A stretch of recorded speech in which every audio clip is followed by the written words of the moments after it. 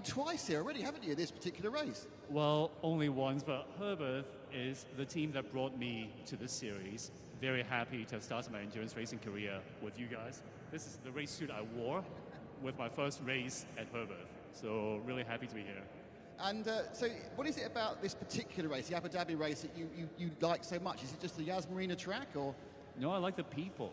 Folks like you roaming around the pit lane, all the atmosphere. This is... You're a charmer, aren't you? You really are. You know how to get on the right side of the media team. Not really. No, we need to do well too, yeah? Otherwise you'll not come back to us. So, car on the line in 4th place. Is that, you're happy with that as a team, yeah? Qualifying? Well, it's a qualifying. It's 6 hours race, so we could have had a little bit of a better performance. I certainly wasn't helping the team live up to a higher standard, but hey, again, it's a 6-hour race. Great stuff, Anton. I hope you get your second victory. Cheers, mate. Across the way, it's the 3rd place qualifier, which is the very striking, as always, red Ferrari. Just seeing the drivers around. Yep, we have got Axel Jeffries. It's Barrow Motorsport machine. Axel, a regular to the events here in the Middle East, aren't you? We see you at Dubai a lot. But in the Ferrari, and it seems like you personally, I think, did you end up with the quickest individual lap in qualifying? I was up until the last 10 seconds, but J-Love pipped me. But I do like the Ferrari, and the car's working well. Team's done a great job, so we look in good shape. You're very relaxed in the civvies. It's only a 6-hour race. I mean, is that the case where you'll literally just get one stint and that's it? It will be. Because we're an AM lineup, I think my maximum driving time's an hour and a half, so I'll only get one stint. I mean, again, do you find this 6-hour race makes it easier or perhaps even more complicated to fit in the right driver at the right time? I think a bit easier. Obviously, we know what the requirements are for each driver to do, and the engineers have a plan. It's pretty straightforward, so I think we'll be okay. Good stuff. And the Ferrari, as we've seen. But just to point about this, that's the 3rd car, and you've got the top 3 is 3 different chassis. We have an Audi, a Porsche, and a Ferrari. Then we have another Audi, and then we moved into a team which we are normally used to seeing in a Porsche. It's a Grove machine, but it's actually now with a Mercedes, the CLS. Let's see if we can grab a quick word with one of their drivers. Sorry, I can't see. Hang on. It's Jordan. Jordan Love. Jordan, I've just been told that you actually got the individual fastest lap in qualifying. Unfortunately, the team's in 5th. No, it's good. The car's fast. Team's doing a mega job. First time for me here, and really enjoying it. So, we're here to see how good we can go and hopefully move forward. But yeah, car's good. We'll see how we go and press on. Fastest guy here, you must be a fan of this Yas Marina track. I mean, does it work well with GT3 machine? We know it has its challenges when we normally see it in F1. Is it a better track for sports cars? Yeah, as I said, first time for me here and really enjoying it. So obviously fast, flowing, quite a technical track. It's deceivingly quite difficult, but yeah, really suits the car nicely, and car's good, so all good.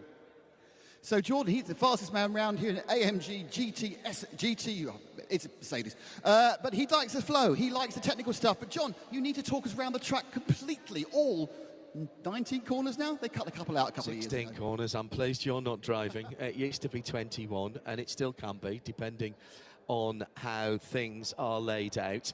This track is 5.281 kilometres or 3.281 miles with those 16 corners. Everybody knows the circuit. It's been a subject of so much discussion down through the years. We have 3 very distinct sectors coming across the start-finish line at the Formula 1 pits to turn 1. That's actually much more of a corner in a GT car, hitting somewhere near 240 kilometres before you break down, go down a gear or two through turn 2, and then up over the top of the rise at turn 3. So 1 or 2 people having some issues there earlier on in the weekend, not necessarily in this series, but in the pro cars. We had a couple of McLarens hit the wall there over what I'm going to call Carlos's crest. Up to just over 230 clicks before you go all the way down the gearbox at turn 5, the hairpin, then onto the long back straight, and it's very long indeed. That's the top speed that we're reaching there, getting on for 270 kilometres an hour, then down to 50 miles an hour through 6 and 7. There's a couple of different lines around there. The curving run past the support paddock and pits to turn 9, the parabolica, if you will. Now, this is slightly banked, and it looks much more banked in a GT car than we normally see on Formula. And there's about 74 different lines through there. Through the kink at 10, proper corner at 11 and 12. Got to get that really sorted out. Then down about 60 miles an hour underneath the hotel. Pretty much a single line through there, and it's very tight. You go off there, you're going to hit something hard. 15, tricky, but you set yourself up for 16. Watch track limits there as well on the exit. You will get 3 warnings before you are brought in for a stop and hold or a drive-through penalty. That's the lap here at Yas. On the grid. Seb, you can get a look at this. We have a fan club. We love a fan club. Look, it's Mr. Finn Gerritz from the Huber Racing. Go, look, there's thousands of people with Finn Gerritz t-shirts. And here is the man himself. It's Finn. Oh, he's a hat now. Everyone else has got his hat. Finn, you appear to have outfitted most of the grid. You've bought your own fan club. Well done. Yeah, it's my sponsor and partner for this race, Infini88. So they all came from Indonesia only for this race. It's a unique event for them. And here we are, around 30 people with the same outfit and the same caps, perfect prepared for the race. So you basically, is this your first Creventic event, or have you done other Creventic ones? No, it's my first race here at the Creventic. I drove here 2 years ago in Abu Dhabi at the Asian Le Mans, but it's the first race. And unluckily, the qualifying was not what we expected, but now for the race, we will give everything. So how does a European German driver end up with a massive Indonesian fan club? It's crazy, really, to have fans worldwide and partners also to show them from Indonesia what is possible here in Abu Dhabi with the Creventic, and they will have a lot of fun, and it's a lot of emotion for them here. You got a pretty good teammate in Michael Bartels. Yeah, with Tim and Mark, we have a really good driver combination, and for sure we will give everything in the race, and we will see what is possible.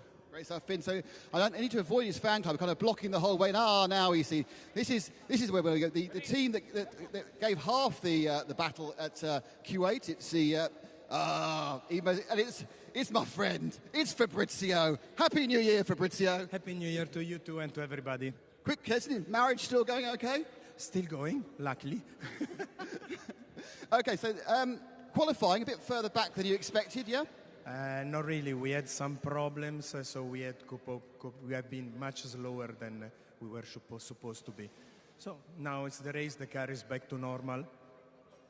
Race on. It's a short race, so doesn't leave too much to strategies. The BOP is not to our advantage. We have to get it to the end. Dubai will be something else.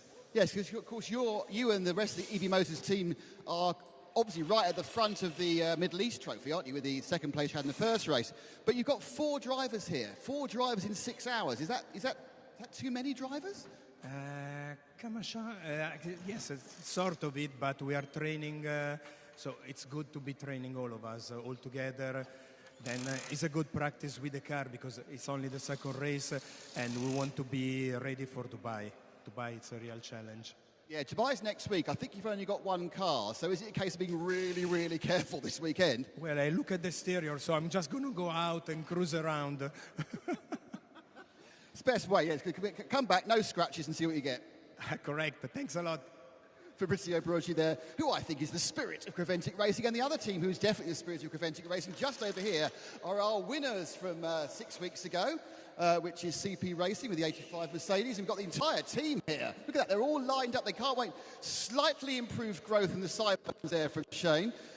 We spoke to Charlie. Let's talk to the man whose name's above the door, Charlie Putnam. Charlie, 4 of you, I've just asked the EV Motors team here, 4 guys over 6 hours. Is that actually difficult to get everyone through in that time? Yeah, we're a little heavy on drivers, but, you know, we're kind of a family group here, and we all like to drive. We all wanted to get points for the championship, so we said, well, we'll each give up a little time and get everyone here. You're leading the championship. Obviously, there's really only 3 GT3 cars in it. Unfortunately, the other 2 are ahead of you, which is the BMW and the Porsche. Is it a case where you're really now just looking at those 2 cars, or are you still considering the race as a whole? Well, we race hard all the time. That's what we come for. You know, nobody comes to just lay back. So we'll run our game. I mean, we'll run as consistently and as hard as we can the whole time. And one of the advantages, I've seen parked in the paddock, you actually have a spare car, so you can afford to smack this one up and still have a new one for next week. Well, afford is a relative term. I didn't mean financially, I meant tactically. No, we're not, always we try to take care of the car. That's our calling card. That's what we try to do. Sometimes it doesn't work, but that's how you win races, is taking care of your car, taking care of yourself, your other drivers, and the people around you. Charlie, great stuff. That is the CP Racing. We're meandering back to see if we can find... and I'm not trying to get a chat with anyone here, because not all the team speaks English, but we do have the fabulous Vortex, the leader in GTX here, resplendent in pure carbon fibre. This car is incredibly quick. Had a couple of teething problems during Q8. I hope they iron those ones out. Well, I think this is quick chat here with Philippe Bernal. Philippe, quick word. Are you surprised at how fast this car is? Absolutely not. It's normal. It's normal place. Have you made any changes from Q8? Did you learn anything in that first race? Yes, we learned a lot of things in Kuwait. We continue to learn a lot of things here in Abu Dhabi. For us, it's a preparation for the 24 hours of Dubai. And this is the only car you've got, so you have to be very careful with it here, or do you have a spare car for the 24-hour race? We have also a spare car in the box, and we have two other new cars in south of France, which are actually in building. And are you going to run, or have you sold these cars to customers? Yes, we sold two cars in January. Oh, brilliant! Well, you've had a good month. Well, actually, this is convenient because we're actually by the edge here, and they are now shuffling us off the grid, John, shockingly. So I will pass back to the boys, and we'll be here with myself and Joe chatting to the great and the good for the 6 hours of Abu Dhabi. Hankook 6 hours of Abu Dhabi for the Middle East Trophy, the second round for this season. And what a fabulous grid it is. For a wee while, we thought perhaps we might not get as many cars here, but actually I think we've picked up a couple of entries here. Few down, a couple down on what we will see, we were expecting to see at Dubai, but really a superb effort from everybody concerned. And here is how they will line up. It is Haas RT and their Audi on pole position, from the Porsche of Car Collection Motorsport on the outside of the front row. I actually think that the right-hand side might be the better place going into turn one there, but far be it from me to say which is the better side for pole position. Then it's Ferrari and Porsche in the shape of Baron Motorsport, the number 86 bright red car, and the black and gold Herbeth car, and it's Antares Au who's going to start that car. Grove Racing in their GT3 Evo AMG have the M4 GT3 of Century Motorsport for company. Carl Cavers, Lewis Plato will start, and Jack Barlow, the all-British lineup on row 3. Row 4, another Union flag there for Race Lab, and the McLaren 720. That's another different manufacturer. Only Porsche with multiple cars in the sharp end of the field. Huber Motorsport in 8th position. On the outside of row 4. On row number 5, it's a Tempto Racing with their Audi. They'll be started by Alex Arkin. And a Manamari Energy by EB Motors Porsche, the multicoloured 95 car, with the effervescent Fabrizio Brogi starting that car. Number 10, position number 10 for the number 95. Just outside those top 5 rows then, the GT3 AM CP racing car, so different balance of performance and different fueling regs there. We'll keep you up to date with that. And they've got the Goroyan RT by Car Collection Audi, the number 80, alongside the Marcus Winkelhock back in Creventic, and will start that car. ERC Bratislava with their Huracan in GT3 AM with Miro Konopka is in position 13. That's the number 44. Then the Vortex with that carbon-coloured 701. Olivier Gomez starts the machine on position 14. Salochen by Cox Racing. Peter Cox, Stephanie Cox and Nico Pronk, the all-Dutch driving team, in 15th position, or on the inside of row number 8. Then the second of the Haas RT machines, the AMG GT3 Evo, Eduardo Bacchi starts that car. Scott Sport have a Lamborghini Super Trofeo for GTX in 17th position. Alongside them, the Leiper machine, the 710, same type of car. with Greg Gorski, the American, taking the lead in that radical racer as well. There we've got the KTM Crossbow, More Than Racing, the Razoon 714. 909 Red Camel Jordan is the best of the GT3 Cup 992 cars there in 20th. Toro Verde for the G56 Cup car.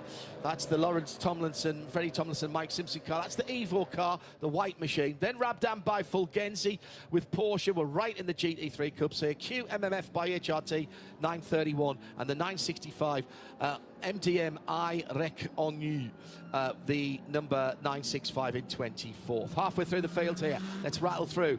Kramer Racing, K. Kramer Racing, the 936 and the 908. Seb Lejeune, both GT Cup cars. K. Kramer Racing's 937 and PRP, both GT3 Cup cars in row 14. In row 15, Mühlner Motorsport, Peter Terting started. And hello to Marcel Duc, part of the collective who's here helping run that car. The 921 and the 988, more GT3 Porsche Cup cars. 992 NKPP by Baz Curtin. Welcome back to Harry Hilders and Guy Spessem. A bit worried about this. They want to keep that car in one piece for next weekend, as do Century Motorsport with Ravi Ramyeet and Charlie Robinson in the M4 GT4. GPM by Dragon Racing's Mercedes. The 408 is in 33rd. Then we've got the first of the Toyota Gazoo racing cars. This is the UK machine, the number 423, and it'll be Kavi Jundu who starts that car. Continental Racing is the other one. They're one row further back in 35th, the 496, and they've got AGMC Racing by Simpson's BMW on that row with them. Then it's the P21 Motorsport Porsche and the CWS Engineering pole sitting car in the TCE category, the G55 from Colin White. That is Colin, the car that Colin is leading off in. Owen Hizzy will start the 277 one row further back, and then it's the RS3 LMS TCR. That's third place in the TCE category, or the division, should I say. And then in this fantastic grid into the 40s with Simpson Motorsports Audi, that's one of the RS3s again. We've got the racetrack competition number 223, and then the 911 GT3 Gen 1 991 of P21 Motorsport as well. That is at position 43. How about that for a grid? We'll bring Phil Anson in a moment. I've had to give him the rhino dart to calm him down. That's why he hasn't been able to speak. He's been salivating at the thought of these 43 cars, by far the biggest entry that Creventing have had in this Hankook 6 Hours of Abu Dhabi. Round 2 of the 2023-24 Hankook Middle East Trophy looks absolutely outstanding wherever you are in the world, in sound and vision, live, no blocks, no breaks, no interruptions, just racing, 6 hours on the clock, and as the red lights go out, we are racing at Yas Marina, and 1, 2, 3, 4, 5, 6 across the track as the pole sitter defends into the first corner. The Ferrari coming through from the second row, that's Peter Barron in the Barron Motorsport Ferrari, the bright red machine. Everyone through to 3/4 of the way down the grid has made it through the first corner in front of the massed ranks of photographers. Good, very good international as well as local media presence here at the weekend. They'll stream down to the far end of the circuit, furthest away from us, and it's still 4 across the track, and the side-by-side for the lead, and Barron's going round the outside at the hairpin at turn number 7 and has to drop, turn number 5, excuse me, has to drop back in. So very racy, very early on in what is the shortest distance of race that we ever have in the Creventic Hankook 24-hour series. And Phil Anson, what a view of those cars coming through to turn 1, and what a start. This looks like a traffic jam on the 311 coming down through Sharjah on a Friday morning. It's even worse than that, John, and I thought I'd never say those words. Hello to you, hello everybody. Lamborghini's going off track there, just trying to get a little bit of space. But we got the 918 turned around down at turn 6. Has already found the right gear. Stephen Licorice in that grey and multicoloured Porsche, and he heads back into the action as the leaders are still scrapping it out in underneath the hotel for the first time of action. First time of asking with the asking, and the action really nowhere other than one line there, and it's actually off camber there, all the way underneath the hotel. You don't see that until you actually get it ground level here. And it is scary because the back end of the car just wants to disappear into the wall all the time. Tyre temperature's not coming up, just getting up to level at the moment, but these mid-pack battles, they just stayed off each other. Unbelievable. It's a Porsche Cup race in the midfield with the 992 category being huge, and we've got a 992 only race at Spa. Later on, the 992 effectively trophy race. Porsche Motorsport getting right behind that with Creventic later on in the year, and I can't wait for that. That's a road trip. I'll be driving out to that one. In your Porsche? Well, I'm going to be having a word with Porsche GB to see what we might be able to take down there, just for a bit of fun. 3 across the track, again into the braking area at turn 5, and letting everybody know where they are. I do think this is, I mean, it's great racing because racing room's been asked for and given. Yeah. This is the beauty of the wider parts of this circuit. There are alternate lines. A wide circuit that. Also, team managers would have been in the driver's ear. We've got to get the car to the end of the race, and we possibly have a 24-hour race next weekend. Yeah. Don't bid it on the first lap. Just make your measure. This is the Vortex doing very nicely in amongst this gaggle of cars as they head out onto the back straight. Tyre temperatures coming up now, tyre pressures coming up. Everybody's starting to settle in to what the track feels like. At RSL_studio on the socials, please, if you are joining us in the early morning, just after 6 o'clock in the UK, just after 7 in Central Europe, early hours, very early hours of the morning on the East Coast. I suspect we've got some West Coast viewers and listeners before they've gone to bed, joining us from the past. What a great opening to this race. Don't bin it on the first lap. Don't bin it on the 101st lap either, because that's even worse, because it's less time to fix it. Right out to the edge of the circuit, coming through underneath the hotel, through 15, now into 16, this Porsche battle in the midfield. And coming out of that hotel section, on the right-hand side, just over that Armco barrier, is water. That is the middle part of Yas Marina, and there are boats parked there. I think that probably parked is not the technical term. Boats are moored up. Moored up, yes. Yes, I think that is where we need to be with that. Obviously, on Grand Prix weekend, it's quite full. Today, we could have parked our canoe there. Yeah, we could have. Yes. Although we did get, and thank you very much to Chris Jordan and Porsche Middle East for our Cayenne. We were right on pole position coming in early this morning, coming in a bit of style. Battle for the lead then. Heavy braking again from Haas RT and Mijit88, leading out in the mostly blue number 21, with Philip Barron of Barron Motorsport, who has tracked him basically since turn 3.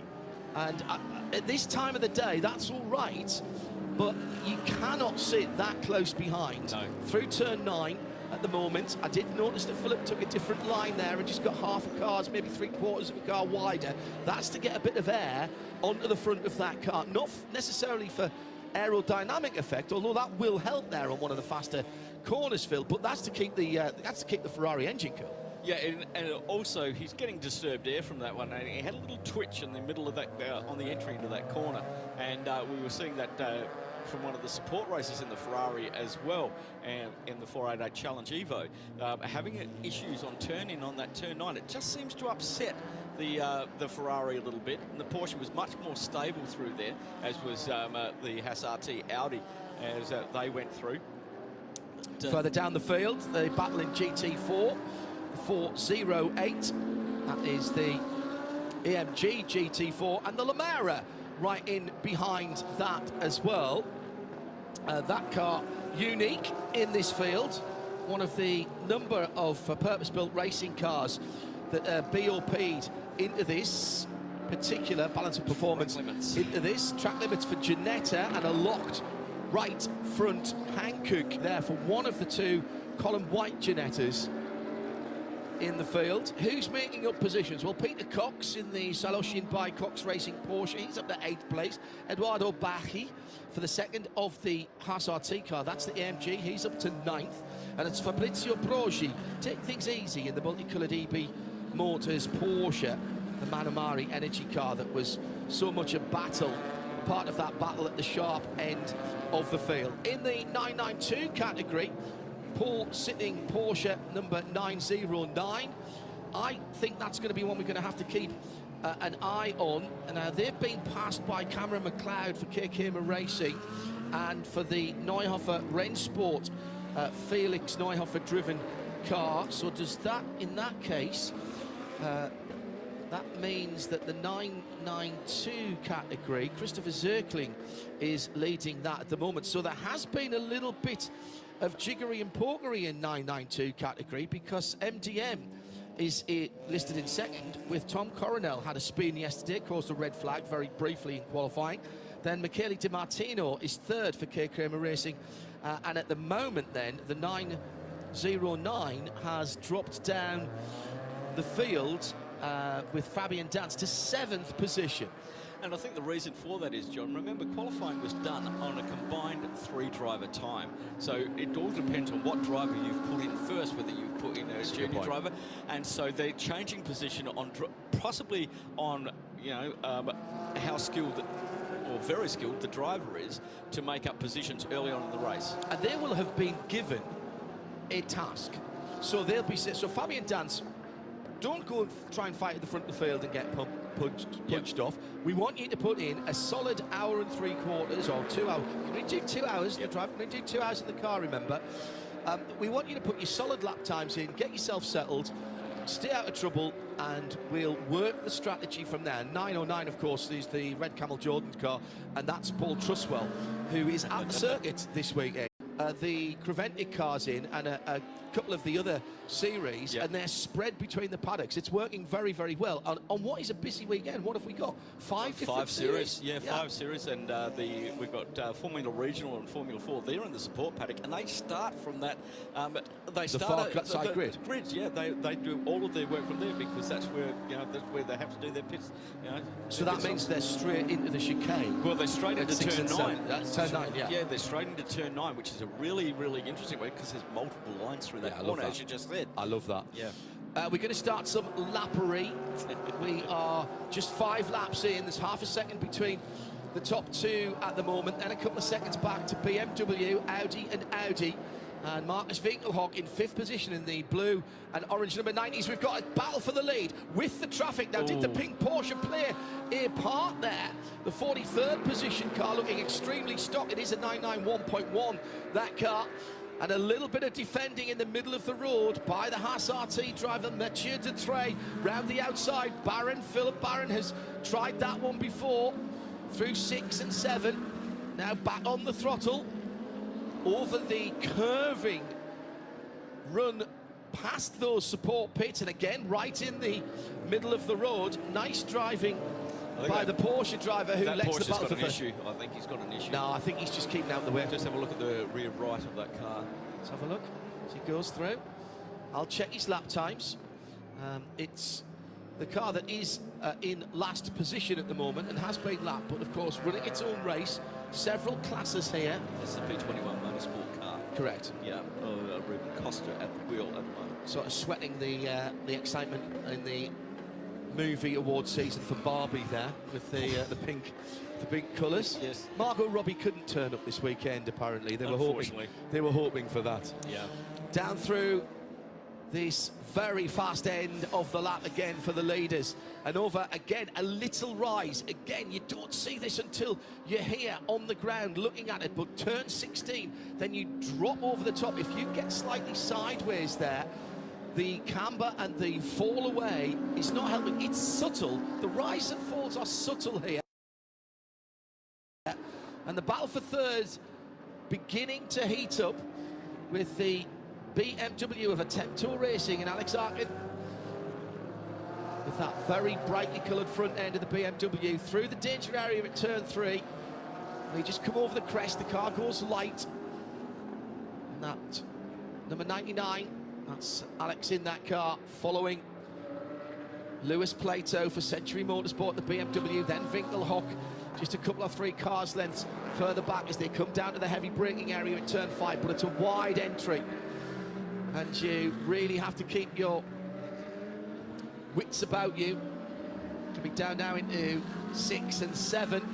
We've seen plenty of passing there with the old over and under, the wide and cut back.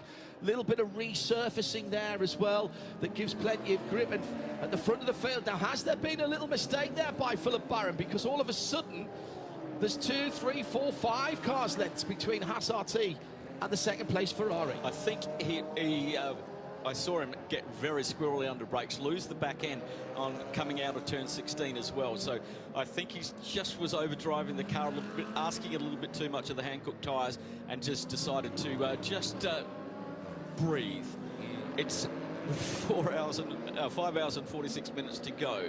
There's time. Here's interest because the TCE, TCX class battle ahead of them are 2 Audi RS3s. And that's what they'll come up to next, and they're having their own little scrap. This is danger time for the leader. And here comes Mathieu to try, but he's met them at a good point. He's past them going across the start-finish line. Can Barron get through? He's got to leave his braking late and come from the middle of the road. That will compromise his exit from turn 1. But he does get through, but he hasn't been able to close in. Beautiful conditions here. Temperatures just starting to rise. We started off at 19 Celsius. It will warm up to mid to late 20s is what the weather folk have told us today. Yeah, time to take the jacket off. Mine's come off, definitely. So that battle of the Audis, by the way, that was the 2 cars, that's AC and James Kerr, and even Stanchion for Simpson Motorsport. And Ruben Costa, it was in the P21 721 pink Porsche that was lapped first of all, but did a good job in staying out of the way of the leaders. Let's look down into the mid-teens, 15th and 16th position. Grove Racing, Stephen Grove with the AMG, and Porsche right up his tailpipes there, and that's Christopher Zirkling for the Rabdan by Fulgenzi car. That's the leading 992 Cup class car, getting a nice drag at the moment. Don't have as much aero on those cars, but you can see how much air's been moved by the AMG, because the bonnet area, which is actually, of course, not a bonnet, it's a it's a boot, it's a luggage compartment. Yes, front trunk. It's in the gap of the air, and it's flapping around a little bit, which is very Porsche-like. Then the bright yellow Lamborghini comes through. That's Mikko Konopka, 15th in GT. Then the white Ginetta, the Toro Verde car, Freddie Tomlinson starting that. That's second in GTX to the Vortex, which is further up the field. So plenty of battles in classes as well as lappery going on. Marcus Wiegelhock got past Alex Arkin on that lap as well, moving the Gorian RT. And I think that was a change of position there. Felix Neuhofer going past Peter Turting. That was for 3rd, Müller Motorsport. Müller Motorsport going back to 4th there. The blue and white Porsche making up a position. I did say Porsche Cup race. Here we go. It's just a 6-hour Porsche Cup race. Oh, that's it. These cars are outstanding. Still have the flat 6 4-litre normally aspirated engine. That's going to live for a little longer yet. Some changes coming for 992.2 in terms of the engine setup, and there'll still be flat 6s, but slight changes to how Porsche are moving forward with their street cars, but it's not going to affect the Cup cars.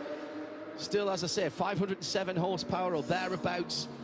That racing sequential gearbox running on 18-inch rims for the Carrera Cups and Super Cups around the world. And they make, remind ourselves, ladies and gentlemen, the longest Carrera Cup or Super Cup race is around about 50 minutes. So these cars do something between half an hour and 50 minutes. That's what they were built for. And they have turned into very, very impressive endurance racing cars. Indeed. They get a few additions, like bigger fuel tanks, lighting packages, etc., air conditioning as well. You can have the ABS option as well, because the Carrera Cup North America does have that, actually. They did tick that box. And they have just turned themselves into, down through the years, very, very competent endurance racing cars, which sit just slightly below the level of the GT3R, which is the cars that are further up the field. Yeah, and to carry on with that point, we've also got some 991 Cup cars running here as well. 991.1. Well, and 2 running in the GTX class and 1 running in the GT3 category. So they've got longevity, John, and they've been racing. Those ones have started out as Cup cars, 20-minute races. Now they're doing full-blown endurance. Well, and it's a testament to Porsche that there's been evolution, not revolution, on those cars. The engines are basically the same. The running gear has changed a little bit down through the years, and of course, the body shape has changed significantly with the 992. Much bigger car, much wider car, much more adjustability on the aero, even on the Cup car. Battle for 3rd, 4th and 5th going through traffic, and at the moment Lewis Plato for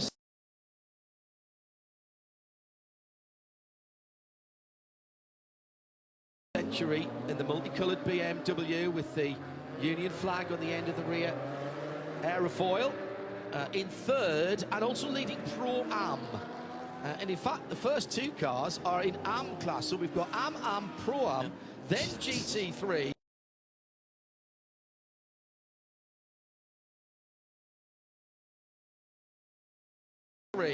Which is Marcus Winkelhock. Then the Attempto racing car next up. And then Charles Esplanade, who's worked his way up to 6th position. He started in 11th. Yeah, 11th position. Wow.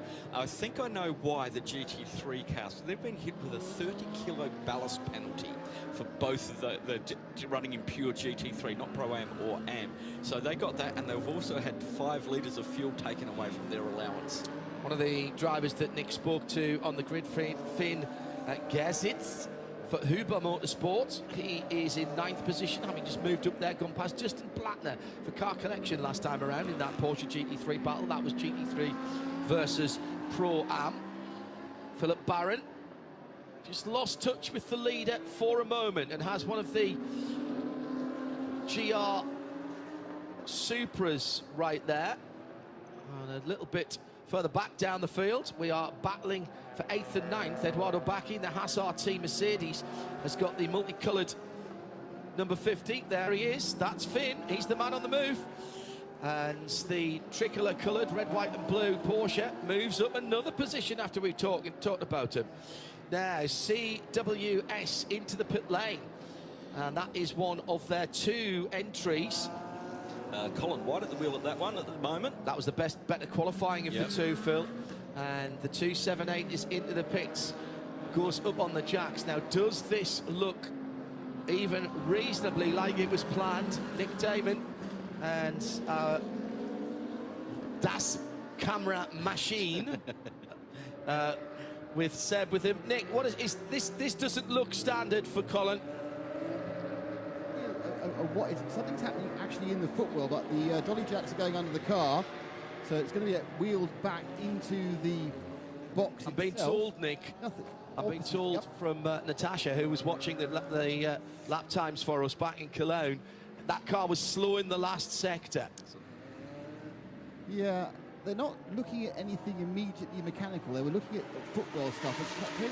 There's no smoke, and which is often what happens with these occasions. The car is rolled back on the dolly jacks into the pits. But yeah, so there's no immediate panic around anything mechanical at the moment. And they are, yeah, if I'm sure Shev's pictures cut up for those of you watching and listening. But what he now has 2 mechanics in the passenger footwell, and this being a UK car, the passenger footwell is on the left-hand side. It's a right-hand drive car. And I'm going to see if I can have a quick look in, and I'll find out. And if I can find what it is, I'll come back. I like Jolly Dax, actually. I think that's even better. I think Jolly Dax was 2 years older than me at school. Balled a little bit of off-spin, if I remember. Nicely. 11 laps in, and the gap at the front of the field. Mijit88 has made the best of traffic, and he's pulled out to almost 2 seconds now from Philip Barron and Barron Motorsport. That's the Audi number 21 from the Ferrari number 86. Lewis Plato in 3rd for BMW. Battles right down the top 10 at the moment. Car on the move, undoubtedly Finn Gersitz, along with Charles Esplanade and Peter Cox. They're in 6th, 7th and 8th. And just behind them, Fabrizio Brogi is having a bit of a scrap as well. He's got the Vortex right underneath the rear wing of the multicoloured Porsche. The all-carbon Vortex eyes, they've got a flash button. That's something, that's something new. And down at turn 5, different entry and exits there, but the Porsche gets the power down. While we watch that, let's go back to Nick with an update from Ginetta. Yeah, very quick update from Colin's co-driver in the 278, Mark Griffith. It is a gear selection issue, which is obviously something to do with the paddle shift and the electronic selection or the hydraulic selection, because they are not looking at the gearbox or in the car. They are looking at the methodology of getting the information to the bits that change gear. Change the steering wheel, maybe. That would be one thing. Actuator, perhaps. Some kind of software. Oh, you hate that. That's very unusual in those G55s. They are exceedingly reliable at that sort on the driveline side of things. V6 Ford-based power unit as the Lamara goes a wee bit wide. Trying to work out what car from the past the Lamara livery reminds me of, with that white, green and blue, and it's sitting there just out of reach at the back of my mind. It's driving me bonkers. I think it's probably a rally car livery. I'll come back to you on that, or you can tell me, what does it remind you of, that Lamara? White with lime green and blue striping. It's at RSL_studio. Leaders then coming through traffic all the time in the battle for 3rd, 4th and 5th. And it looks as though Lewis Plato has got away a little bit. He was a super quick starter at Kuwait Motor Town. Marcus Winkelhock in the Goroyan RT by Car Collection Motorsport is gaining and having a look at the back. Now, Marcus has to be very careful. He's already been pinged for track limits. Oh. He's on his... We see it every 3 track limits, we get a notification. The next 3, if he does 3 more, he'll get a 10-second penalty.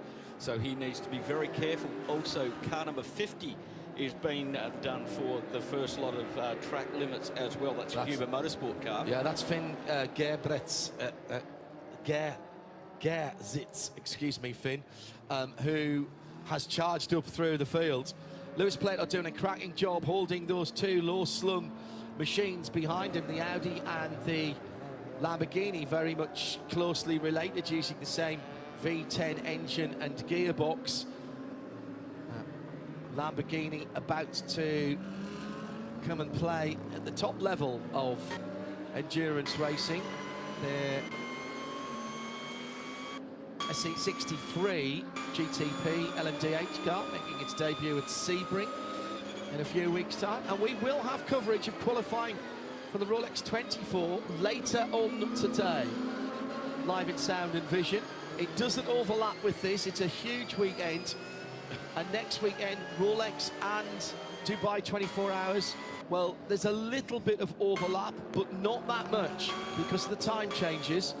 So you will be able to see the starts and finishes independently, and we'll have teams at both of those, so you do not have to miss Abu Dhabi and the 24 hours. It will be Phil and Andrew Marriott on duty in the booth, with Diana Binks, presumably without her bobble hat next weekend. I don't think she'll need it. Ably assisted by our Silver Fox, Peter Snowden, whilst the rest of us are on duty in Florida. With jackets on. Yeah, it's not going to be too bad, I don't think, in Florida. Nowhere near as close to freezing as it was a few years ago. So we're getting into the... What I'm saying is we're getting into the start of the endurance racing season. This race becomes the first international endurance race of 2024. And we're here for you, of course, with Radio Show Limited. Our commitment to world-class endurance racing continues. We'll be bringing you all kinds of additional programming this year, from the World Endurance Championship, from IMSA, from Hankook Creventic. We'll be at Bathurst in a few weeks' time as well for the Repco Bathurst 12 hours. Hello to Richard Creel, who I know will be keeping a little eye on this if he's calmed down from... He's still on the ceiling, seriously. Yeah, from the big bash yesterday when Perth got massively turned over. Mullet. By the strikers. Yes. So at the front of the field now, Philip Barron has bided his time. He's found some pace. He goes down the inside. This is a change of lead, the first change of the lead of the Hankook 6 hours down at turn 5. Well, that was good patience shown by Phil Barron in the Ferrari. Fought his way back to the rear wheel of Mijit88. He's not giving this up. This is a wide track. There's 2 or 3 cars width between them as they go down into 6 and 7. And DHABI takes a very, very late apex out through 7. He'll get a good run here. He's pulling up. He's down to under a car's width. Now, has he got the ponies to get alongside? It looks like Barron realises he's staying all the way over to the blue stripe on the left-hand side. You can try the outside line here through the slightly banked parabolic at turn 9, but the Audi just hasn't got the front end grip there, Phil. No, but I think the Ferrari's settled down, just bided his time, and was watching where the Audi was, where he could pounce on the Audi. And I think, to be perfectly honest, the Audi did run very wide at turn 5, and I don't think that was accidental. I think it was just get off my back. We've got a long way to go, 5.5 hours to go. And these two have pulled out nearly 12 seconds. Yeah, and they're both AM cars. Yeah. Yeah. Mijit88 and Philip Barron are highly skilled drivers. Oh, that's very tight on track limits from Phil Barron. And as he came through turn 16, runs over the double width curb there, and then you run out of grip with the left-hand side Hankook, and then you hit the downslope, which doesn't help you drag it back onto track in 1 iota. But he's managed to make that work for him. He had half a second at the line, and he's pulled out another 10th or 2 as they crest the rise at turn 3. Head down through the kink at 4, and in the braking area at 5. It was 1 lap ago, 3.281 miles ago that he took the lead there, and he's held on to it. Second place now for Mijit88, and Marcus Winkelhock's gone up into 3rd as well while we were watching the battle for the lead. So it's Audi 2nd and 3rd now for the got on by Car Collection. That means Lewis Plato has had to give up 3rd place, drops down to 4th. Attempto Racing's Audi in 5th. Top 6 made up by the 3rd place GT3 AM car, and that's Charles Espinal up from 11th. Then he's got Peter Cox in the Porsche, the number 48 Salachin machine. Finn Gertzitz continues his move up the field. He's now in 8th position. Antares Au for Herbert in the black and gold car in 9th, and the top 10 is Eduardo Bacci for Haas RT in the Mercedes. They're all GT3 cars. In fact, the top dozen are with Car Collections, Porsche, and the EB Motors car. Fabrizio Brogi just ploughing his own furrow at the moment, but still within a minute of the leader. Just outside the top dozen, Oli Gomez in the Vortex leads GTX. In the 992 Cup class, it's Christopher Zirkling in 14th position in the Rabdan by Fulgenzi Porsche. That's the number 971. Battles further down that category, of course, as you might imagine. There's, I think, 7 of them nose to tail. In GT4 Century Motorsport, Ravi Ramyed for Century in the 429 is in 31st position ahead of the best of the Toyotas, which is Vasily Vladikin for Continental Racing. They've got across it. Yeah, they've got across the gap and got into 2nd.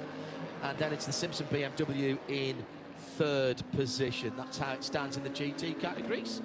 We have the McLaren in the fuel bay. Now, the fuel bay is before you get into the pit lane here at the Yas Marina circuit. You come around the pit lane, you're in the fast lane, and you turn right into the pit lane. You go down alongside the medical centre, back around to the helipad.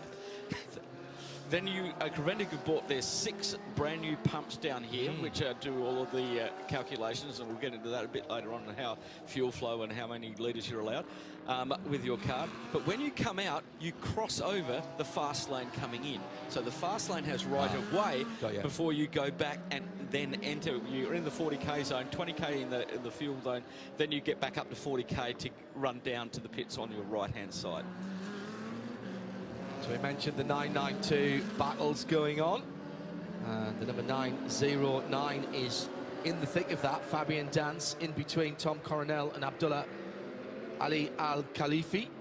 the QMMF by HRT. Good to see those guys back and racing.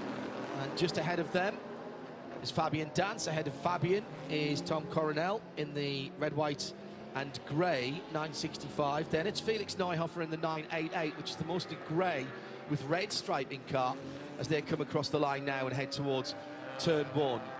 Felix absolutely chilling on a Sunday morning here. Hasn't even got his headlights on. Day notice lights are on, yes, because they all run with those.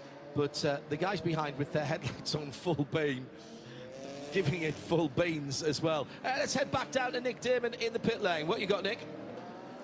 First actual pit stop, which is the 13 McLaren. It's not our first visit by a GT3 McLaren for many a year as well at the Hankook series. It's been probably 4 or 5 years since we last had one.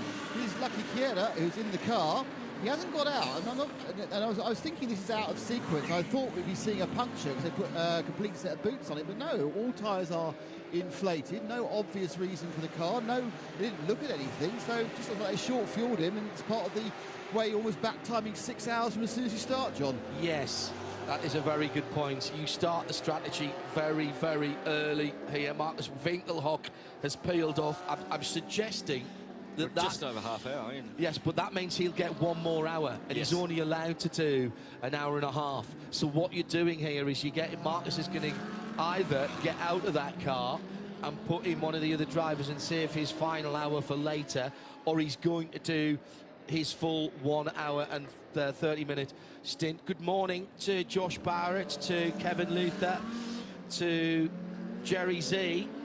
Jerry Z tuned in at the very early hours of the morning. What is it? 1:30 in the morning in Florida, in sound and vision, getting a little bit of Middle Eastern sunshine through the sound and vision for all of you who are tuned in at RSL in _studio. Thank you very much indeed for your support this Sunday morning, busy Sunday as it is. Stay with us right throughout the day, and we'll give you a couple of hours after we're finished here in Abu Dhabi at Yas Marina, just to grab yourself something to eat, take a deep breath, and then we're qualifying for the Rolex 24 later on. Next weekend, Dubai 24, full coverage of that for you, starting on Friday. It's a Saturday-Sunday race, remember now. Gone are the days of the Friday-Saturday race, so we'll have qualifying for you into the darkness on Friday night, and then the full race Saturday through night practice as well, I think. Yeah, night practice as well. Always one of my favourite sessions, that, Phil. It is indeed. We've had our first time penalty, and unfortunately it's for Colin White in the 278 in the pits with that gear selector problem. He came into the pits a bit too quick, and he's picked up 18 seconds of time penalty. If your day's going bad, it's just getting worse. And that 18 seconds is there's a calculation, isn't there? How far over the speed limit you are, you so get a certain amount of seconds. He would have been 9 kilometres an hour over the speed limit, because it's 2 seconds per kilometre an hour. Had a little incident between a couple of Porsches, the Alex Arkin machine, the Attempto Racing, sorry, that's the Audi, and the number 992 Porsche Cup Class car. That's under investigation. We'll keep you abreast of that. It looks like Winkelhock is out the number 80 car. Nick Damon is there. Yep, it has got Roman Mavlinov into the 80 car, racing for Armenia, and he is Armenian. Winkelhock has get out. He did obviously got the first half hour in the start, so they've again. This is not. He's walking by in a weird way. Like, I think he got run over. I think he got lightly clipped by the wheels as he was a bit too close. I think he may have got run over, but I'll ask you about that in a minute. Obviously, we'll have a word with him in a second. But yeah, this is really, really interesting, because normally nothing happens for like 45 minutes or an hour at the start of the 12 or 24-hour races, but we're seeing people tactically stopping now because they have to try and work out, as you say, John, certainly they're pro drivers, they've got an hour and a half and work out how to use that best, and also, you know, if you've got 3 or 4 drivers, you can't divide a 3 driver by 2 hours, because you need 2 hours and a minute, and that's too long. So, yeah, it's a much more interesting tactical concept, this 6-hour race, than you initially think. Totally agree with you, Nick. I think it's going to keep us on our toes as well. And keeping Marcus Winkelhock on his toes as well was one of the Hankook tyres. Just driving across his left foot as it pulled out. Now, are we looking at a damaged rim? At a damaged rim, or was it a problem with the valve? They seem to be putting something next there. Was that a problem with the valve because they were putting some mousse or something on it to see if it was blowing air out? Nick's peering at it right now. Oh no, it's a puncture. Oh. Nick Damon. Checking for punctures. Yeah, they're checking for punctures. There is a hole where the Hankook man's finger is right now. He's taking a picture of the hole. I can point you to the hole there. There's the hole. They seem to see what the pressure loss. Now, that may have been they've changed the tactics. It may have been that they weren't going to run half an hour. They're going to run 45 minutes. Wow. Kind of a bit early with a bit of a pressure loss, but they. I mean, in fairness, the tyre still looks very inflated. It looked very inflated when it came in the car, but obviously performance machines do get affected by 2 or 3 pounds of pressure, where we just ignore them until the the warning light comes on, and we kind of go, No, oh, you God. Don't. Not the rear left again. I've got to pump it up again. You might do. I hate that. Well, how many times have I called in at your house on my motorcycle because I've lost half a pound? I know my rear left is a very slow puncture. I mean like a pound over 3 weeks.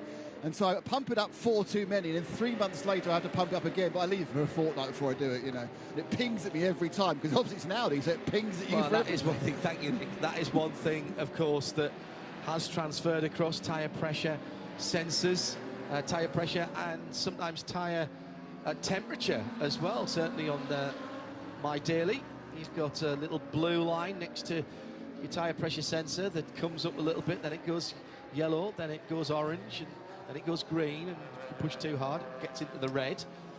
It's amazing. But yeah, I haven't had it into the red, you'll be pleased to know.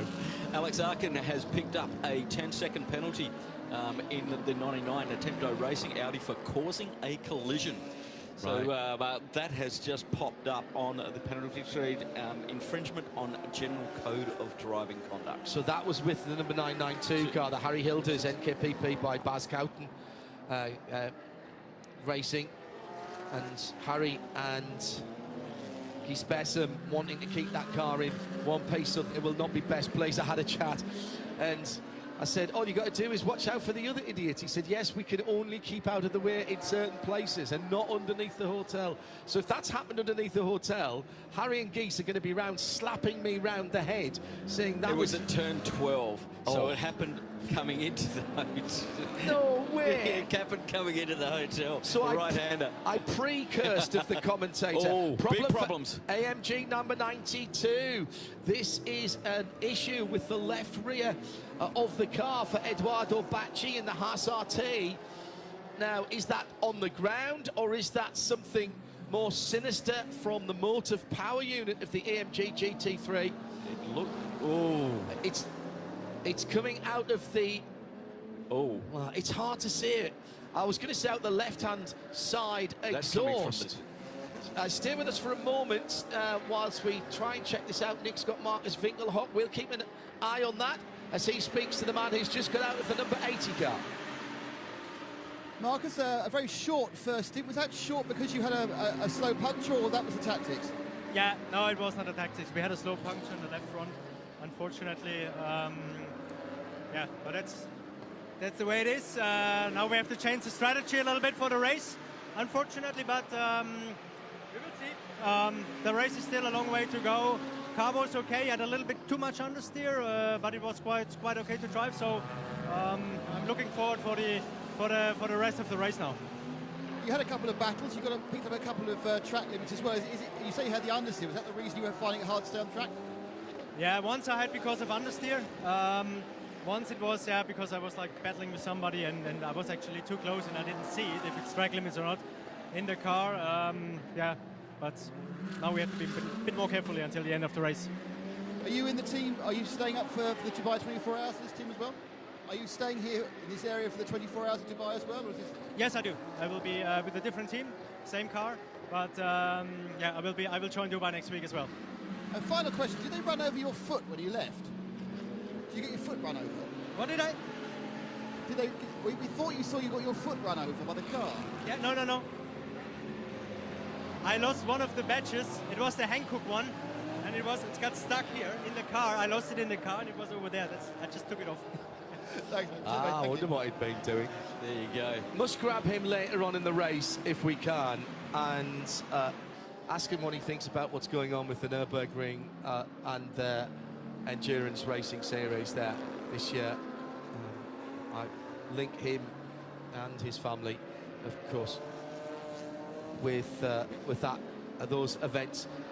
Nick Damon, back to you in the pit lane, where the HASRT EMG, a car they've recently acquired from China, is back in the pit lane. Not good news. No, it smells of oil. I mean, obviously, if I was Joe, I'd be tasting the oil, but it smells of oil. They've also just doused the engine bay with the extinguisher. I didn't see any flames, but I think they're worried about leaking oil onto an exhaust pipe catching. But it is absolutely 100% an engine problem. Now, interestingly, it's not smoking. It is smoking, you can probably see from the front of the engine, so it's blimey, that is horrible. Yeah, so they have a motive problem, and I would expect in a 6-hour race with an issue with your engine, that's probably this one done. Yeah, they're not going to get rid of all of that foam on that engine very, very quickly indeed, with 5 hours, 16 minutes to go, as the crew are busily trying to move that car and get it out of the pit lane. They may be having trouble engaging the gears with that motor not running, and now they've got it mobile. But I saw also, John, a lot of cars sliding around, so I dare say there was a little bit of oil down on the circuit. The Lamborghini Miro Konopka had a big slide in turn 9, so you can see that there is oil down now on there. That shouldn't be outside the engine. That's essential fluid. Yes. That should be... Mercedes don't run a constant loss system. No, not these days. No. Those days are Some of my old ones used to. Yeah, those days are long, long gone. Well, there is the second problem already, with barely 45 minutes on the clock, with Colin White's CWS G55 with a gearbox actuator issue, we believe, and then the HASRT EMG coming in. That car recently acquired for that team. Talking to them earlier on in the week, they've been doing a lot of work bringing that car up to their exacting standards. Maybe not quite got through the full job lists there, with that car leaking oil. Let's get back to the battles then. At the front of the field, Philip Barron, only 0.2 of a second ahead of what is now a two-car battle, two Audi battle. Mijit88, and then sitting in behind them is a lapped car trying to come back through. It's the car collection machine that is down in... Where is that? That's Roman Mavlanov, I think, in the car collection Gurian machine. I think that's number 80. Yes, it is. Of course it is, because they made their pit stop. That was Winkelhock's car. Yes. Well, that's really interesting, isn't it? Because he was battling around that area, and by the time he's taken the pit stop and got back out again, he's actually dropped 2 laps to the leaders, but they haven't made their stop yet. Well, and he's presumably got fuel in for quite a long time, because he only burned half an hour at the start of the race. And to make matters worse, they've just picked up a 10-second time penalty for track limits at turn 4, which means they're going to do that. Now, all of the track limits are happening at turn 4, and that's the little kink after turn 3. The race directors were really, really specific about that. They actually put a screen up there. They parked their Camaro safety car saying, this is legal, this is not. Okay, because you can shortcut that, and it's a definite advantage. You're shortcutting the circuit by putting 4 wheels over that curb, and that is where all of our 6 track limits have come from so far. When we talk about track limits, you have to, and all of the collective members who are also members of the Orange Army or the White Army in the States always tell me this, and by the way, thank you all to our volunteer officials, marshals, the people who wave us in and help us park our cars and check our passes. We cannot come motor racing without you. But all of the flag stroke post marshals tell me that it's what they're looking for in terms of track limits and a report is an advantage of time and or distance. Yes. So if you've gone off because you've made a mistake and you end up 3 cars width off the track, but you've lost 2 seconds because you were broadside as you did it, you're not going to get pinged for that. But if you are taking advantage of time and or distance, then you will get the report. And turn 4's a perfect place because you're straight lining it. Exactly, and the other one is turn 16. If you stay wide out there and get off the sawtooth, you can actually gain advantage down the start-finish straight. In qualifying yesterday, if you did that there, you'd lose that lap and the next lap as well, because you get the advantage of speed down into turn 1 and also turn 1. Oh, I thought there was a problem there for the leader. He was so far off to the right-hand side of the track, but what he was trying to do was get past the 2 battling Audis, who are still battling. This is the 936 Porsche, actually, is just in front of them as well. Then the Audi TCR car. And the leader's going through there at the moment. Very easy to lock a wheel up. That's the AC Audi, the 188, the blue car. And running down in 40th position. James Kay at the wheel of that one. Yeah, nice to see James. And that's got the next generation of Neil racing in that one as well. Matt Neil is here. His son Henry is here, and he's almost as tall as his dad. Matt actually was the first person we saw as we pulled into the circuit and came up through the back of the pit lane. And I waved at him, and he looked completely blankly at me because he clearly wasn't expecting me to be driving a locally registered car yet. So when I got out and we walked back to pick up creds and that, he went, "Oh, that was you." I went, "Yes, it was me." Peter Cox has pulled up to 6th position in the Salochin by Cox Racing 911 GT3R. This is the 991 Gen 2 shape of the full GT3 car.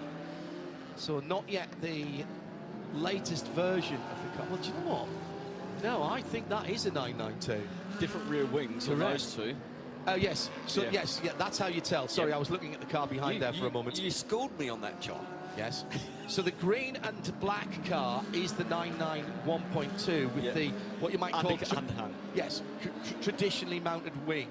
Going past him at the moment is the number 50 car, which is Finn Geertz in the Herber Motorsport Porsche. That's got the swan neck, that wing mount, which is mounted from the top. That's how you tell the difference between 991.2 and 992 in the GT3R. You'll notice that the red, white and blue car is a wee bit wider. It has a slightly different body shape and different aero front and rear. And it has a really nice little ducktail on the top of the engine cover that has a hot air exhaust vent in it, actually.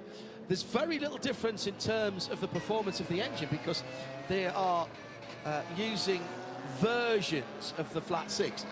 So Peter's got a 4-litre version, and ahead of him, Finn's got the 4.193 or whatever it is that came as a development of the Le Mans car, the RSR. And people said to me, why was it never out to fully 4.2?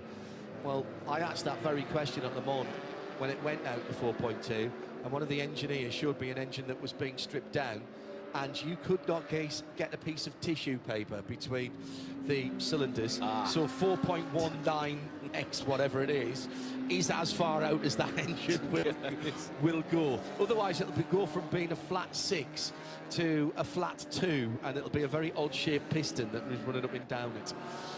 Indeed. We expect this first stanza to run a little bit longer due to the fact that they can fill the tanks up on the cars. Then we will get into all of these different models of cars have a maximum fill, not a maximum tank. You can't fill the tank up.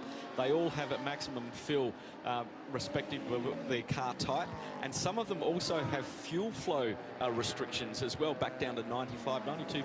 I think the Porsche has the worst, 90 litres at about 90% flow rate for the 992. It's all about the balance of performance. Oh, most definitely.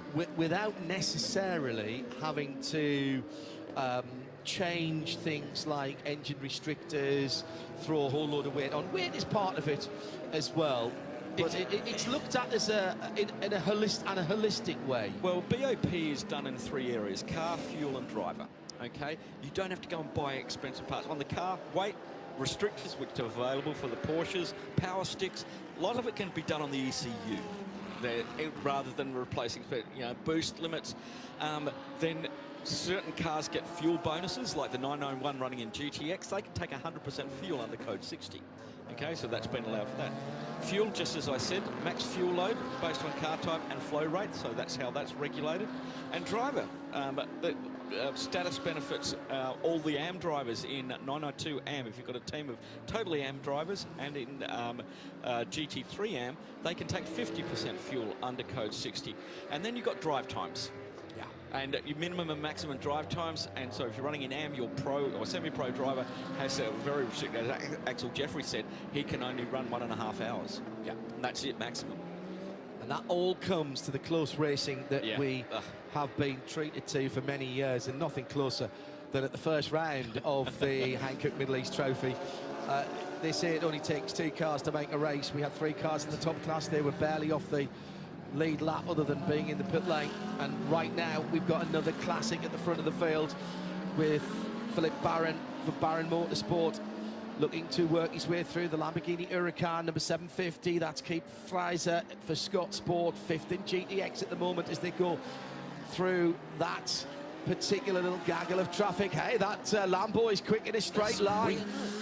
The Super Trofeos are super quick. They're pretty slippery, and they've got 700 horsepower and one of the fastest single make championships in the world. Now another one to get through as well, as that's the Leipert Motorsport Greg Gorski driven car that the leaders are coming through at the moment. Mijit88 right in there in second place. The red Ferrari, the mainly blue Audi underneath the hotel.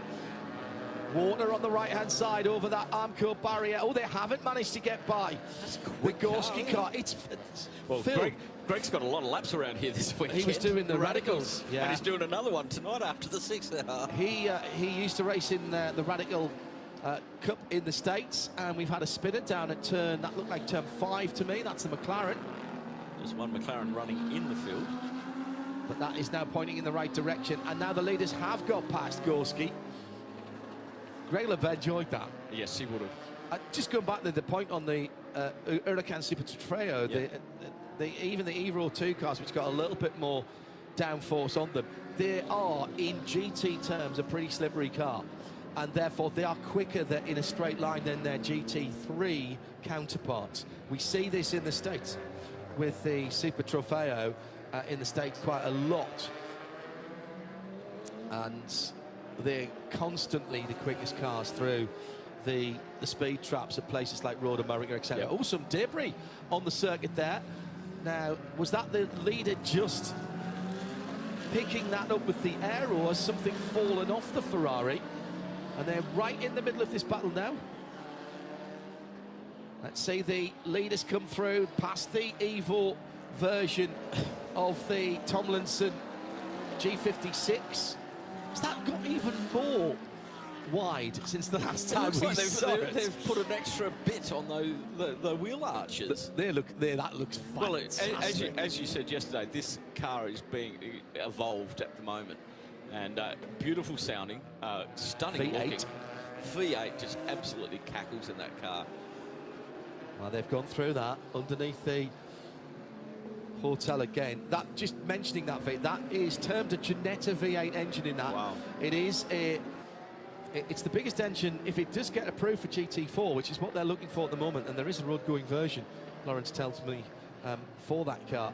It will be the biggest engine in a GT4 car.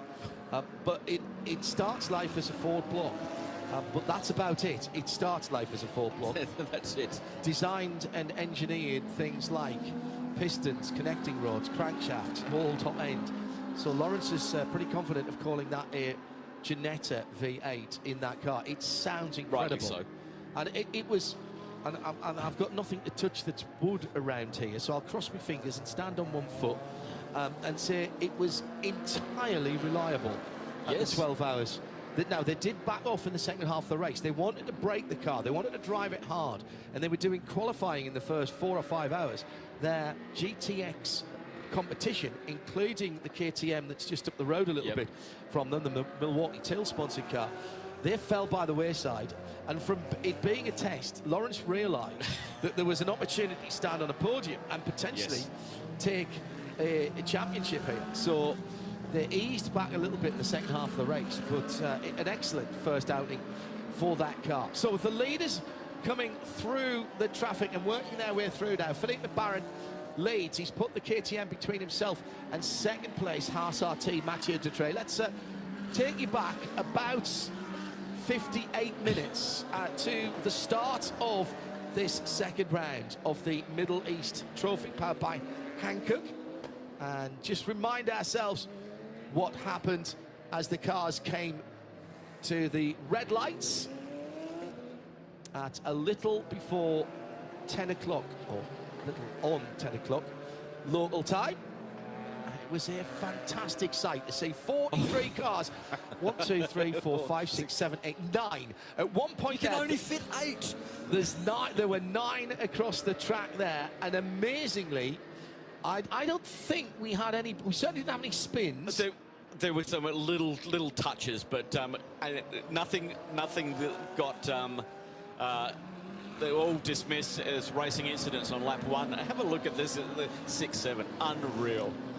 That was absolutely brilliant stuff. Hashtag, this is endurance. Let's head to the pit lane where Nick Damon has the number 50 Porsche. Finn Gersitz has brought that one in, Nick.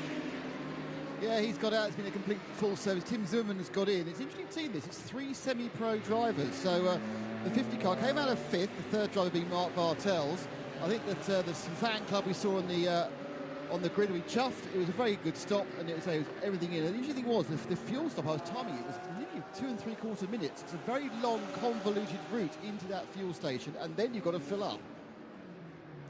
Indeed you do, and yeah, they're getting in and getting out with cars being in the way. That is going to cause people some consternation this weekend, and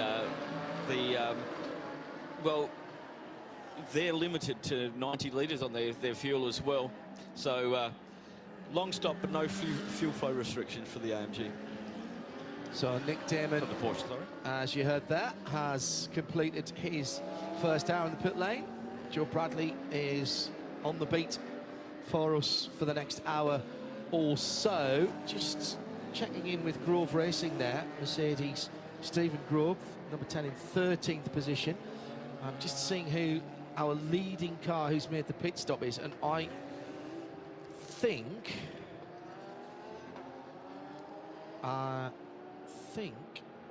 well, no, they're in the pits at the moment. I'll come back to that because we've got a battle for GT4 lead. And this is the 496, which is the Toyota Gazoo Racing Supra. And they are racing against the BMW of Simpson. And pretty decent scrap here. It is indeed. Vasily Vladikin against Fabien Defer. Sorry, that is the GMC Racing that Fabien Defer is racing with. Gazoo Racing, the overarching brand for Toyota's racing activities worldwide, whether it's on the tarmac, on the rally stage, or indeed in the desert rallies. Gazoo, an original, years ahead of its time, we were talking about this the other day, funny enough, an original idea by Akio Toyoda, the man at the head of Toyota until recently. He's just about to step down, and the family behind Toyota is Toyota. And Akio came up with an idea of selling cars on the internet when the internet first came about.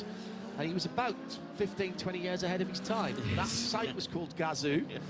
And therefore, Gazoo Racing taps into that. And it was, it's very much a pet project. It was and it continues to be. So after going through a number of different iterations in terms of its terminology, nomenclature for Toyota racing. I remember Toyota Team Europe, you'll remember that, with rallying and various things, based in Cologne, still there actually. 2 phenomenal, huge one-to-one sized wind tunnels there. They've got their motorsport museum there as well, including the Formula One cars, and the car that would have taken Toyota, I'm absolutely certain, to the next level in Formula One That car was built when the plug was pulled. Yep. And I've seen it, it's fantastic.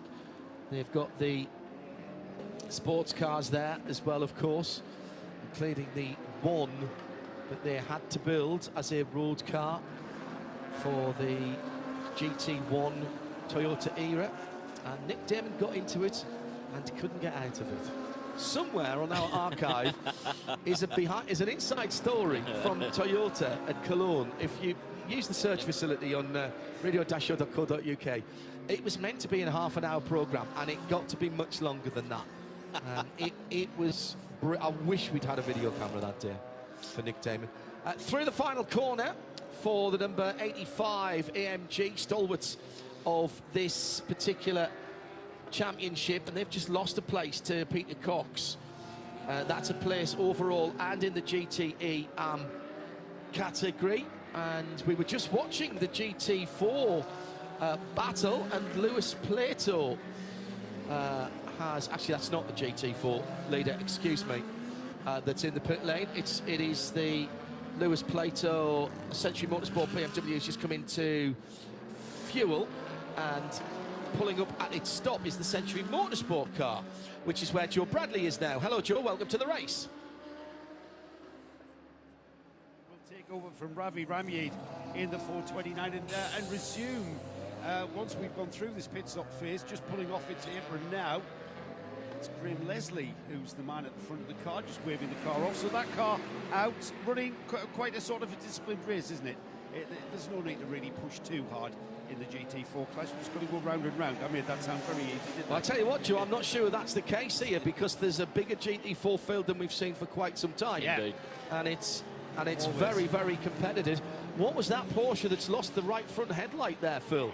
That's just flashed by the support pits. It's right in front of the number 48 on the track. You've got the tracker, so you might be able to pull that up. There's for so me. many cars on this tracker, John. They're all over the top of each other. It does look like somebody has thrown a packet of M&Ms into a soup pool and just whizzing it around. They're all over the top of each other coming through there at the moment. And I'll just keep an eye on that to see if they... Still the GT4 battle, by the way. The GR, the Gazoo Racing Supra, battling it out with Vasily and Fabian. Toyota Gazoo in third place. Kavi Jundi has jumped into that car, and there's the lead changing. Is it? Oh, it was a big dive down the outside from the BMW, but a nice... Do you know, that was really cool driving, wasn't it, from Vasily? Yeah, just smart. They know there's no point in banging panels, but the cars are different in... behave differently in different parts of the track. BMW, you watch it at turn 5, is all over the back of the Supra. The Supra start to extend away in the straight, so we've got the car in front is more towards, and you see there, turn 9, exactly the same thing. It gets right up on the back of it, but it seems like the Supra's got a little bit more straight line pace than the BMW, but the BMW is handling the corners a little bit better at the moment. Both front engine, rear drive cars, but even in the GT4 cars, they push all the major components as far as they can to the back to try and get that 50-50 weight balance. That's something that BMW have been very good at down through the years. And Toyota push their engine back as well. Oh, down, big dive down the inside. That's because we've got the leader into the pit lane. Yeah. So that was at turn 16. So that now here are some very, very important laps indeed for that BMW. And Defier for AGMC Racing by Simpson Motorsport. Now he's got to get the hammer down, and unfortunately he had traffic around him. The second of the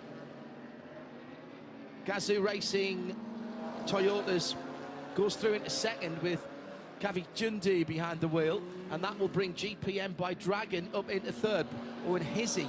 But of course they haven't made the pit stops. Let's go down to Joe Bradley, where Solving Kids Cancer, multicoloured BMW has just been in. Did Lewis Plato get out of that, number 22? He did not. No, he stayed at the wheel of the 22. He stuck on tyres. He's already taken on fuel, which will mean that he will come back into the pits right on the 2-hour mark because, of course, his drive time is restricted to 2 hours. So we know exactly when the 22's due back. Yeah, and you can't play fast and loose with that, Phil, because if you get a code 60 at the wrong time and your in-lap, instead of taking 2 minutes, takes 5 minutes, that could take you over. Exactly, and you've got to be very careful with that. It really does we saw it in Kuwait with that third place car. They ran out of drive time. They were like 3 minutes over. The Century Motorsport, they'll spend a little bit more time in the fuel bay because they're rated. They've got a 95% flow rate applied to the BMW and GT3. So that's going to cost them a little bit more time in there. Well, actually, and thank you very much to Ivo Breukers for this. Something that I'd missed in the supplementary mix. There is no min or max stint time. 6-hour race. For the 6-hour race, yes. Of course. However, thank you, Eva. For each driver to score points, you must do 30 minutes in total. Now, that's stint time, but there is still maximum drive time depending on what level of driver you are. So that's what we were hearing earlier on about the 1 hour and 30 minutes. Yes, indeed. That's more about your driver category rather than... So you can't just put your gun driver in for 4 hours and let your other 3 drivers do 45 minutes each. Exactly. So when you're running in, various pro teams, say 992, the AM driver has to do a minimum of a 1/12 of the race then the semi-pro drivers can do a maximum of a third of a race duration. So there you go. So and then you have AM, BOP advantage, etc., etc. So it's one of those things that keep on being evolved by Creventic to make sure that the people who are paying the money get the time behind the wheel. Which is always well, but also balancing the points. Actually, I want to address that as well because I saw some interesting, he says diplomatically, posts on social media about the necessity to move the Hankook Dubai 24 Hours to next weekend, where it is on the same weekend as the Rolex 24. And 1 or 2 people who I think had missed the point of the fact that the ships were diverted that were coming here because of military action just south of the Suez Canal and down through the Red Sea.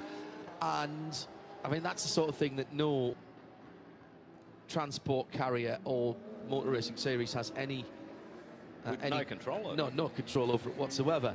And I did see some people saying, oh, do they think they're bigger? Does Creventic think they're bigger now than the Rolex? What a ridiculous idea.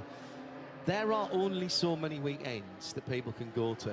I think there was a couple of people said, oh, why couldn't you just wait for another 3 or 4 weeks? Well, I'll tell you why. Because most of the cars need to be back in Europe. And because there's not necessarily a gap.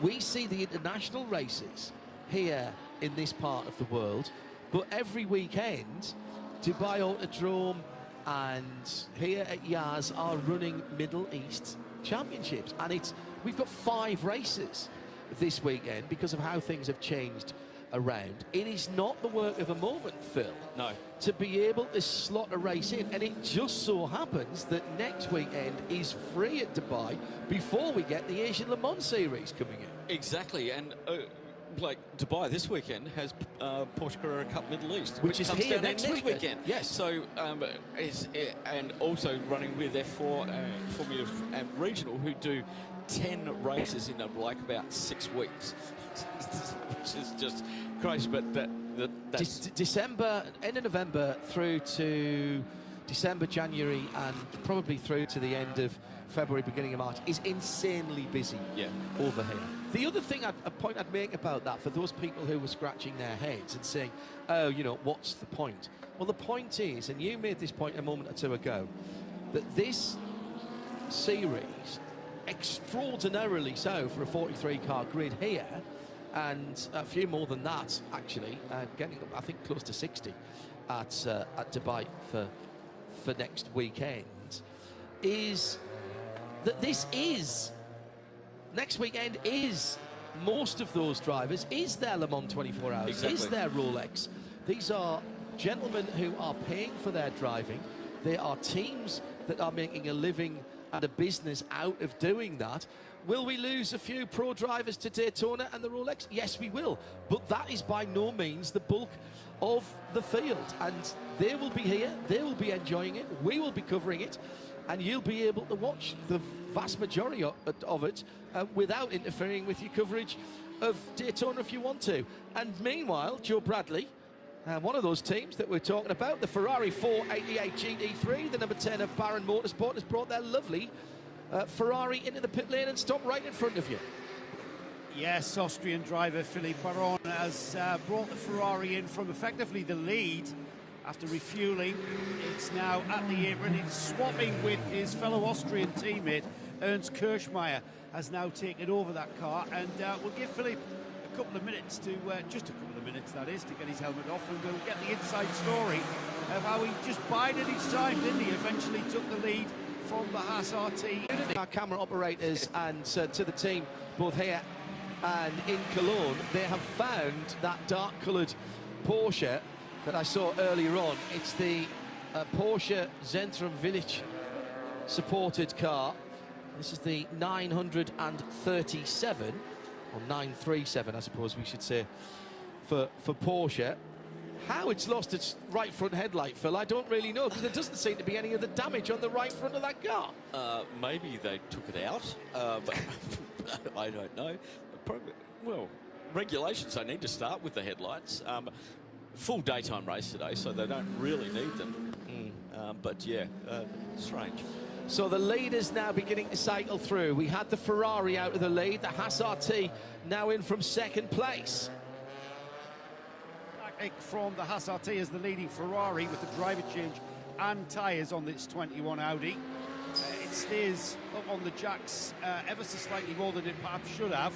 Now it's being waved away. Mijit88 has handed over to one of his teammates. Didn't quite catch the stature of the size or shape of the driver as he did that, but the car's now back out and back off into that lead battle. That seemed, as Joe said, to take rather too long after the tyres were changed for the driver to get himself settled. Maybe there was a late call for the driver change, not sure about that. What we have got at the moment is Peter Cox and Charles Esplanade in second and third into the pit lane for respectively the number 48 Porsche for Saloshin by Cox in the CP Racing AMG. That leaves Stephen Grove of Grove Racing in the Mercedes AMG GT3 Pro-Am in the lead of the motor race. Now, they have not stopped yet.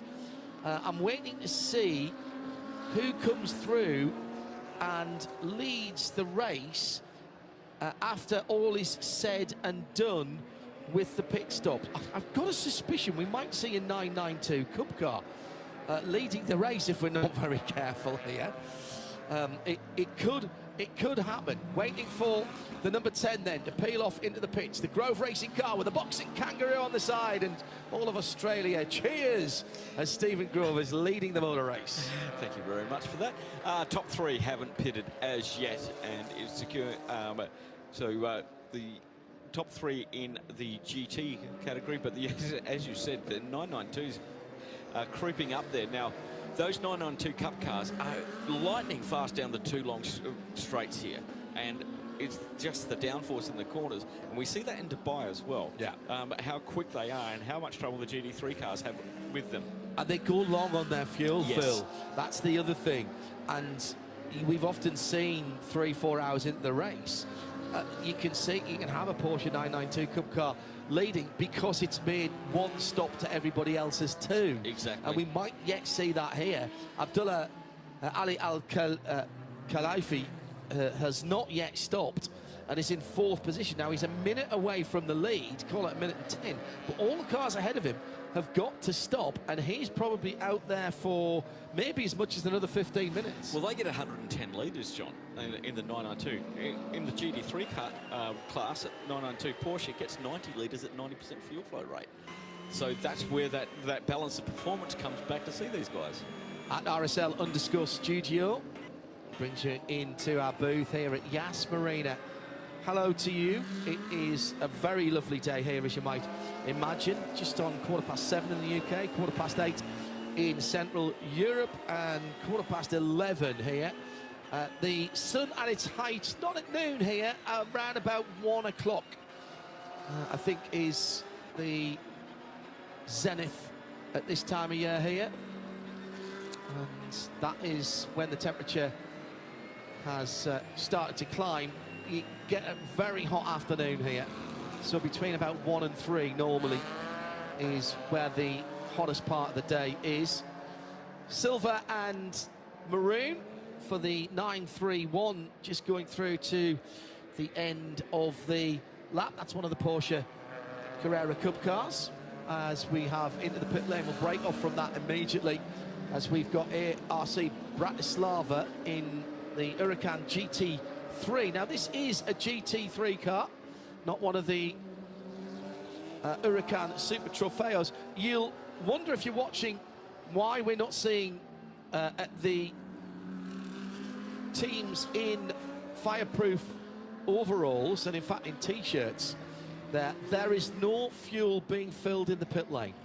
And so if you're watching this for the first time and thinking, what are these guys and girls doing? Well, there's no fuel in the pit lane. That happens at the start of the pit lane, as it is here, and everybody there does indeed have full safety equipment on. Joe Bradley, therefore, is wandering around in his Radio Show Limited very nice blue collared shirt and is patrolling the pit lane for us at the moment, which actually there's quite a bit of wind down there at the moment, Joe. That looks quite pleasant. It is very, very comfortable. It's not too hot. It's actually a little bit chilly after being out from the sun. But it's I'm certainly not as hot as this fellow here, Philippe Baron, just gone out of the Baron Motorsport Ferrari. Philip, that was a fantastic first stint for us. It looked a great race. Yeah, it was a big amount of fun. I enjoyed really racing with the two Audis. Compliments also to them. They did a perfect race. We all had a clean start on this wonderful circuit in this wonderful city. I'm a resident in the UAE myself, and it makes me very proud to race my own Ferrari here on the first spot of the grid. It looked like you were very patient, waiting for that chance to come to you. Yes, I was pushing every lap, to be honest, because in a distance race you never know if you get back the car or not. So I gave it my everything. I will have a second stint very shortly. So I tried to cool down once I get out of the car as soon as possible to relax, and then I will give it another one. How was the tyres for you towards the end of your stint there? Were the tyres still good? I had to manage so much traffic, and the Audi behind me, I was never looking on the lap time. I did it corner by corner and tried to give it my all and be on the maximum. I think the lap times were pretty good, and I think we still have a lot to give in the coming 5 hours. I'm pretty sure you'd be able to tell where the Ferrari was stronger than the Audi, the amount of laps that you did behind the car. I guess in our case it's more the pilot than the car, but no, joking. I think we have a pretty balanced POP. The Audis were stronger in the third sector. I think we had a pretty good first one.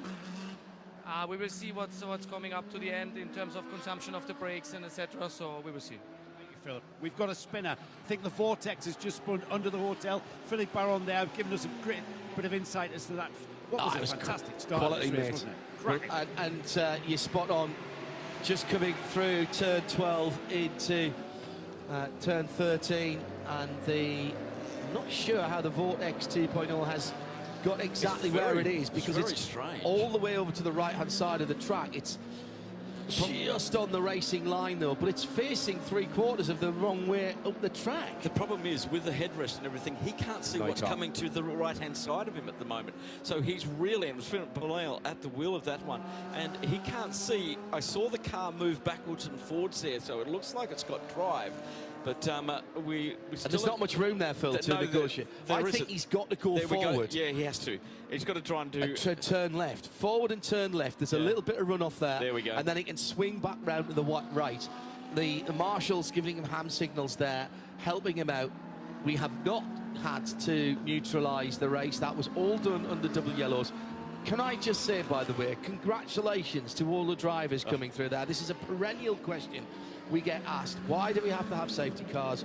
Why do we have to have full course yellows? Clearly Philippe Bonnell is not comfy in that car. It's taken a little time to get it back up. It looked like it might have been in the wrong gear there. Yeah. And in fact, oh, actually, he's got the pit lane speed limit wrong. Yes. I can see the lights flashing. So let's see if he can clear that. Does he come into the pit lane or does he continue through? And I'll finish my thought. We've got the Colin White Janetta going into the pit lane on his right-hand side. No, he's come through and he's cleared the pit lane speed limit because the lights have stopped flashing.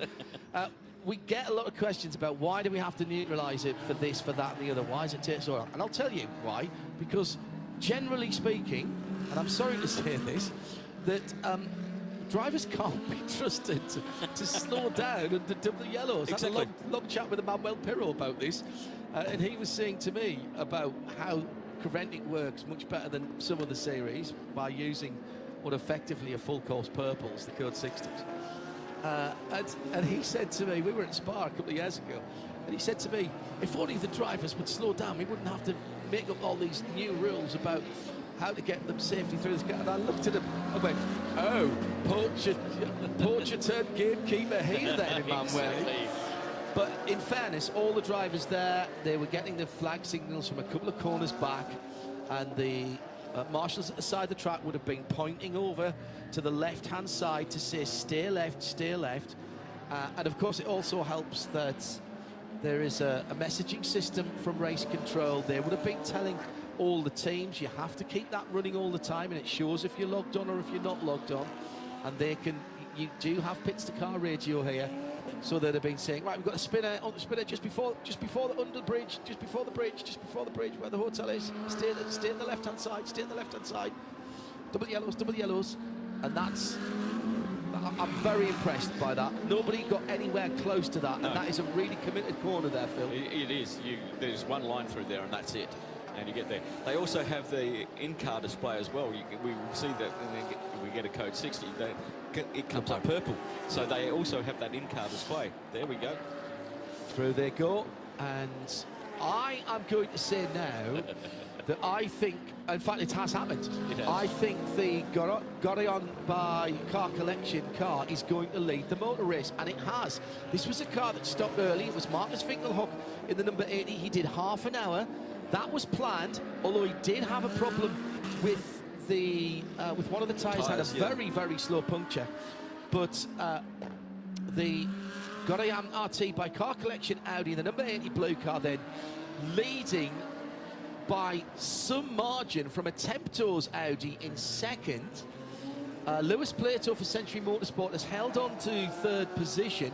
Stephen Grover's just given up the lead, by the way, coming into the pit lane in his AMG. That's a goodly run. That's an hour and 24 minutes. So they must have brimmed that car at the start of the race. Then it'll be Huber Motorsport in the number 50 Porsche, the red and white car. Then Antares out in the 91 black and gold Herbert car. Ernst Kirschmeier for Baron in the Ferrari. The erstwhile leader of the car will come through next, I think, in 6th position. So a massive shake-up at the front of the field. And from having pro-ams and ams at the sharp end of the field, now with 43 seconds between them, we've got the number 80 Car Collection Audi from the Attempto Audi for the number 99. 44 seconds between them, both full GT3 spec cars. 9th position, by the way. The just going through there, the McLaren, number 13 car, that's Lucky Kera for Race Lab in the McLaren. That car's already had a spin, and at the moment that is a lap away from the lead. Actually, no, it's not. They're on the lead lap, and they have made their pit stop. If you're on the lead lap, you've still got a chance. Remember, no safety cars to close things up, so you will have to find pace. Right, there's that Lamera again, with that blue lime green. You'll get it before the end of the race. You will get it before the end. RSL_studio, please. If you don't mind. Just a word on our race leader. They did not serve their 10-second penalty, which was issued at 10:43. They have 2 hours to do that. Right. Okay, so 1:43 is 10:43, 11:40, 12:43. They've got to come back in. Given that they've just gone out again, and then given that they're on their normal restricted tank fill, they'll be coming back in within the hour, so they'll be able to pull that out. And they've just been pinged again for their second lot of they've got a warning for the 6th and 9th time of track limits, and everything is happening at turn 4. Jade Edwards is on the ground here. Been a few seasons since we've seen you, Jade. Hello. I know we're on the PA. We're in Villa 3 on the first floor, so by all means, pop Max in and see us. Verstappen's room, actually. Is it Max's? Was it Max's? Oh, or was no, it it's Checo's, Checo's? probably. Checo's, yeah. At RSL_studio. So about 40 seconds, Roman Malinov leading, and he's going to be closed down by Alex Arkin. He's been in that car from the start of the race, hasn't he, for a Tempter? Yes. He's got an hour and 22 minutes stint. Roman's been in for about an hour, just under, 51 minutes in fact, to be precise. And they did a relatively short pit stop. This is what catapulted them forward. Remember, we had Marcus Finkelhock in that blue, orange and red number 80 Audi. He started the race and did half an hour. So they pumped the car full of fuel and sent it back around, but it didn't need that much fuel, Phil. So that's why they're a full minute ahead of most people who did what we might call a full pit stop. Well, they only had half fill it. If that, if that, yeah, because they were running an hour and a quarter on the full tank, and normally an hour on their restricted level. So that's actually paid out well. People will be looking at that. Yeah. I think people will start looking at that. That's what we were talking about last night in qualifying. These 6-hour races, they throw a completely different set of tactical and strategical questions to be answered, and there's more than one answer to the question of where are we going to be after 6 hours. Exactly. These races are turning into, especially with the GT3 cars, turning into 6 one-hour sprints. Well, and they are so reliable nowadays as well. Even in GT3 and GT4, the cars are being driven very, very quickly. I'm going to do a quick rundown before we pick off a couple more interviews, because at the front of the field now, we've got the top positions all having done their first pit stop. So it is the Audi number 80 from the Audi number 99. That's car collection from a Temptor from Century BMW next up, and there's 41 seconds between the top three. Then it's Huber Motorsport in the 50 Porsche, Herbert Motorsport in the 91 Porsche, top 6 made up by Barron with the Ferrari. That's 1 minute and 18 away from the leader. Then it's Luke Hartog for car collection in 7th, and making up the top 8 are all GT3 cars, Stanislav Minsky for Haas RT. Leader in the 992 category is in 9th position, that's Christopher Zirkling, Rabdan by Fulgenzi. Leader in GTX is Artur Tvist in 16th position in the KTM, the Razoo Modern racing car. That's in 15th position at the moment. Leader in TCE division is Ivan Stanshin for Simpson Motorsport in 30th position, and GT4 Charlie Robinson is leading for Century in the BMW in 31st position. That's how it stands with 90 minutes completed. Joe Bradley is in the pit lane. Yeah, well, I'm at CWS because there's lots to report. So Colin White's the 278 car, that's got that bit of elastic still attached. The car's been back in. It's had what looked like maybe a control of delete, some laptop jiggery pokery went on. The car's just left. But whilst that was happening, Owen Hizzy here, making his Creventic 24H Series debut, has brought the 277 in for its pit top, handed over his teammate. But I've got to say, Owen, that was a very, very, very strong start to your Creventic career, let's call it. Thank you. Yeah, it was a good start. Got a good run by Colin and got him down the inside, and as well because the teammates gave him a bit of space on the exit, and then there was about 3 or 4 cars abreast going down into the chicane after the long straight, and one of the other cars came round the outside and then cut the chicane and ended about 6 or 7 cars down, and he was behind me, so I had to catch him back up, repass him, and then it's just hitting out consistent lap times, watching the brakes and the tyres and just keep them in a good window, and I just kept on knocking out consistent times because that's what wins you an endurance race. So yeah, and like everything that I've done in my career leading up to this has brought me to this point, so I'm pretty pleased how it's going. Fingers crossed Dale can do a good job and hopefully the other car can recover. It's your first, I mean, you were just telling me that this deal to get in this car here in Yas Marina only came about a week or so ago. Yeah, it did. Literally, when we announced it, that's when we knew. It was on our target to do. At the start, it's a little bit of a pre-season, but down to budget and everything like that, we just didn't quite know.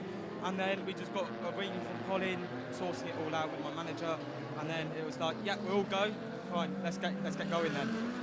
We've noticed that the nature of this track for this multi-class kind of racing is perhaps ideal because there's a choice of lines through some of the corners. Does that make your job a bit easier? Yes, it does, and it's like overtaking the GT4 cars. It makes it a little bit easier. Through Sector 1, they've just got the straight line speeds, and then we just can't outweight them as well because we're too far back, and they've got ABS, traction control and all of that, whereas we got absolutely nothing.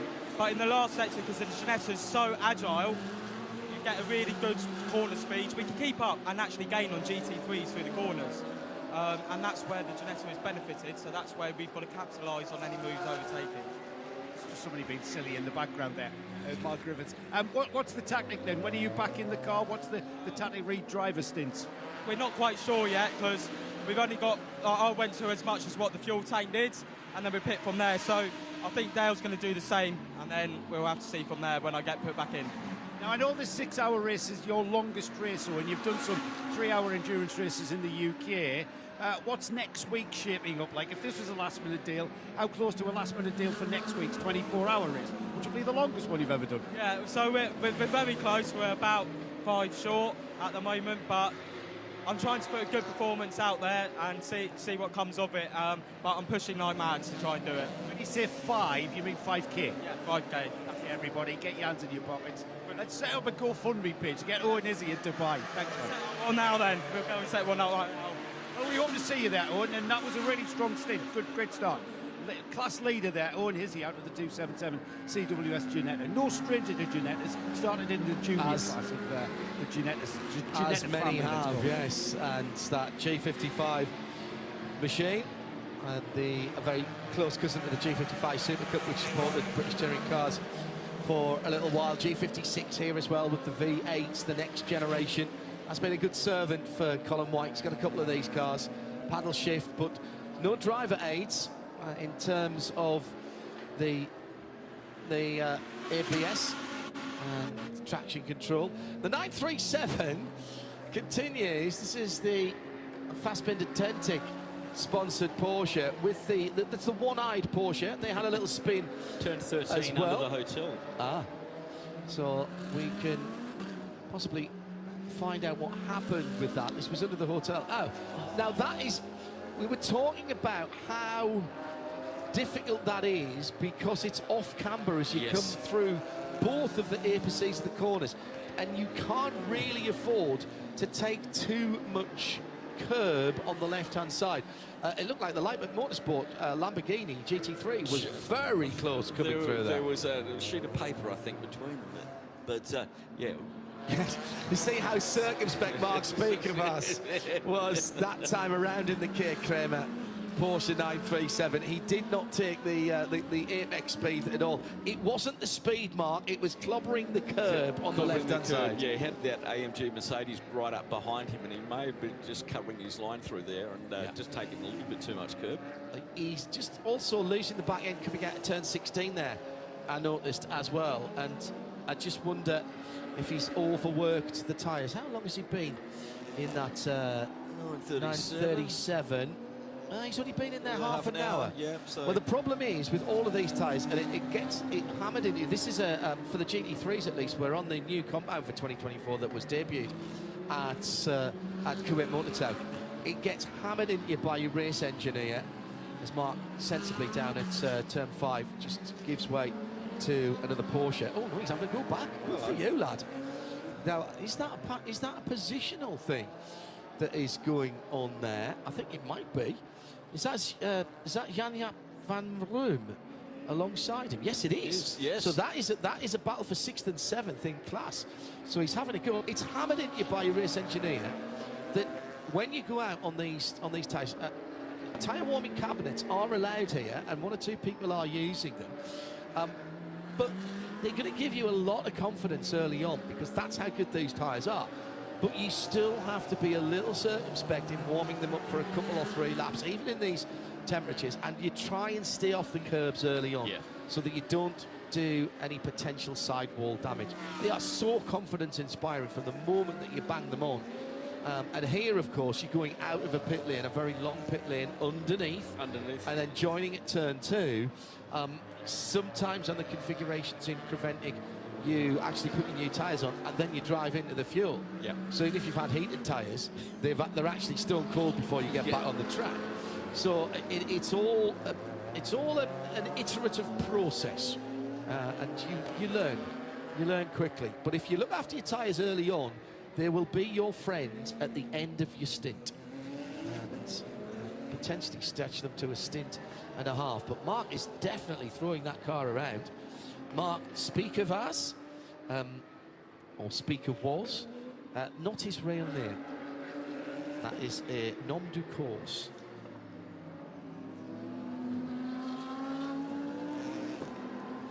But we will respect that. Indeed. He might tell us the story when he gets out of the car. Using nom du course comes, I mean, to be honest, that goes back a very, very long way. It does. Some drivers, John Winter was who won Le Mans, of course, that kind of blew it. John, in inverted commas, Winter, he was trying not to let his family know because they weren't approving. Now, Mark's had a little bit of a whoopsie because he's pulled off part of the left-hand front. There's a piece of rubber underneath there, and that now he's going to be getting horrible, horrible understeer. It's just a little rubber underspoiler that pushes onto the front of Carrera Cup cars, and they've had this for donkey's years.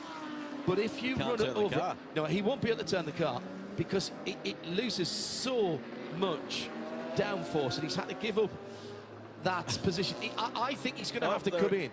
There it goes. Some of it's gone. My worry is what's left underneath that as well. We'll keep an eye on Mark and see whether he comes back in the pit lane and gets another one fitted. As we head down to Ginetta, different Ginetta this time. This is the G56 Evo, and the man behind the scheme is the man with his name above the door, Mr. Ginetta. No, it's Lawrence Tomlinson. Yes, it's Mr. Tom. It doesn't have the right name for the Tomlinson, does it? Anyway, Lawrence, I've just done a really great, positive Ginetta story with Owen Hizzy's first stint in the CWS car, but now we've got the complete contrast. It's the demise of your Ginetta, the 795. Tell us the story. Yeah, it's an unusual one. I mean, it's a big V8, real red meat kind of car.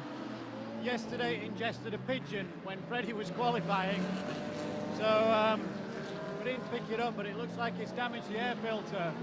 And then we've ingested some debris on track, so the engine's eaten something as well as the pigeon, and dropped a valve as a cause of it. So unfortunately, new engine for Dubai, and off we go again. Yeah, 6-hour races don't really allow you to change the motor and push on for the spirit of the race of one. That's bad news, Lawrence. So it's off to the pool for you guys then, yes? So I didn't catch that, Joe. Off to the pool then. Yeah, well, we'll pack up and get ready for Dubai for the 24. So gives us a little bit more time to prep for that is a positive. So the car ran faultlessly in Kuwait, so it's just really unfortunate on the development car that we've had a bird strike, really. It is a bird strike. And I suppose it gives us time to talk a bit about football, and especially Leeds United's 1-0 defeat to Sunderland the other week. That's a bit of bad news for you. Well, I think he played really well and deserved to win, so that's the way the cookie crumbles. Well, I think quality really tells where you are in the table, though. Yes, I know, mate. You've opened up us. We look forward to taking in your hospitality in Ellen Road, though, mate, I tell you. Yeah, we'll have a few beers there in the box. All right, so bad news. See you at the pool. So the issue for... I cursed it. That's twice I've cursed. I am on fire with the curse of the commentary. There's no wood in the commentary box. That's the problem. Oh, my goodness me. So literally the car fast enough to catch a pigeon And we used to call quick cars back in our day, Joe and I, if you had a pigeon catcher, it was a quick accelerating car, because it meant before they took off from the road, you could give them a bit of a scare. Well, unfortunately, that has led to the demise of that V8 engine in the G56 Evo. Extraordinary stuff. RSL_studio, hello to Jamie McEwen, with us in spirit this weekend. He's busy with the iRacing Daytona 24 special event. That will be the biggest event of the year. Max Verstappen amongst those in the upper parts of the splits there. Hello, Joe Remy, watching from California. What's that then? That's going to be 12 hours from 12, here. 12 hours, exactly. Back. Yeah, thank you. Jerry Z, we mentioned. Hello to the Sim Racing Bar Steward. He says, do you know what? I've always hated Yas Marina. Dull Grand Prix, the Alonso thing with Pedro back down the years. But now I drove it on the Sim. It's great in a GT car. I do wonder if Herman Tilke thought, hang on, I'm going to use all of the corners that I've had left over from other tracks to get my money's worth. Very good. It races well, particularly, I think, for multi-class racing. And I've got to say, I like it. I like it a lot for this type of racing, and I'm dead pleased we're here with. I'm dead pleased we're here with a good field, by far the biggest field that we've seen in the 6 hours. And this was always going to be a very good field as well. And the changes to what happened in terms of the 24 have bizarrely been a positive rather than a negative here. Fourth position.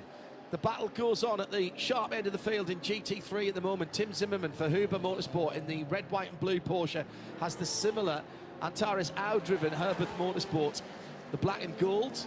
AU is the periodic table symbol for gold, of course, so the gold pinstriping, very good for Antares in that car, and he's right with them now as they head towards the last part of the lap. We'll go to the right-hand side here as they're coming through with the last of the right-handers before we go under the hotel, then the double left.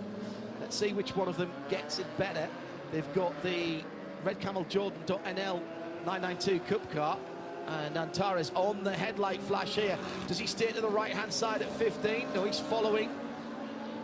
They both stay out. They're not going for the pits. Now through to 16, the final right-hander on the circuit. A bit more curb taken by the black Herbert car in 5th position, and again on the flash. And coming up behind them is the Porsche of Car Collection, I think. No, it's not actually. My apologies. That's a lap. That's a car that's a lap back. That will be the EB Motorsports car, the multicoloured car. At the moment, Luke Breukers is in 3rd in 992, and that's the next Porsche, but that's a Cup car. So he'll try and stay out the way of this battle. Takes a very nice, easy turn into turn 5. See how wide he was there? He's not putting too much onto that right front tyre. That was really smart driving by young Breukers there. Phil? Yeah, he's going to wear those flashes out fairly shortly.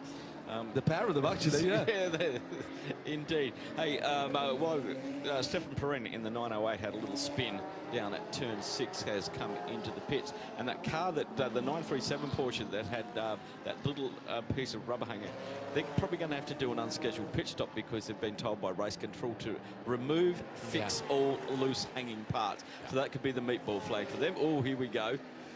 Oh, hello. There we go. That's down at turn 9. That's the road to the airport. Yeah, no need at the moment for Antares out to go quite that wide at turn 9, but it won't take him too long to catch back up again.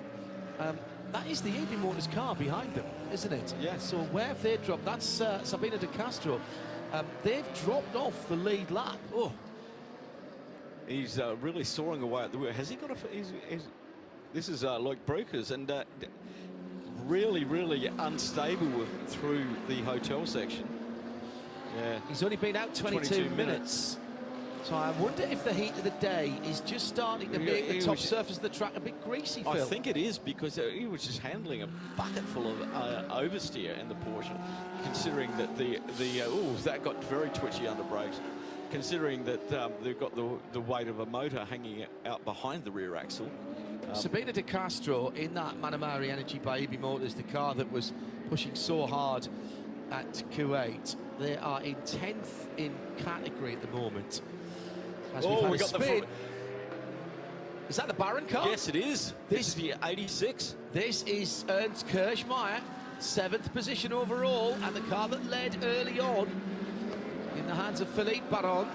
He's managed to do a very nice gentle rejoin. Did he get some help there? No, he just lost the back end, and again it's the Lightman car that nearly picked it up. That's twice that's happened in exactly the same part of the track. I think it's getting greasy out there. It's getting greasy, and he was offline coming there. He was nowhere near the apex coming into that corner, so he was either going defensive and getting that car, but yeah, and that's twice we've seen them run wide there.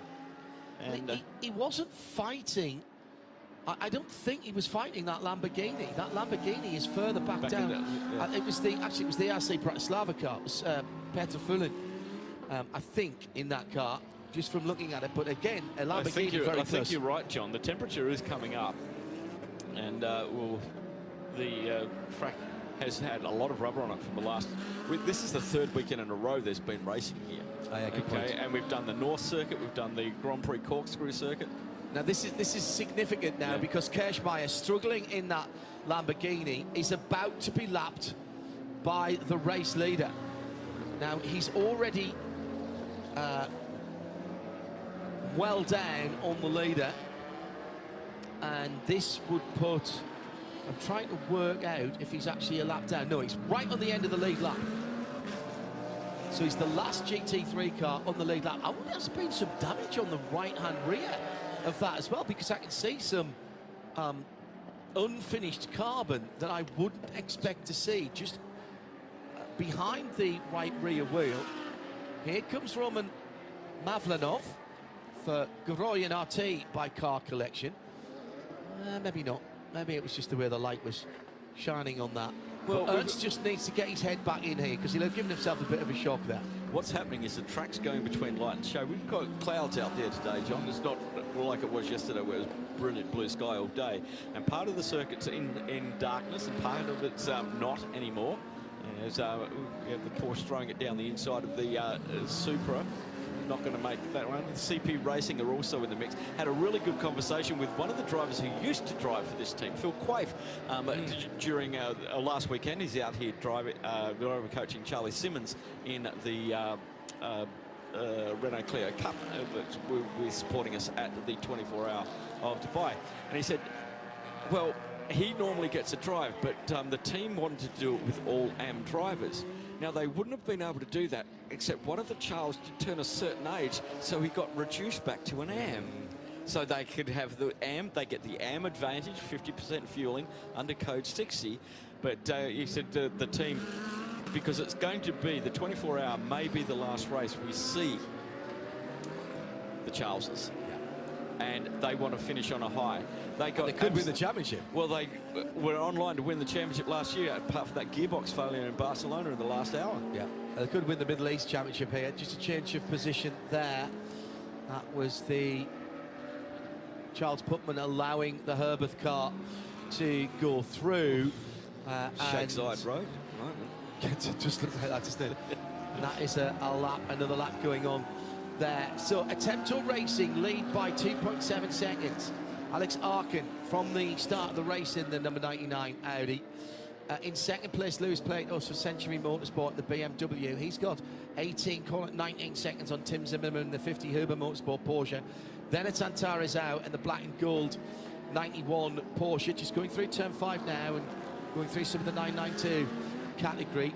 Then it's Car Collection, Luke Hartog in the 96 Porsche. He's another 28 seconds further back. Ernst Kirschmeier yet to come across the line in that Ferrari, and he now has he's the first car off the lead lap, as Roman Mavlanov in the Gorian RT by Car Collection has come in for its second pit stop. So this is the second set of pit stops coming around. This was the car that stopped first, remember? 30 minutes in. 30 minutes in, and Mavlanov has brought that car in after, what's that, an hour and 20 minutes. near enough. So they're getting from their restricted fueling. They're getting... Oh no, I'm sorry. Yes, an hour and 20 minutes. Yes, yeah, an hour and 20 minutes. So that's a good run by Bablanov. It is indeed. In the classes, 992, Christopher Zirkling, 8th position in the Rabdan by Fulgenzi car, has done 1 pit stop. He has been out there for just under 2 hours, but remember there's no restriction on driver stints here. Got to do half an hour to qualify for points. In terms of, there's no 2 hour in one go restriction. You still have the regulations about how much time you can be in the car as a percentage of the race. And also how much rest time is your percentage of your last stint, which has to be 50%. Rabdan by Fulgenzi, I'm not sure what happened in the first few laps that split the 992 field up. Yes. But it did get split up quite considerably. And they have absolutely been nailing it, the Rabdan by Fulgenzi number 971 car. Second in 992 Cup is all the way down in 15th position. It's the Kid Kramer Racing number 936. And they are well over a minute. In fact, they might even be almost a full lap behind now. So they're getting off for 2 minutes behind. Then it's Ray Carl Jordan in third. In GT4, great battle going on there, with Century Motorsport and Charlie Robinson leading in the 429 BMW. Then it's AGMC Motorsport and Ivan Krapintsev in that BMW. And in third, the Toyota of Andrei Sulukovslev in that Continental Racing Run car. But at the front of the field, Alan Arca for Attempt Tour Racing. And he's been out there for an hour and 50 minutes. He's been in since the start of the race. And he leads by 2.5 seconds. Let's have a look at the TCX category. CWS Engineering, the 277, leading that Dale Albert at the wheel of that one at the moment. Second in TCX is Toby Rollins in the Lamera Cup, the racetrack competition in that gorgeous Lamera. Still haven't worked out what it looks like. We'll get there. In TCR, it's the AC Motorsports, Ivor Valles at the wheel of the Audi R3 LMS TCR. And we've also got an Audi RS3 LMS DSG. And the difference between those two cars, one's got a minimum ride height, one's got no ride height. Right, and that's how they do balance the performance. And, so that makes it really interesting between the two. Great to see Guy Spessum and Harry Hilders back for NKPP by Baskuten Racing. They're sitting in 10th in class, 28th overall at the moment. I love the fact that under code 60, they have 5 minutes and 17 seconds for their Delta, and that's stuck on a piece of white gaffer.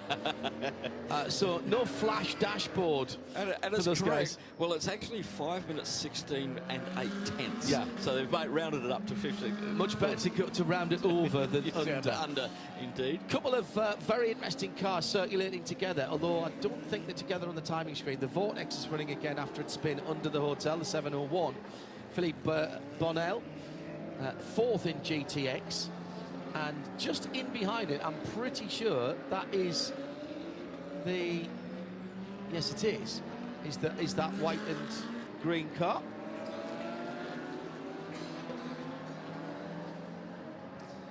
Yeah, I need a dancing ants map that's about about the size of a 50-inch TV to work out where that car is right behind it.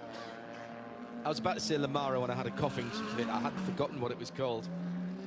But that car is in a different category, of course. And the Lamara running down there, and they're the second in the TCX category due to probably the engine size on that car to put them into TCX. Lots of work being done by Creventic on the TCE categories. But TCE is Touring Car Endurance, and they've introduced a TCC car, which is a Touring Car Creventic category as well. We know all of the work that's being done by James Cade getting some of the other cars out there in the TCR category. And getting the Series 1 out there, and that's hopefully going through to Europe and getting all of those hundreds of TCR Series 1 cars that can't race anywhere. And preventing it, opening up from them. They'll do the proper BOP and you'll be able to race in Series 2. Let's take a little bit of a delve into Vortex. We've had Vortex for quite some time. This is the version 2.0, and they've taken everything that they learned with the early cars and put it into this. The side pod design is exquisite. The whole car is presented. Design. It is. Yeah. The whole car is presented at the moment in bare carbon fibre, and I love the design. I think it's lovely. Yeah. I really do. They've worked really hard on this car. Philip Bennell and a fairly small team. They've built 2 development cars. We heard on the grid that they've sold a couple already. Well, they talked to us about that in Kuwait, about their whole plans to have the Series 1 running and the Series 2 running as well. Hasn't quite happened yet. Yeah, it hasn't quite happened yet. This car is 100 kilos lighter than the first incarnation, the 1.0. This is the 2.0. And as we found out in Kuwait, this thing is rapid.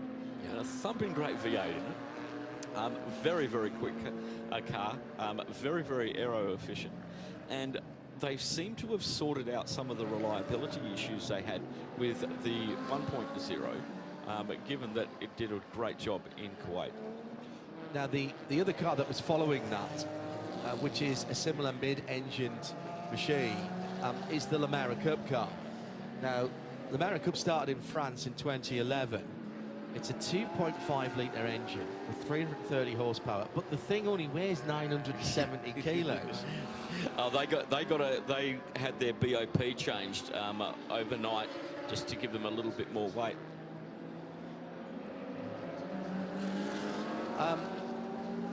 They are very. The American, as far as I'm aware, still happens, and the cars aren't that expensive for a fully built racing car. I think they're about 80,000 euros.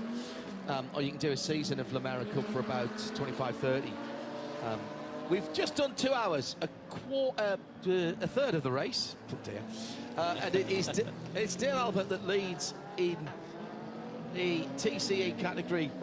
That leads.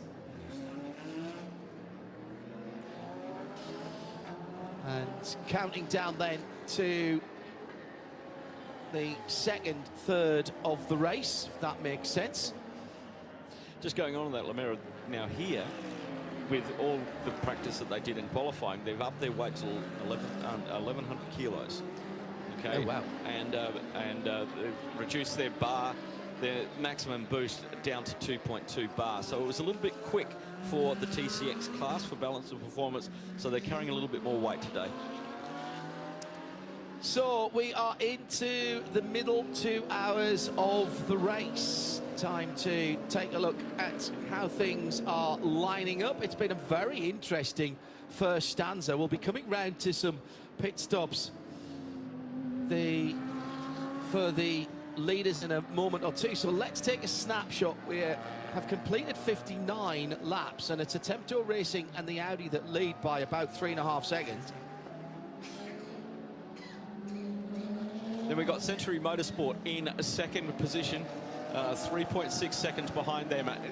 The 91 of Herbert Motorsport in third, 19.5 seconds behind the race leader. In fourth position, the 96 Car Collection, 911 GT3R Porsche. And in fifth position, the 86 Baron Motorsport 488 GT3. Now they're just on the end of the lead lap, that car. Beyond this, people are laps down, and we'll take a look at those cars outside of the top 8 at the moment. Stephen Grove and Jordan Love with Brenton Grove in 6th position. 7th, Manamari Energy in their Porsche. Rabdan by Fulgenzi in 8th position. Chris Zirkling has been doing great, and he leads 992 Cup class. Then it's CP Racing in 9th. Hat RT in their Audi, which was right at the sharp end of the field. Stanislav Minsky behind the wheel of that at the moment. Then it's the Peter Cox car. That's a 991 GT3 machine. Nico Pronk behind the wheel of that in 11th. 12th, Huber Motorsport. 13th car collection, Roman Mavlanov. That number 80 car had led earlier on with some tricky strategy, and they've now done their second stop. Absolutely crucially, I think they're the first car to have done their second stop. In fact, Huber Motorsports has just pulled in as well. Then it's Razin Mordan in the crossbar GTX, and they are leading the GTX category then. Behind them, we've got Red Camel, we've got Kay Kramer, they're both 992 Cup cars. Then Mikkel Mack for Scott Sport is the next car up for Huracan Super Trofeo. That's another GTX car. Behind them, ERC Bratislava in the GT3 version of the Huracan. Then another 992, and this is MMF by HRT, and they are doing a cracking job, 4th in 992 at the moment, ahead of Greg Gorski, who's next up in the Lamborghini, 3rd in their category. MDM with their Cup car, Neuhofer with their Cup car, the Vortex 2.0 in GTX sitting in 4th position, and then a whole slew of GT2s, Mullner, PRP, and the NKPP by Bas Kouten Motorsport.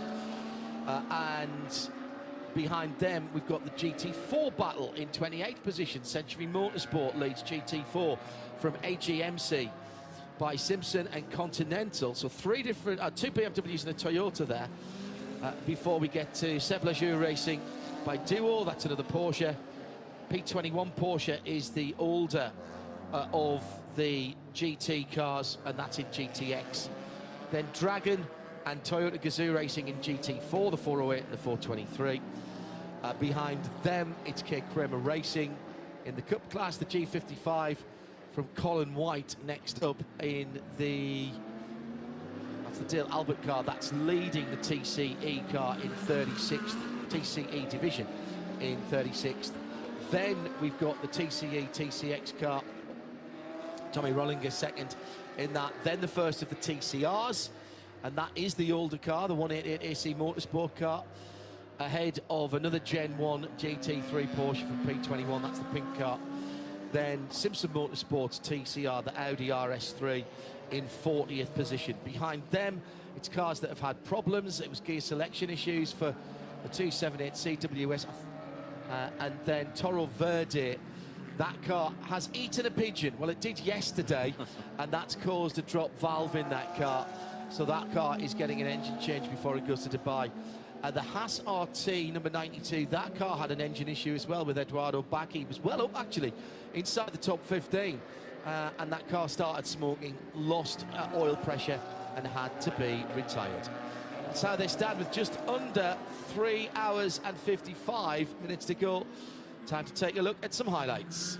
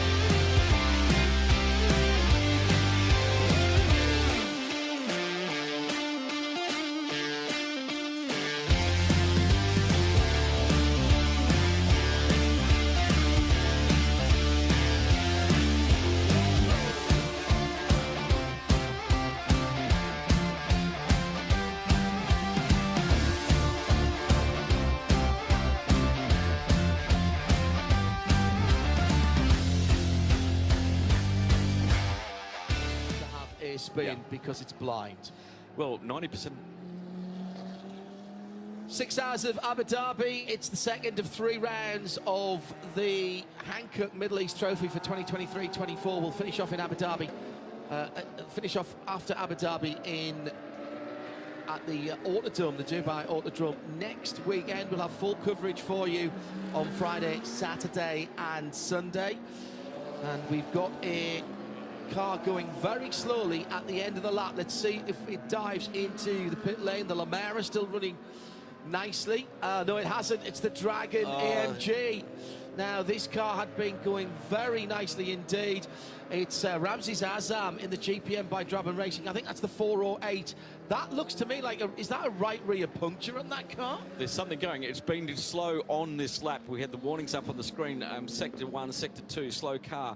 And he's behind the pits. That's where he is at the moment on the right-hand side. He's got one corner to get to pit lane. One corner to get to pit lane. Now, Rami Azam is a local instructor here at Yas and at Dubai Autodrome. He's also works for Dragon as helps the Evo Challenge that happens there as well. They're running the GT4 here, and you can see there. Yeah, it's right rear. Oh, no, that's broken there. He's broken the suspension toe link, hasn't he? Yeah, that's toe link gone. I thought it was sitting down. I was just tired. No, the whole rim was angled as he was coming under there. Now he's heard that on that right-hand corner, and he's just pulled it off there. The team will be watching this, and the door's open there now. They're going to have to recover that car. I think we're going to go full course purple here. This could be our first Code 60. Yeah, because unless he's completely lost drive, and there we go, our first Code 60. The worry there that you could easily pull a drive shaft out. I've had that happen to me before. Well, they can recover that very quickly to the pits, and the Dragon team can get onto this. Now, who does this benefit? So remember, there's new Code 60 rules this year. Number 1, you cannot serve your stop-go penalties under Code 60. You used to be able to, and you had to double the time. Yep. You cannot do them. So anybody who had any penalties should have been in the pits right there before that came out. Yep. Also, if you get into the pits and you are not fueling before it comes out, you still... Garage, which is down the end here, because they're running in the support categories as well. Got you. So their garage is down here rather than where everybody else's are, because where they're running there, they're also running a Porsche Cup car and 3 Evo Challenge Evos cars in the and the guys had gone all the way down with that's the the longest run as well, down to garage 36. Wow. So the car is already up on its jacks, and they're assessing the damage on that machine. Yeah, they're just bringing the trolleys down now, which they could have skateboarded back down on the dollies. Probably didn't want that whilst the pit lane was going to be busy under Code 60. And we're back green. Green racing, yep. So we've gone back Quick green recovery straight away. And let's see who then took advantage there. At RSL_studio, if you'd like to be asking us questions. Hello to Right Turn Lover, tuning in for the first time this weekend. And he said, it's my fault, hashtag. I tuned in for the first time this weekend, and 45 seconds later, we go full course purple. Luke Hartog for Car Collection Porsche might have played a blinder here. No, sorry, he hasn't. He hasn't come in. Tell you who has, in and out for CP Racing. Yes. And that means they are now the 50%. leading car on 2 pit stops. 50% fuel they can take. They've jumped ahead of Garonian RT and Roman Mavlanov, and so they are now the lead car with the new driver, and the lead car having completed 2 pit stops. This is very you're so correct on this one, because without the maximum drive time, they've now got their strategy around with that taking 50% fuel. Then their next stop, they're going to be able to do a quicker stop towards the end of the race now in fueling to get to the end of the race, because they've got 25% more than anybody else. Yeah, and don't forget, Roman Mavlanov stopped before the Code 60, because he'd got an hour and 20 minutes. He's now been in the car an hour and 34 minutes. He'd gone an hour and 20 minutes before he came in, and he stayed in the car. No, that's not true. No, he took that car over, didn't he? No, he can't have. No, he stayed. Yeah, that's right. He stayed in the car. Well, I think what is happening with the Tempto, because Alex Arkin's already over 2 hours, which we don't. He's been in from the start. Yeah. Yeah. Is he going to do 3 hours and hand it over? Yeah. And you know, looking at the 99. Because some teams have only got one driver this week, 2 drivers this weekend. Yeah. So a Tempto. They've got 3 drivers. They've got Florian Schoes and Jeff McHale's as well. Yeah, he's been in from the start. Yeah, so Alex Arkin Acker has been in since the start. Yep. So who did? I need to quickly have a look at the 80 and see. I think Mavlanov. Yeah, Mavlanov took over after the first half hour when young Winkelhock got out. Yeah. Let's go down to Joe Bradley. He's been casting a practiced eye over the right rear suspension of the Dragon GPM AMG. It's a wheel bearing collapsed. You can't hear me if I go in their garage, because like you guys described, it's right at the very, very end. It pits out. And what a drag that would have been for the car, for the crew to drag the car up. I've got a wheel rim that's just come off the car with a complete circle gouged out of the rim on the inside edge of the rim, if that makes sense, and all the aluminium, and it's right all the way through. So, so it's kind of been machined out, has it? It looks like it's been machined out in a very, very untidy way, which that's my deduction of it being a wheel bearing. They popped a wheel on the car. The wheel is now off the car. I'm going to dive in the garage now that the wheel's off and make my conclusions on the issue. But I'd say that was a wheel bearing that collapsed on that rear end rather than the tooling. Thank you, Joe. End result is the car, which was running very nicely, thank you very much, is now in for quite a hefty repair. So Luke Hartog then in the car collection number 96, the red and white machine. Now we know how quick Luke is. He was very quick in final qualifying last night. Yeah. They started on the front row this morning, and we're waiting for the second place car to come through. Now Ernst Kirchmeier, despite having had that little whoopsie, because some cars around have pitted, yes, Kirchmeier is now back up into second place. And where is that car on the track? Well, he's legitimately in second place, because third place is Grove Racing, and they're all done the same amount of pit stops. So that is a legitimate. And there was a bunch of cars that dived into the pit lane. Yeah. Including the Herberth car. We had also Huber Motorsport. They've now been in 3 times. They've taken that opportunity. Ralph Bohm, by the way, behind the wheel of the Herberth Motorsport cars, just put that car's fastest lap of the race in a 55.352. Who else pitted? I think Jack Barlow and Century Motorsport pitted. Yes, they did. The 22 car, they've been in twice now. CP Racing we talked about. Shane Lewis got ahead for a moment of Roman Mavlanov, but that car, they pitted beforehand. Yes. And Mavlanov then is now back to being the leading car, having completed 2 pit stops, with Shane Lewis and the next car up with 2 pit stops. So that is 5th, 6th and 7th with that Attempto car. As the cars go across the line, that's just getting reset. I'm still waiting for Kirchmeier to come through, and I'm trying to work out if he's still right back on the end of the lead lap. So there's the leader just going down to turn 5 now, and Kirchmeier is in the 86,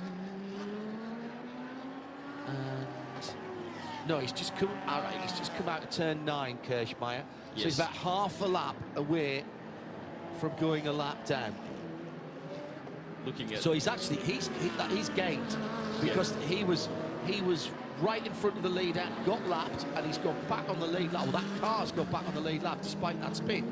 So here comes Kirchmeier underneath the hotel to complete what will be his 67th lap. The Code 60's out again. Code 60 is out again. Now, Who's going to roll the dice here? I can't tell you what it's for at the moment. With nothing on the screen. But there's Kirschmeyer having gone through and is back on the lead lap. Now, Jordan Love is the next car. That's the number 10, the Grove Racing car.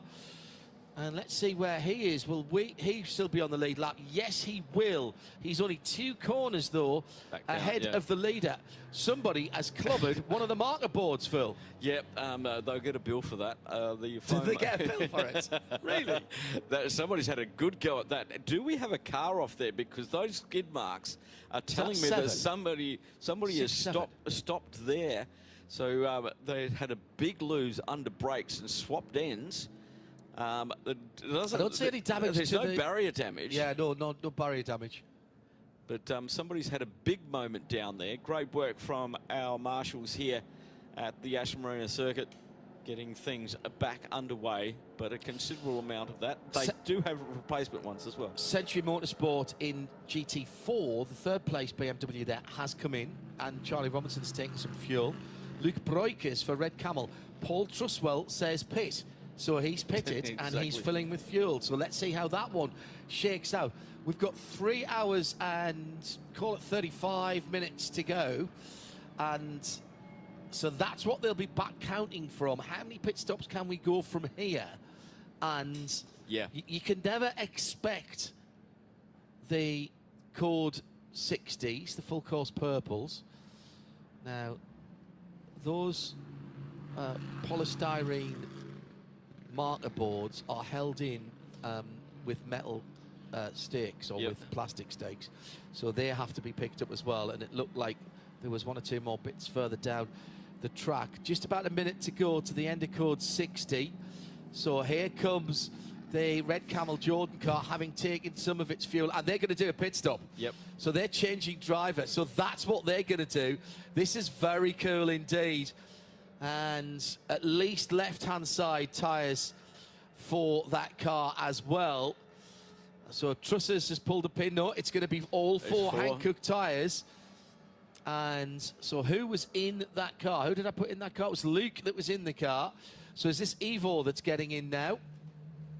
That's a very, very good stop. Very good stop indeed. Also coming in was the AJMC racing team by Simpson. Joe Bradley in the pit lane. Christa Zockling, who's just taken brought the 971 Porsche from the lead in the 992 class, I believe, Chris. You looked, your body language in that, when you went off at the start, you just got your head down and got in the zone very, very quickly. Yeah, like you said, the lights went green and I just went for it. The car was phenomenal to drive. It was a lot of fun racing with some of the GT3s, and I tried to pull out a good gap to the other Cup cars behind me. And yeah, it was beautiful. I mean, you know, racing in Yas, you know, I grew up in the UAE 23 years now. It's my second home track. Dubai is my first one. So, you know, coming here is a lot of fun. Racing together with 2 Emirati drivers, Saif Al-Amri and Salem. They're doing a phenomenal job as well. We worked really hard on Thursday and Friday to get them up to speed. And we had 2 very good pit stops. And now the boys just got to bring it home. And it's Salem Al-Kabeti now behind the wheel of your car, yeah. Sorry, say again? Salem Al-Kabeti now at the wheel of your car. Yeah, exactly. The last time he was out in the car was 2 years ago. So that's why we had to get him up to speed on Thursday and Friday. And he's now showing a really good pace. His qualifying lap was really good as well. So I think he's having a good time out there. Lap times are looking good. So yeah, I can't wait to see what the 6-hour race brings. Chris, you just mentioned there how you were battling and keeping up with the GT3 cars. How great is this 992 Cup car for endurance racing? Well, as you may know, I've been racing the Cup cars since, you know, Curragh Cup and Super Cup 2014, 2013 even. And the evolution of the Cup car now from the 991 to the 992, it's such a beautiful GT race car. And if you really know what you're doing, then it can really be a nuisance to some of the GT3 drivers out there. But it's a phenomenal car. But the one thing I did notice is you got to be careful with tire management, because the track gets really hot, really slippery. And we had a few spinners out there as well. So it's a really tough event, but it's an awesome, awesome race. So, Christopher Zockling is known as a superstar and a very, very quick driver. What's it like for the AM drivers, for instance? Are you running ABS? yeah, we have ABS and traction control in the car. Personally, I have ABS on the lowest setting possible and no traction control at all. But then towards the end of the stint, you gotta somehow manage your tires basically. Turn up the TC a little bit, don't lean on the brakes too much. And again, the car did a really good job. I think we're on TV just now at Salem going into the last corner. And yeah, I can't wait to see what the next 3 hours bring. Neither can wait. Well done, Chris. Great drive. That's a really good point that Christopher Zirkling makes there about managing the tyres. You start off with your TC, your traction control. When you're an experienced driver like Chris, traction control actually slows you down because you're not getting the drive out of the corner. And they are very good at moderating the throttle pressure and applying. Oh, somebody's gone off in a big way. This is going to be a Code 60. There's a wheel and tyre. Turn 4. This is turn 4, just over the top of the rise of Carlos's crest. I think it's the 188. I think it's the 188 that may have gone in. That was a car I could see moving slowly, but there was a wheel and tyre. Let's see if it is the Audi. But there's been, well, how's it gone on from there? And there's barrier damage on the right-hand side. That is exactly what happened to the McLaren. And it's what's left of the Lamara, I think. Oh my goodness. That is a huge incident. It's the 223. It's the Lamara that's gone in there. And that is a massive impact. We had 2 McLarens in one of the support series do that, one on Friday and one on Saturday morning. And that car has been disassembled just over the top of the rise. The back end goes light, and I can see the driver moving in the car. Yes. I'm just checking to make sure that is the Lamara. I may have panicked the team, but I think it is.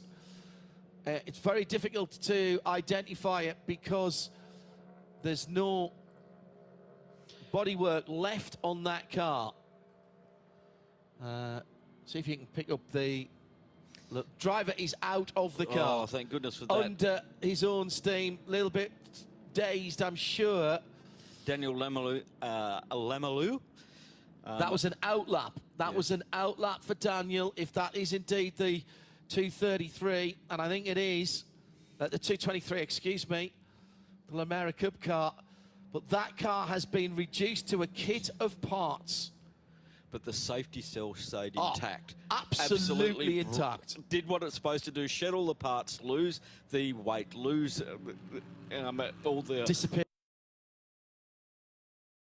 Broad buggy with no wheels on it, but that's exactly what it's meant to do. It looks scary and spectacular, but Daniel has got out of that car and has headed over to the rescue vehicle. This is going to be quite some clean-up, and there's some barrier damage as well. Just going back to that, that's just over the rise from turn 3. We saw it in Formula 1, and there was some track changes made, actually. They shaved a little bit of that. Yeah. But we saw it at the weekend, early on in the weekend, with 2 McLarens that lost the back end there and did a swapper and went in driver's right. And that's I'm guessing, because we haven't seen it, that's exactly what's happened. And he's lost one end, and then it's speared across the right. It's one of the few places here, Phil, where there isn't any runoff on the right-hand side of the track. No, because that's just on the entry to the Race and Drive School under the Richard Mills sign. Yeah. So it's just come parked on that one. He's probably, if you're going to hit the arm code, that's a better place to hit it because it's actually bending away from the circuit, so it's not. Good point. It's not a 90-degree impact. It's sort of, you know. It's not much of a rise there, but it's enough to unsettle a car. Especially he was on cold tyres coming out of the pits. And possibly a full fuel load. Yeah, exactly. And just a little bit too much throttle there. Get a bit of a tank slapper on. And these little short wheelbase cars like the Lamara will swap ends very, very quickly, especially if you've got no tyre temperature. The good news is, as we see it, that the driver, Daniel Lamoule, out of that car and was walking unaided, albeit counting his... That's a limbs. radiator. Radiator has come adrift. It's off the circuit at the moment, so that won't cause anything. It's leaked. It's, I was going to say water, but it's coolant nowadays. very specific regulations on what you can have. You're not allowed any glycol in your coolant, because that is a pain to clean up off a track surface. We've already got the marshals there. Only, I think, one wheel still attached to that, the wreckage of the Lamara, which is off to drivers left now, as it is in one of the cutouts. Now, they may do something here that we don't see very often, and to get this risk, reroute them. And they may shorten the track and put them down through the corkscrew. Yeah. Because there's other areas there where we do karting and that cut up and through, but because he's gone back onto that one karting area where they could have done on track days, they used a little like a little loop, isn't it? Like a little loop there, that they could possibly use that, because there's, as we can see, the bit's quite light. There's the rear wing. The worry is here that the shards of carbon fibre or bodywork, and they'll want to get a sweeper on that. There's little bits of metal, little fixings. All the drivers have been told to steer all the way to the left. No fire that we saw, certainly, and that's good news. All the safety systems have done exactly what they want to do. There's bits of Lamara impaled within the barrier. The barrier itself. That's been a huge massive hit. I don't know. And listen, we're not trying to create jeopardy where there is none, and neither are we trying to over-egg the pudding. We hate to see accidents like this, but that has been an immense accident, and congratulations to the guys who have designed and built the Lamara Cup cars. Oh. It is an entry-level single manufacturer racing car, but it is made with a monocoque, a racing monocoque, and a built-in roll cage, all of which have absolutely done their job. Yes, most definitely. It was. I have not seen anything like that. I have to say, I haven't seen that since. I'm going to go back a very, very long way to where I seem to remember at Monza. We got in an old, what would have been even before the European Le Mans Series. I think it was. Maybe it was one of the early ones. Graham Tyler and I were commentating, and at the first chicane at Monza, somebody lost their brakes and cartwheeled over the top of Alan McNish in an open-top Audi R8. And we saw the remnants of the car. It looked like a single-seater. Well, this Lamara, it looks like an off-road buggy at the moment. Well, in 2 weeks' time, that'll be out in the desert. Yeah, absolutely. They'll just put some off-road tyres on it. The engine will probably start. Put a new radiator in it. You're fine.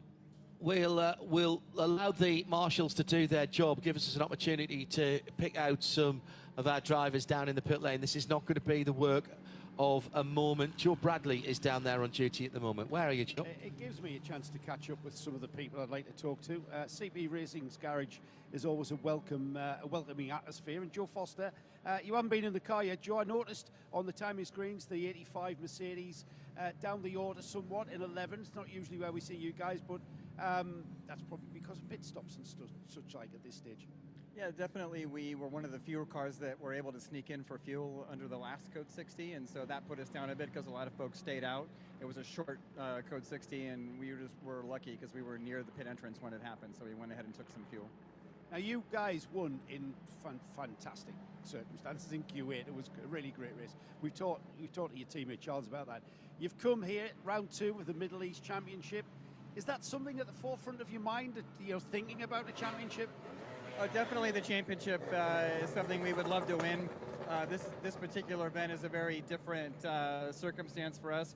For us, 6 hours is a sprint race, and also we've never been here before, all of us. And so it was we're learning a new circuit, and we are just, as usual, sticking to our endurance racing mindset.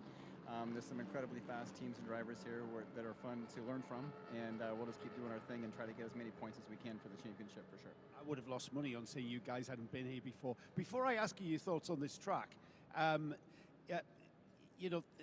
CP Racing Mercedes seems to be a car that, uses its tactics well. You've got a good pit wall, let's say, and you guys just you always seem to be there at the end, and the 6 hours doesn't really sometimes allow those long drawn out endurance racing tactics to be able to be used somewhat.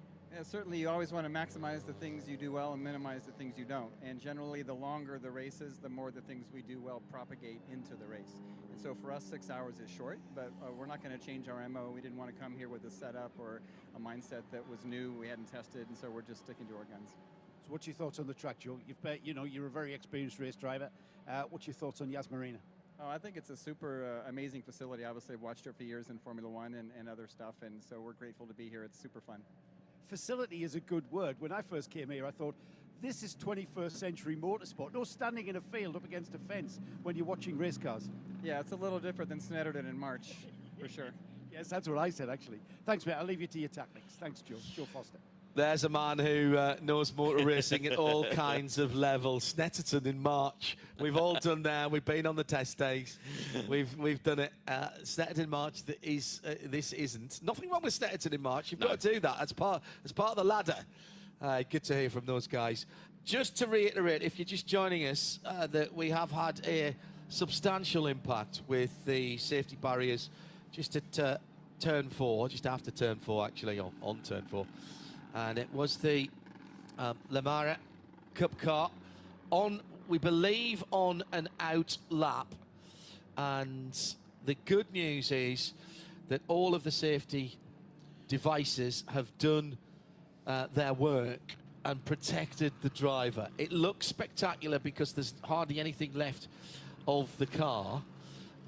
But what is left is the safety cage. Yes. What is left is the monocoque, the chassis of the car, and I'm delighted to say that the driver, Daniel Lamy, has walked over to the medical Camaro, and that bright yellow car is already behind us here at the medical centre. That will be a mandatory checkup for the driver.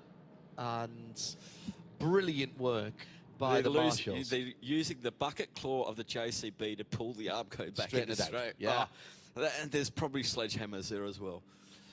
And now we're getting some news. We haven't been watching all the CCTV cameras, but because this is a Grade 1 circuit, the race control has a lot of information.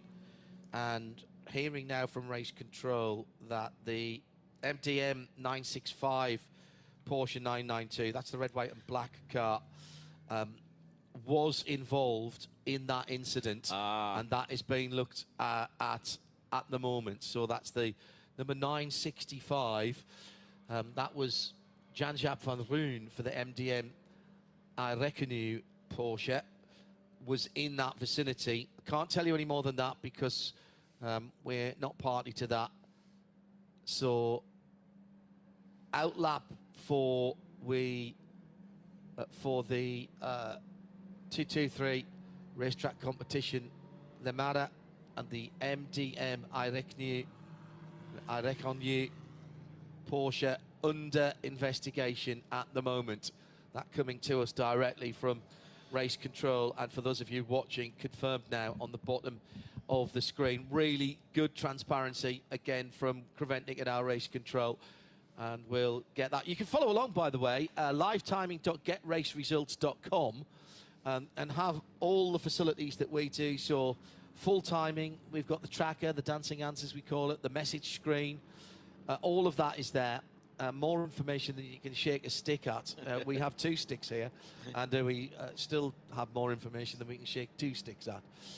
To be honest, that is the same for the whole of the rest of the season. Let's give you a quick rundown of what's going on. 1 or 2 people have taken the opportunity to top off fuel, including Grove Racing. Stephen Grove back behind the wheel of the number 10 Mercedes. They've now been down pit lane 4 times. So what they're doing is they're long code 60, they know it's barrier repair, they're just going to keep on looping back through to keep on topping the tank up, and then they can go for a long stint. Here's the 965 coming out of the pit lane. This is the car that's under investigation and sits in, or at least it was in 20th position when it came in its class. Sorry, in the group. So that is now Tom Coronel behind the wheel of the MDM Ira car, having taken it over from Yap. Tom Coronel, who was most recently competing in the Dakar in Saudi Arabia and jetted in, actually followed us into the track on nice. On Friday, immediately unfollowed us and then followed us in again. If you know, you know. Yes. At RSL_studio, if you'd like to say hello wherever you are in the world. Got a little bit of time to run through.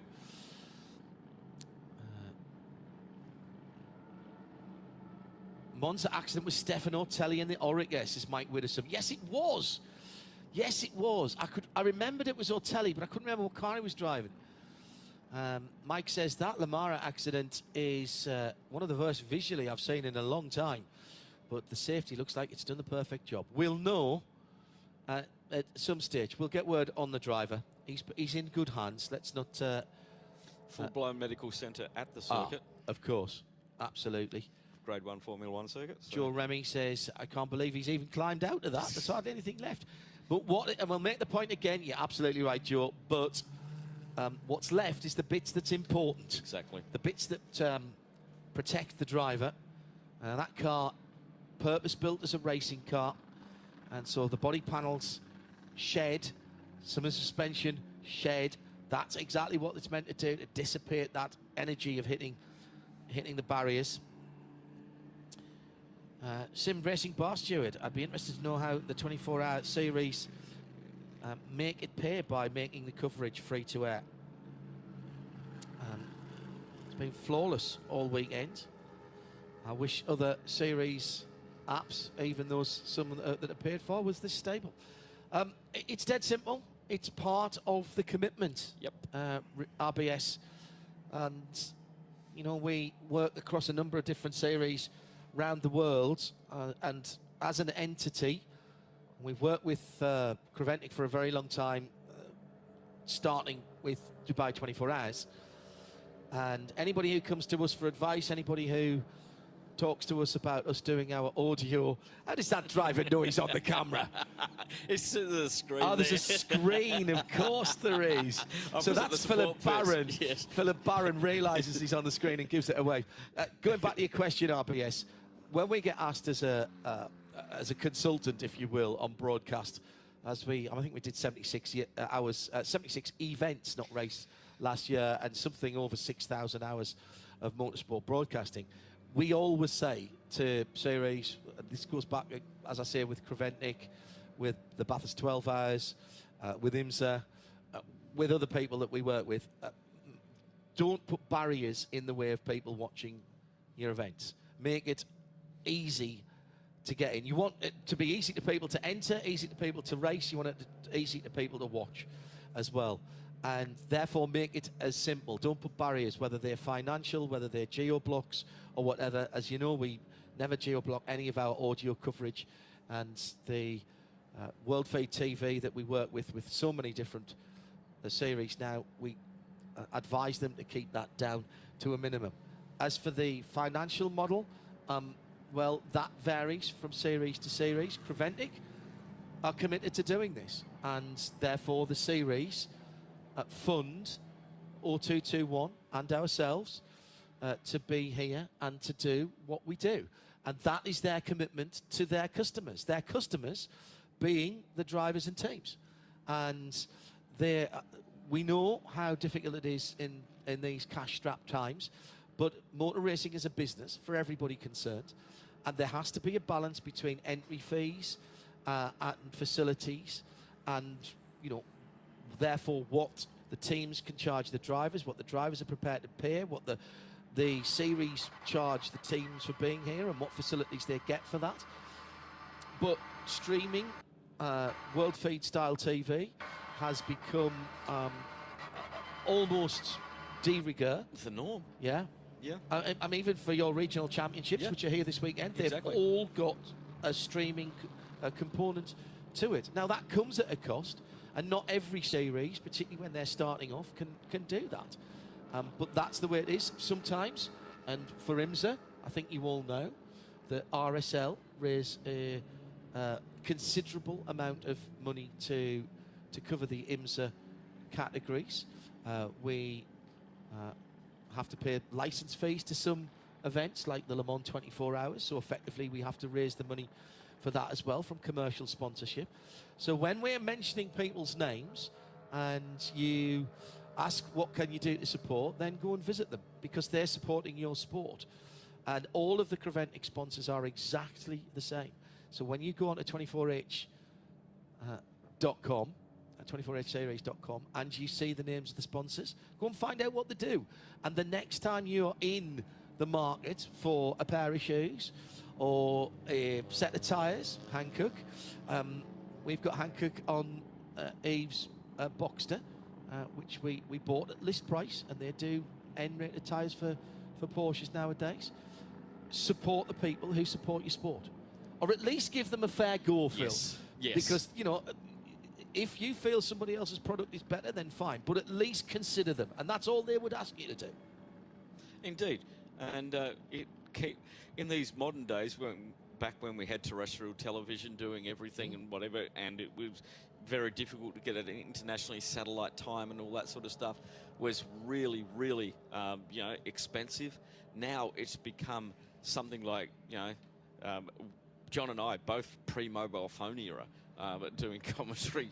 I'm analog, totally. But the way that it's going at the moment, people are seeing the advantage of doing free-to-air. Previously, it was because you want people to come to the circuit rather than watch it on television, because then they'll spend their money at the circuit.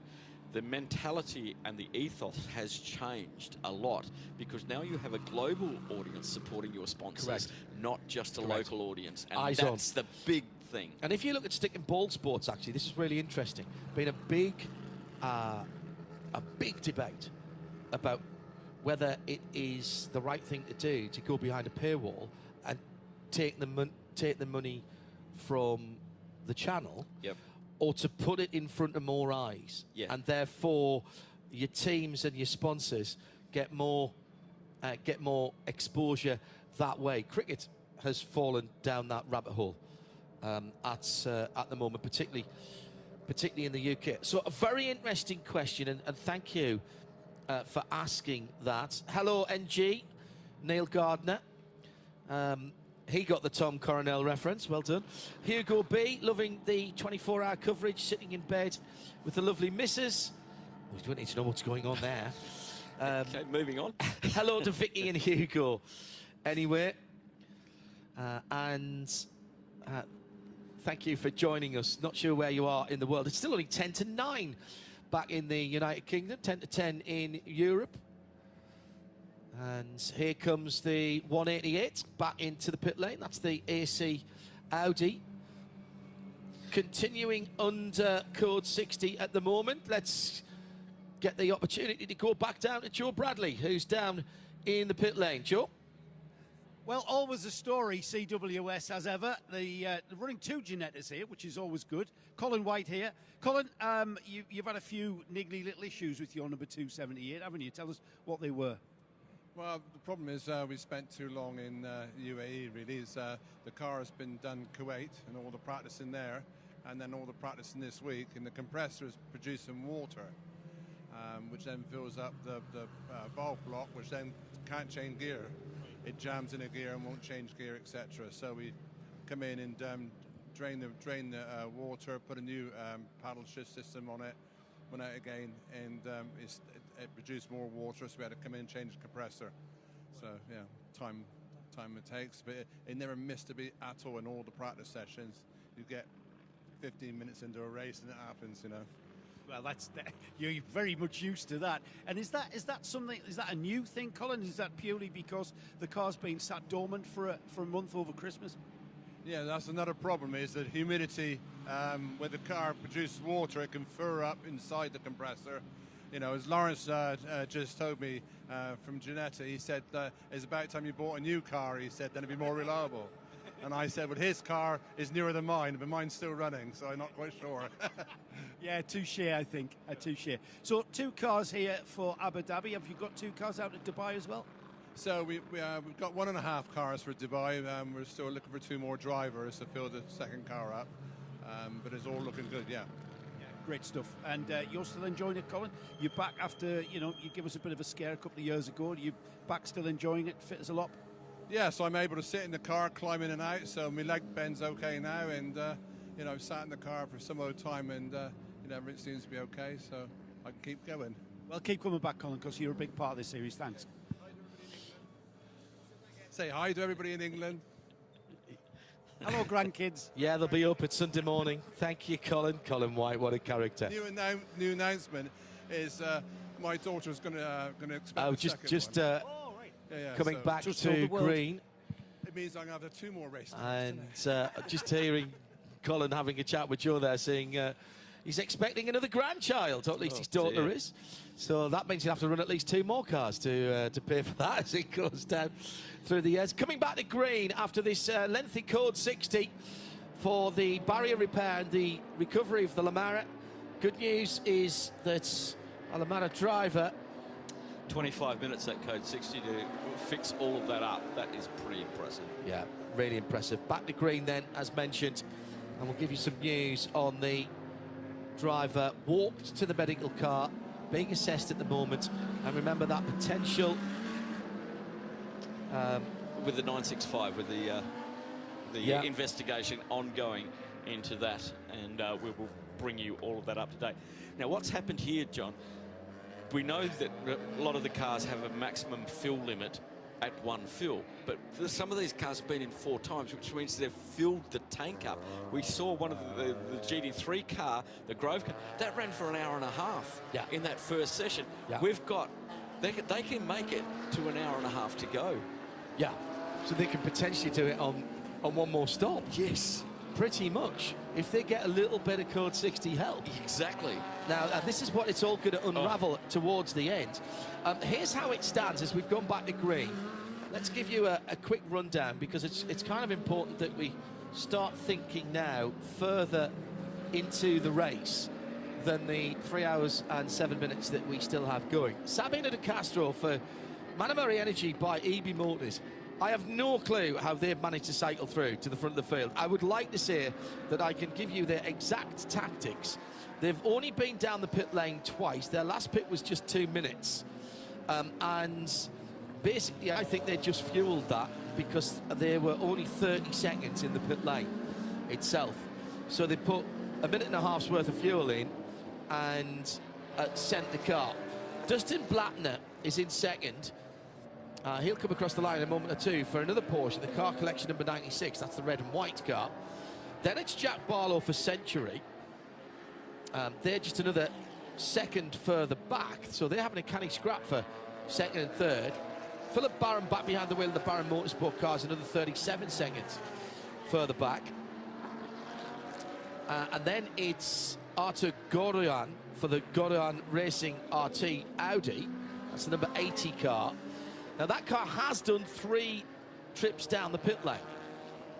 So, and that was the car that keeps stopping. So that actually's had a driver change now as well, another driver change, I've just realised, because Arthur's got into that car.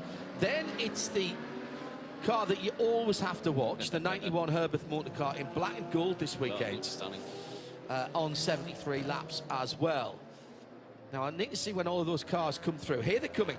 Now they're coming. So it's 1 minute and 22 between first and second, and it's Jack Barlow who's got through into second, ahead of Justin Blattner in third. And then it'll be Phil Barron. Meantime, as they're side by side, scrapping out on the circuit, those 2 Porsches. Jack Barlow in the Porsche and Justin Blattner on the BMW, should I say. Yeah, that was a cup car he just went past. Phil Barron is the last car on the lead lap for now, I reckon. And Arthur is the first guy off the lead lap. Yes, that's correct. However, those top 5 cars have only done 2 pit stops. And it's 2 laps to do a full stop here. The 86 is, the 95 is about 5 car lengths behind the 86 at the moment. So, really? Yeah, they're just coming down into turn 1. So that he may lose that fairly shortly. Now I'm looking through So who's well placed further down? Attempto's done 3 through the pit lanes. The Grove cars you mentioned, I think that was a good pick-up, Phil. They've done Grove 4 car number 10. stops. They'll be absolutely replete with racing fuel at the moment. It'll be to the fillet top. They're 2 laps off the lead. Let's see when they come through, actually. It might only be 1.5 laps off the lead. Yeah, it is. It's going to be about 1.5 laps off the lead. But they're going to go very deep into this race. And they will actually be hoping for another Code 60 because they are a Pro-Am car. So that means they can take slightly more fuel, doesn't it? In the Pro-Am category, that is number 10 in Pro-Am. They 105 litres at 100% flow rate. So, they're a little bit better off than the standard GT3, which is 90. Porsche is... Oh, they got cut 90 litres. I should say that Philip Barron and Barron Motorsport are the leading AM car in 4th position. They can have 50% of their fuel, can't they, under Code 60 if they get one. So, or are they allowed 100% AM advantage? AM advantage is 50%. It's just the 991 cars that get the 100%. This is still... it's evolving. So this is still... I mean, look, remember, we never have a safety car here to close things up, and yet we keep getting close races.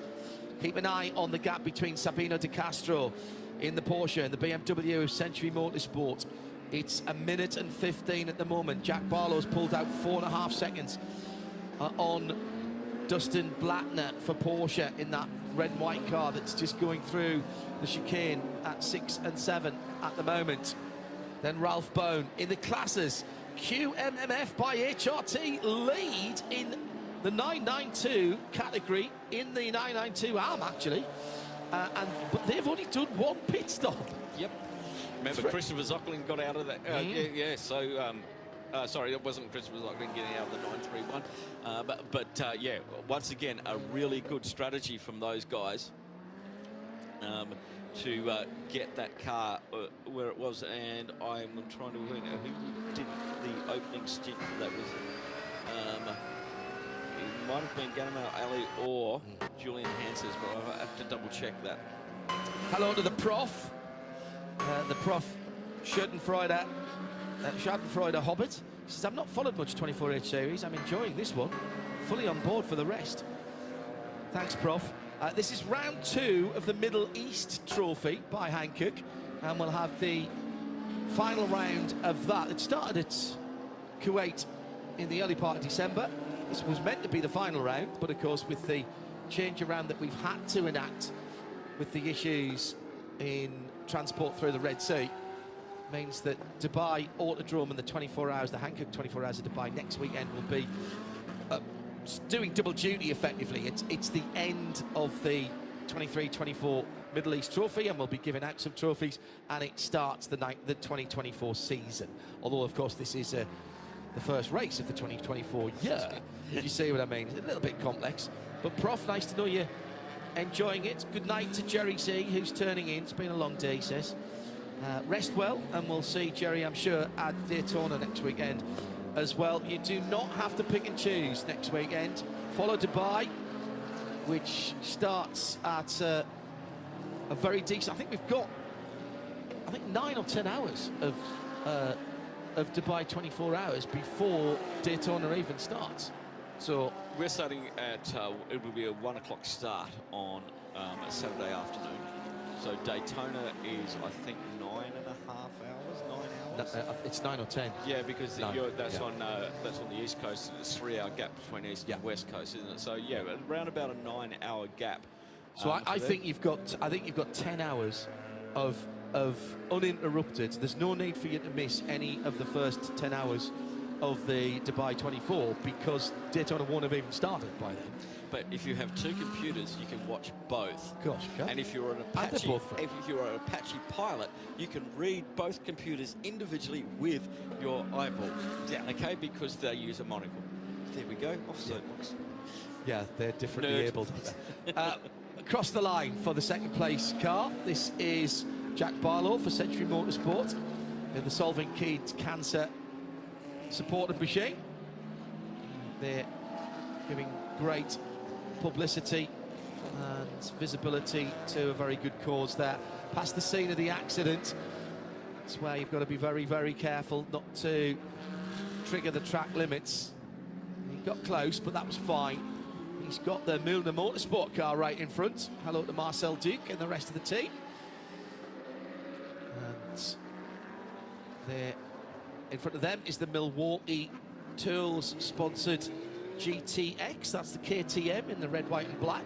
The additional lights on the front. They are running first in GTX. Dennis Liebel behind the wheel of that car at the moment, and a very credible 16th overall.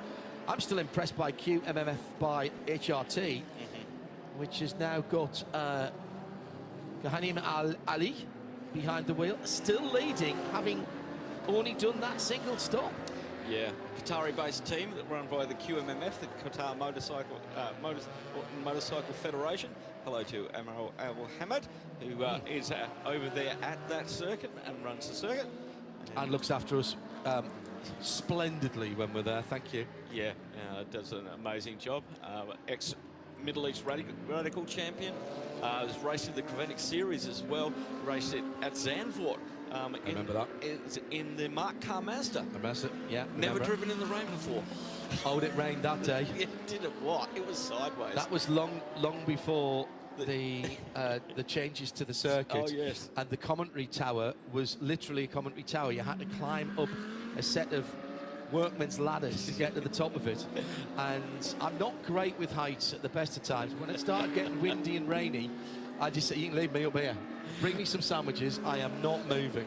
Well, I was on the way there to one of our stewards here's wedding in Ireland, and I actually dropped in to Zandvoort to see Fleetwood Mac at the Ziggo Dome.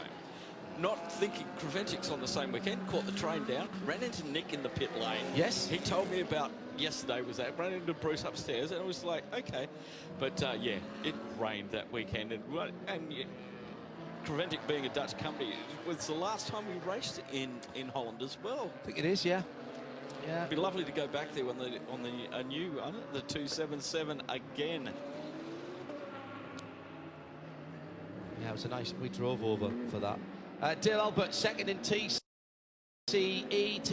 division, and they're looking at the front of the car, the V6 engine, and Nick Damon has rejoined us in the pit lane.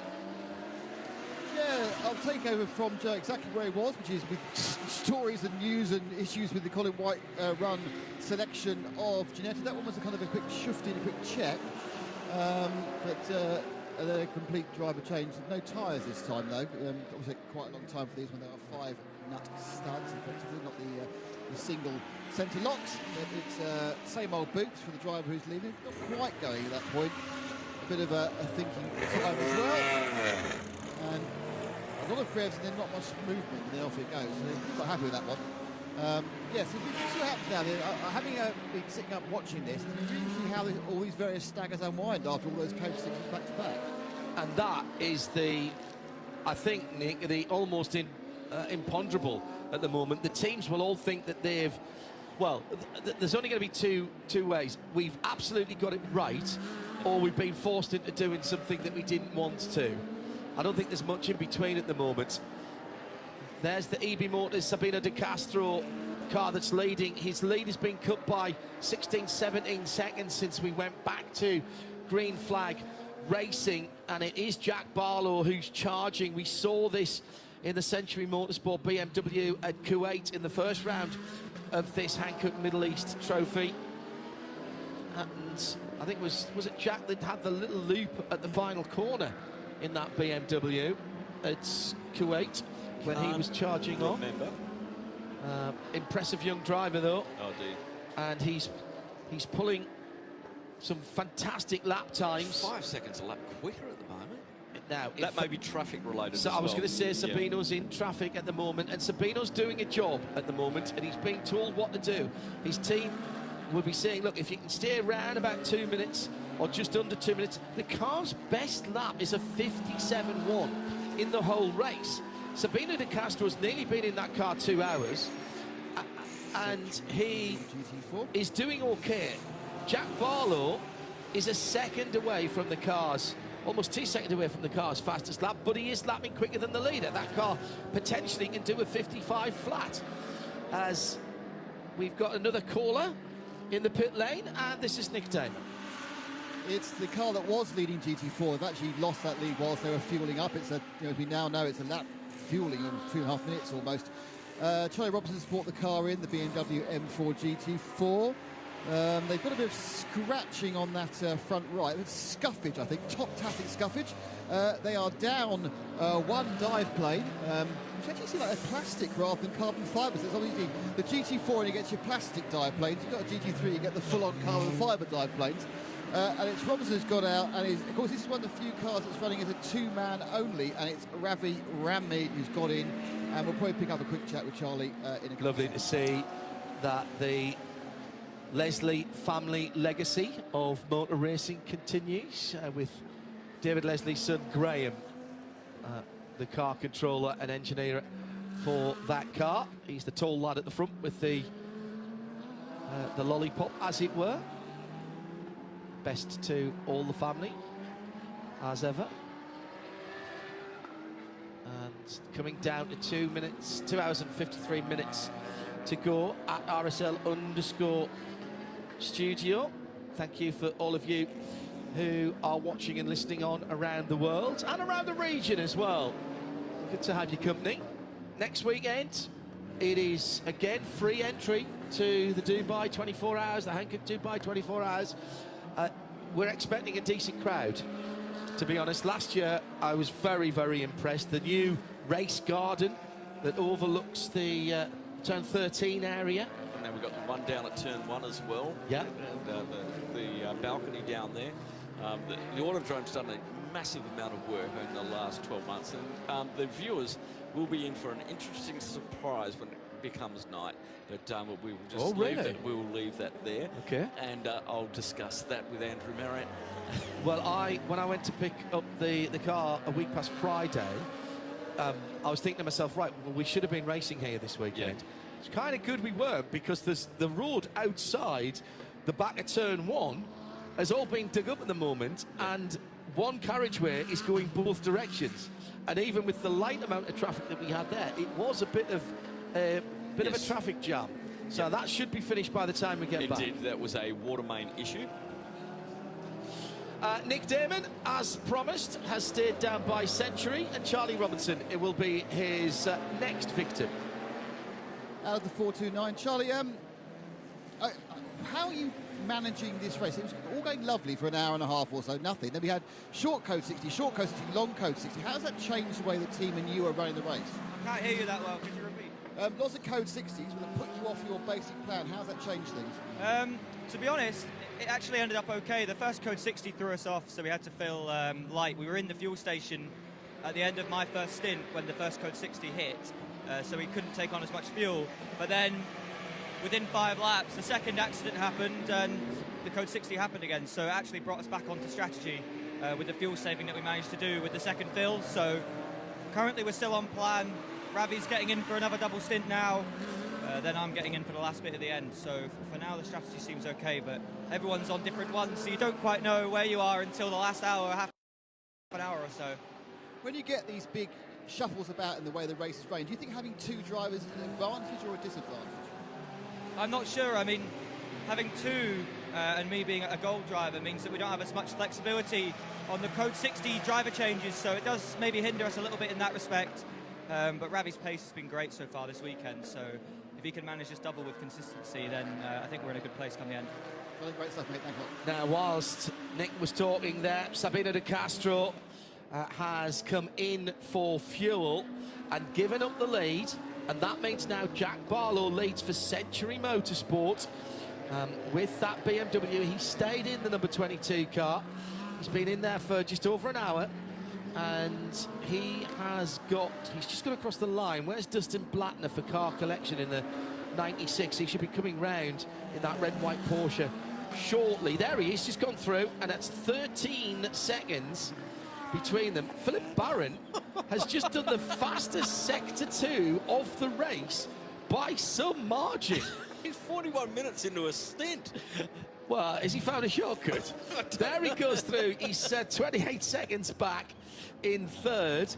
And now this is going to start now to pull everybody back onto the lead lap. Remember, we said we only had those first 5 cars. Then it became 4. Now it's 3. We'll wait for Ralph Bourne to come through. Is he still on the lead lap now?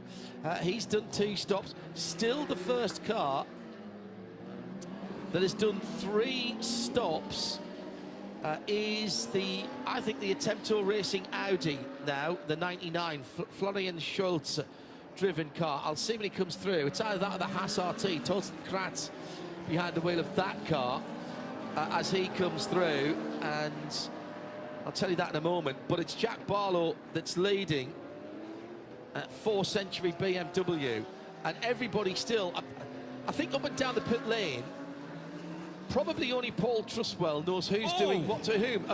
Big off. That's Porsche and a Lamborghini. It's the 710 that's gone off right in front of the leader. The leader had to dodge all kinds of debris across the road. That's coming through to turn 12, 11 and 12, I think. In fact, it's just coming out of turn 9. Yeah, exit of 9. And they came out and hooked up together. And was the leader involved there? Oh, it was the Porsche coming back on. It's the Project 21 pink Porsche that had gone off on the exit of turn 9, an unsafe rejoin, and has run into Gerhard Watzinger for Leipert in the Lamborghini. Both of those cars not moving, and the leader squeaking through by the skin of his teeth. Extraordinary stuff. No blame at all there, I would say, to Gerhard Watzinger, who used to race prototypes, the smaller prototypes in the USA, in IMSA, and that again is big impact. Heavy contact to the right-hand guardrail. It looked like, I mean, the Lamborghini was the sandwich. He was in the middle of the sandwich. He couldn't go left, he couldn't go right. How is that moving? How is the 721 moving? Well, that is extraordinary. Watzinger is staying in his car at the moment. It was Alexandra Fonseca in the 721 P21 Motorsport Porsche. That car has some bodywork damage. I cannot believe that car's got all its wheels pointing anywhere near the right way. Into the pit lane for EB Motors out of 6th position, and Nick Damon is there. Well, of course, when they peeled into the pits, they were in the lead, John. Now, they did get a full slurp of fuel because they actually had finished their fueling just before the Code 60 came out, so they got all the 90 litres they're allowed in this Porsche. It's a simple full stop. Cosmo de Papa's got into the car. Just next to them is that car making its second only stop, the QMMF machine, the Porsche for the Q80 Motor and Motorcycle Federation. They have also had a successful second stop. And a little bit more action than the previous Code 6. We've got the single McLaren. Now that's having a little bit of work done. The man's leaning into it. We also, a couple of laps ago, saw the 80. That was the Audi that had Marcus Finkelhock in it originally. That came in for a standard stop. And I have seen a lot of cars diving into the pit stops. And here, into the pit lane, comes the pink Porsche that, of course, was responsible, we think, for the coming together. So I think we'll have to wander down with Seb and see if we can see any evidence of issues or incidents on that car. It'll be the left rear, Dick. Oh yes, so the left rear is. I don't think you should have that much. Okay, so he didn't get away with it then. But they walk round. It's basically he's taken a big old clunk at the back. It's ripped the back of the bumper mounting off, but it's damaged the alloy wheel. That's going to be 50 quid refurbishment on that wheel, I think, possibly even a 75 one at Wonder Wheels. But they come to use. That's okay. But I don't think it should have that much camber. I'll check on the other side, see if it's just a weird setup they've gone for. No, it's leaning at a funny angle. Right. Yeah, that's a jaunty angle a Porsche shouldn't be at. That's going to need a bit of mending. But not as much mending as that 710 Lamborghini needs, John. Thank you, Nick. That 710 Lamborghini, the Gerhard Watzinger CrowdStrike supported car, that car is not coming back under its own steam. Gerhard did get out the car. He had some assistance from the intervention team there. It was a double hit, and that's, I think, that's what really knocks the stuffing out of you. It was one hit into the guardrail and then a secondary hit, which is always the nasty one. Now, it appears that the P21 Motorsport team and the Alexander Fonseca car, I don't think, Nick, they agree with you. They're trying to put another tyre on there without doing anything to the suspension, which I'm very shocked at. Well, given that it was looking like it was at a strange angle, and if you look at the camber they've got on that wheel, oh no, it's similar. They've got Kika going into the car. Kika Quiros is going to get into the car. So they obviously are under the impression that this thing is okay. If it is, well done to the Stuttgart engineers, because they've built a very strong rear setup. We've also got the KTM from Razu More Than Racing at the moment. I've just seen we had the erstwhile 50 car as well. That's gone in. The Porsche was from earlier on, and they are so there's kind of more takers, and most of them are doing full service now. I think they're expecting again perhaps another 20 minutes. Coming towards me is the other Project 21 car, the white one, which hasn't caused a problem so far, and the Vortex as well. So getting a complete cycle through here of cars taking a little bit of slurp of fuel. Perhaps they couldn't wait any longer to get some fuel if they hadn't been in the previous two stops. Nick Damon down in the pit lane with teams now again with their strategy thrown into the air. Phil's watching the race control channel. We've had two sizable incidents now, Phil. One with the Lamara and one of the Porsche Cup cars, 936, wasn't it? 965. 965, excuse me. And we're waiting for a decision on that from race control as well. It has come through, John. 120-second penalty for the 965, causing an accident. So we stayed out of that because we didn't see anything, but obviously race control with their cameras were able to see it and have apportioned the majority of the blame on the 965, which is still continuing racing. At the moment, Tom Cornell at the wheel of that car in 18th position overall, running 4th in the 992 category. So that one has been decided, and they'll have to sit stationary for 2 minutes in the penalty box.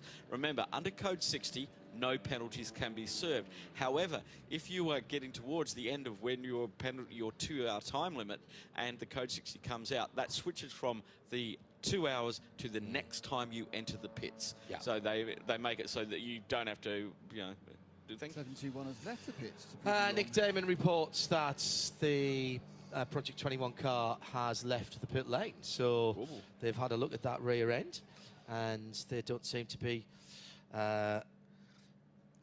too worried about that. It's going to be a little more complex recovery for the 710 Gerhard Wetzing CrowdStrike supported Lamborghini. This is the shattered black car.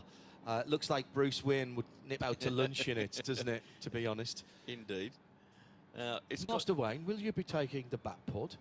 No, Alfred, not in the middle of the day. That's too ostentatious. Oh, well, then the Lamborghini then, Master Bruce. Like all of these... Far less ostentatious. Like all of the newer GT3 cars, they've got the hooks from the roll cage that go through into outside of the roof, which means you can lift the cars up. Especially when gravel is concerned. Well, we don't have any gravel here, but the tracks like Zandvoort, which has a lot of gravel, if you try and drag one of these cars backwards, you're going to rip the underbody, they're going to rip the flat floor off, or the diffuser, or the splitter.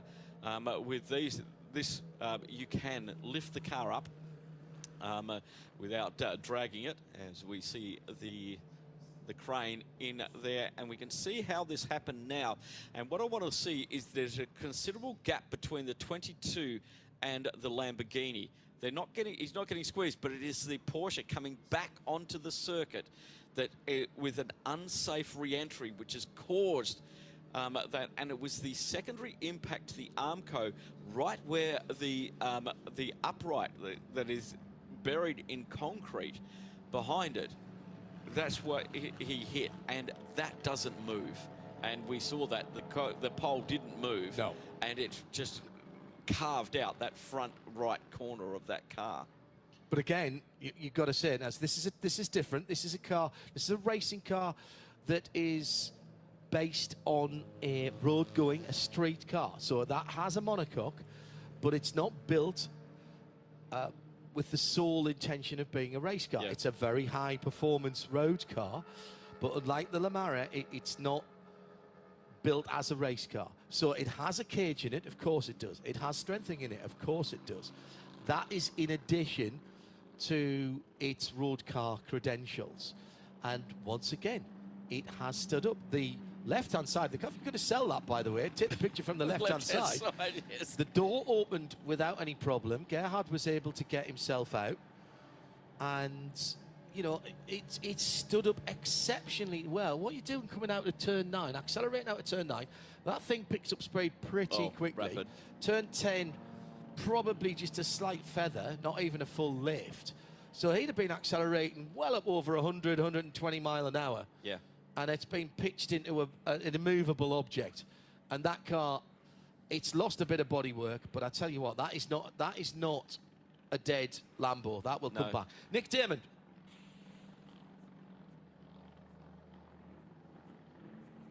Code 60s. I think they just ran Joe Foster's minimum drive time there. I saw during the previous Code 60s, I was watching. They took Shane Lewis out and put Joe Foster in, and now they've now changed him round again. And I think you should know. You can tell me how long Foster's stint was. Probably just over the minimum. But they are doing a lot of rotation, a lot of changing, and they're really playing. Whereas many teams appear to be ignoring the Code 60s. I think they're being the AM advantage, meaning you can get a nice slurp of fuel. I mean, they're trying to take advantage of them. That would make sense. Yeah. Let me have a look. I'll tell you.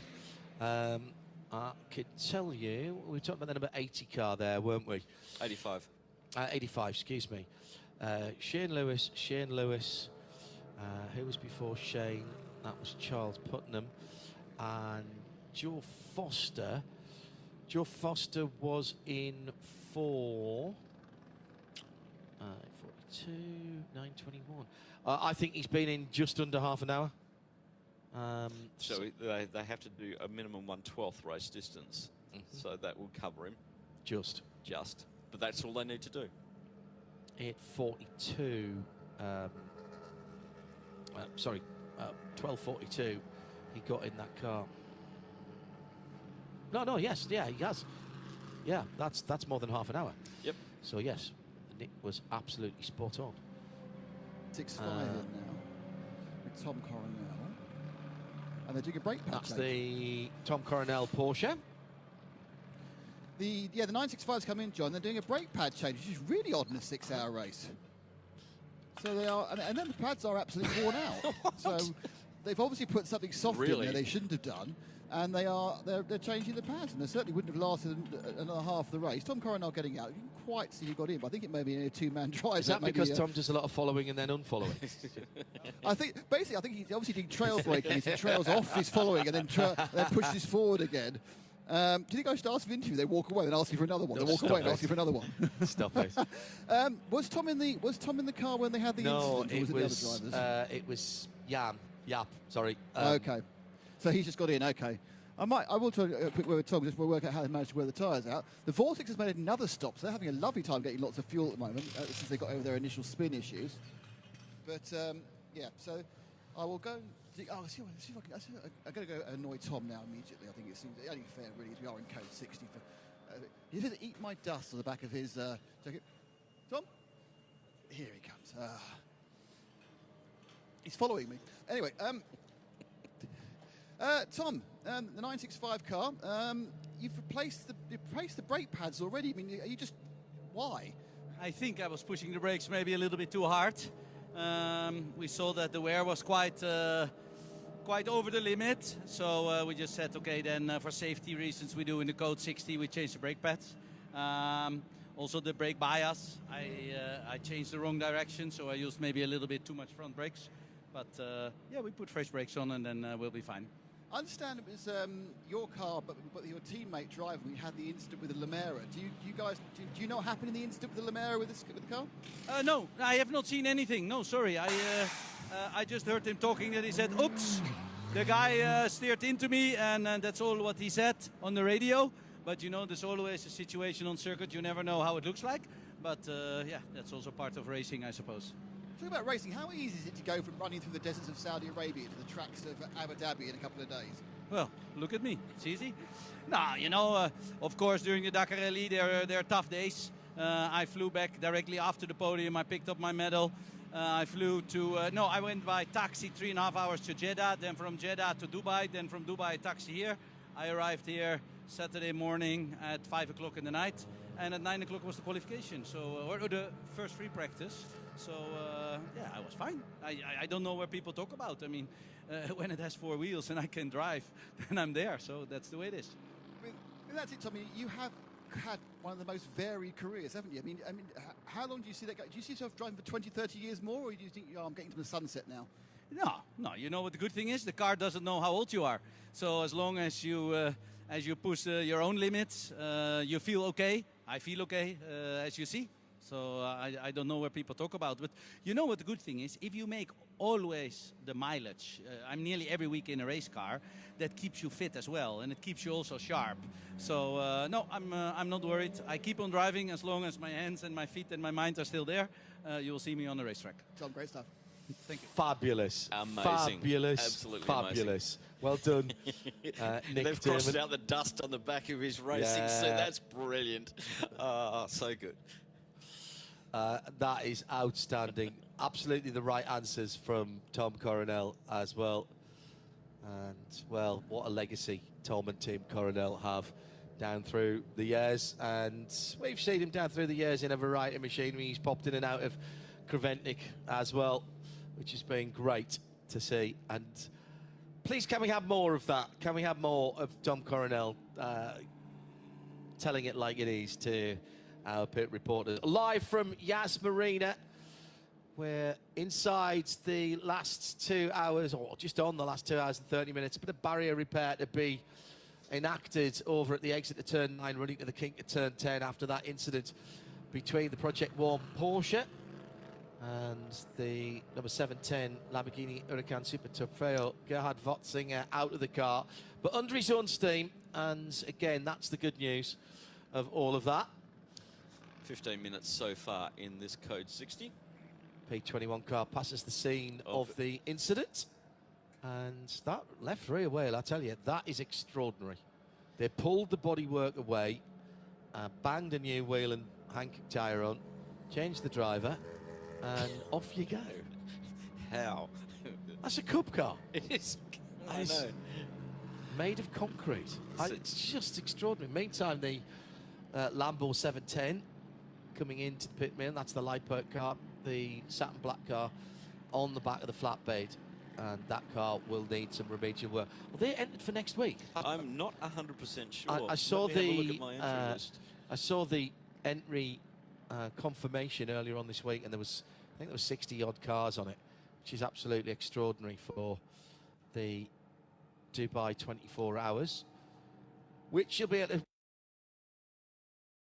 to audio for the sessions on RS1 as we are here, and sound and vision mixed and married perfectly together via our Creventic pages and of course the website of 24hseries.com and the YouTube page, which has been so popular as well down through the years. And as we said earlier, over just getting on for 10 hours before we even start Daytona. So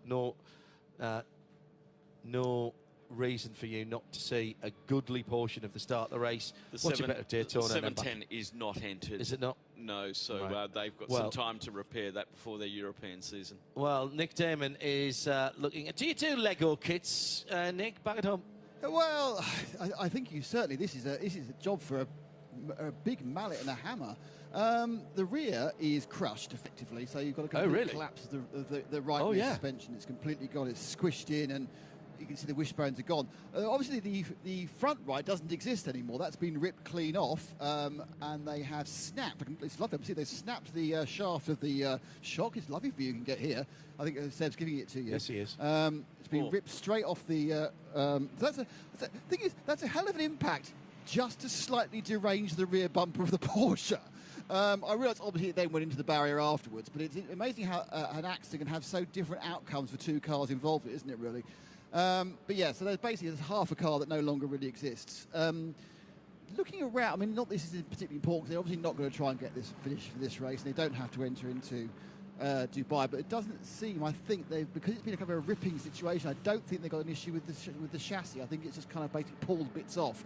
which, as we know, as far as chassis is concerned, is much better than having them pushed in. I like the way the team But yeah, members were that's, using. Look, you're happy. Mobile phone being used not as a torch, but actually taking pictures, presumably to send back to Lamborghini Squadra Corsa for which bits they're going to need to order. Oh, it's a spare part situation. Let's see. Who is in the Gerhard car? Vatzinger. Gerhard Vatzinger. He will have gone to the medical centre. That was a bit. That was a big shot. shot. Yeah. Nasty turn. Yeah. But yeah, I think again, these cars are very, very strong and very, very tough. And when bits forward, it's because they're meant to on the whole. There's an energy dissipation, and there is a massive spare parts bill.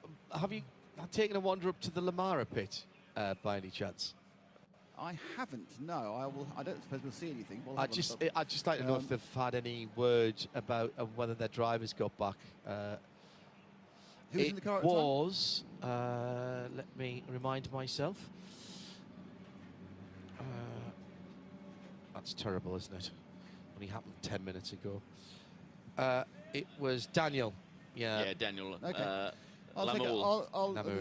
Yeah, this car's going nowhere. The one thing I would say, weird thing about it was when they pulled the car in, I think they weren't too sure whether they're going to take it to around the back or into the pit lane. And the actual truck parked up in the running lane of the pit entry, blocking entirely for about a minute. Luckily, no one came through.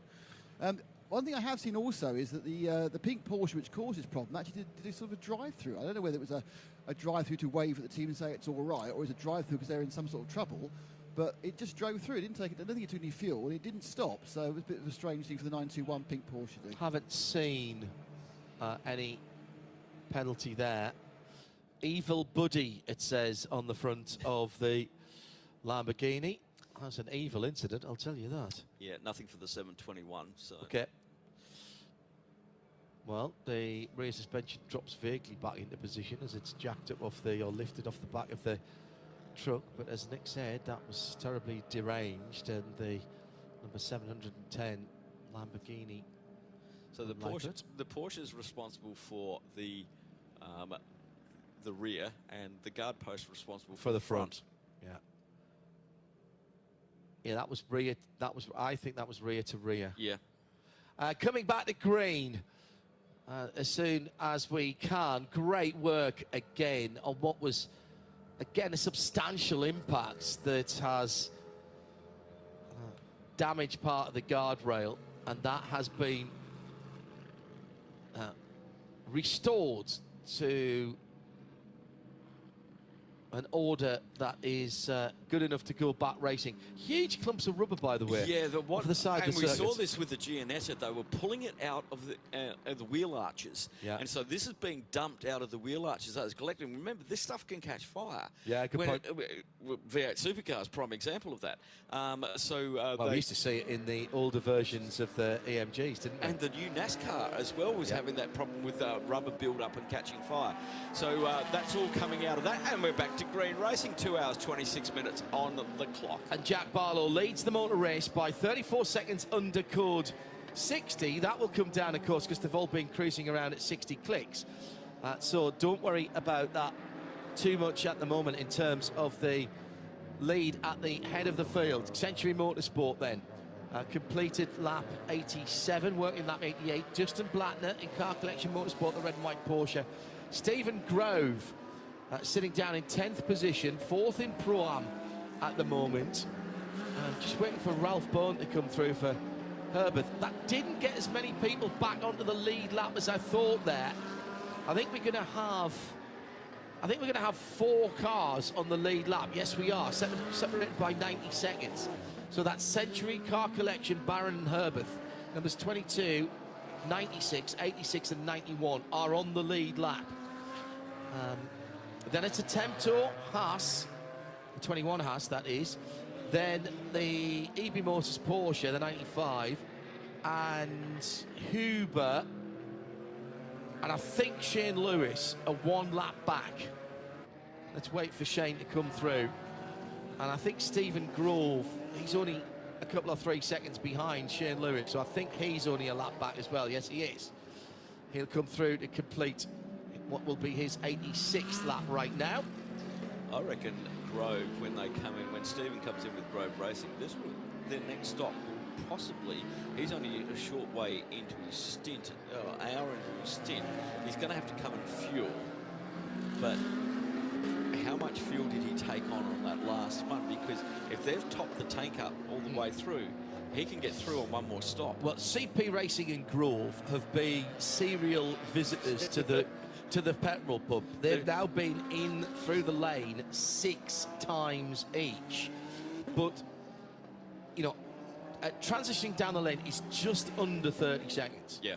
So Shane Lewis got back in the last time they went down, because that's the 53-second stop. But Stephen Grove didn't do anything. He put 90 seconds of fuel in again. So 90 seconds is the floor rate for putting in what you can put in under code 60. Shane Lewis, 9th position at the moment, leaders of the Hankook Middle East Trophy, remember, with 1 round to go after this one, and it's a big one. It's the Dubai 24-hour next weekend, live Friday, Saturday, Sunday. No excuses to miss it. Set your alarms if you've got to get up in the morning. This could be, they've been very tentative about this, this could be the last couple of times that we see that CP Racing team in its current form. And they'd love to go out with another championship, they'd love to go out with another major victory. I thought I saw a bollard in the middle of the road there between turn 14 and 15. Oh, was it? Yeah. One of those. One of the marker bollards. Yeah, looked like there was one lying in the middle of the track. And you were spot on. There we go. It's not helped by the fact that it's right there, the shadow as Chateau is, where the bridge goes across from the W Hotel. I was about somebody's going to flick it. They're going to pull out. There we go. Oh, so close. Who's going to have the winning shot? Now those are plastic, of course. Yeah. And they're meant to be flicked out of the way. That was on the apex here of 13? Turn 14. 14. Yeah, so it's the apex of 14. Somebody's gone in a little bit too close. Because with that profiling of 13, 14, you can just hold the steering lock on one lock and go through those. It's just like a double apex corner now. Yeah. So if you get it right. If you get it right. But if you get it wrong, it's badly off camber. There's Armco very close. And that's where you see lots of adjustments. Exactly. And then the back end of the car starts to go down with the camber, and it gets all sorts of thanks area. a lot, guys. Yeah. Yes. These are what circuit designers call mistake-inducing corners. Well, in the old configuration that we had where the CP Racing is coming, no, you did left, right, left that was off camber, then the left back down to where he is now. They were all off camber, right? That whole section was off camber. Which was very daunting. It's cleaned up this, and it actually means that 12 and the entrance to 12 and 13 are actually more tricky because you're going a lot quicker. Yeah. And you've got to absolutely nail that down. Absolutely nail that down. Well, Code 60 is out again for the bollard. I think the bollard The World Bollard Association will be delighted with that. So let's see who dives in this time. That looked like Red Camel coming directly into the pit lane. Nick Damon is down there. Was that the 909 Fabian Dans that came into the pit lane, Nick? Right. Yep. This will be quick. That must have been a call instantaneously to come in. I think ideally, obviously, he was literally 2 corners away, so they probably thought we could get fuel in cheaply here, even with what should be, as we see, a really quick stop just to run out on a clear bit of track and pick up the bollard. But they're obviously, the interesting thing is they're not actually in the lane, though. So it doesn't seem like Red Camels are going to be doing a driver or a tyre swap. This is simply fuel. The bollard has been picked up, and so which means they'll probably get this thing going ASAP, unless they have any other clearing up to do around the track. Under a minute to go to the restart. Nick Damon in the pit lane, Phil Anson, John Hindorf and Joe Bradley, bringing you all the action from Yas Marina Circuit. Good to have your company wherever you are.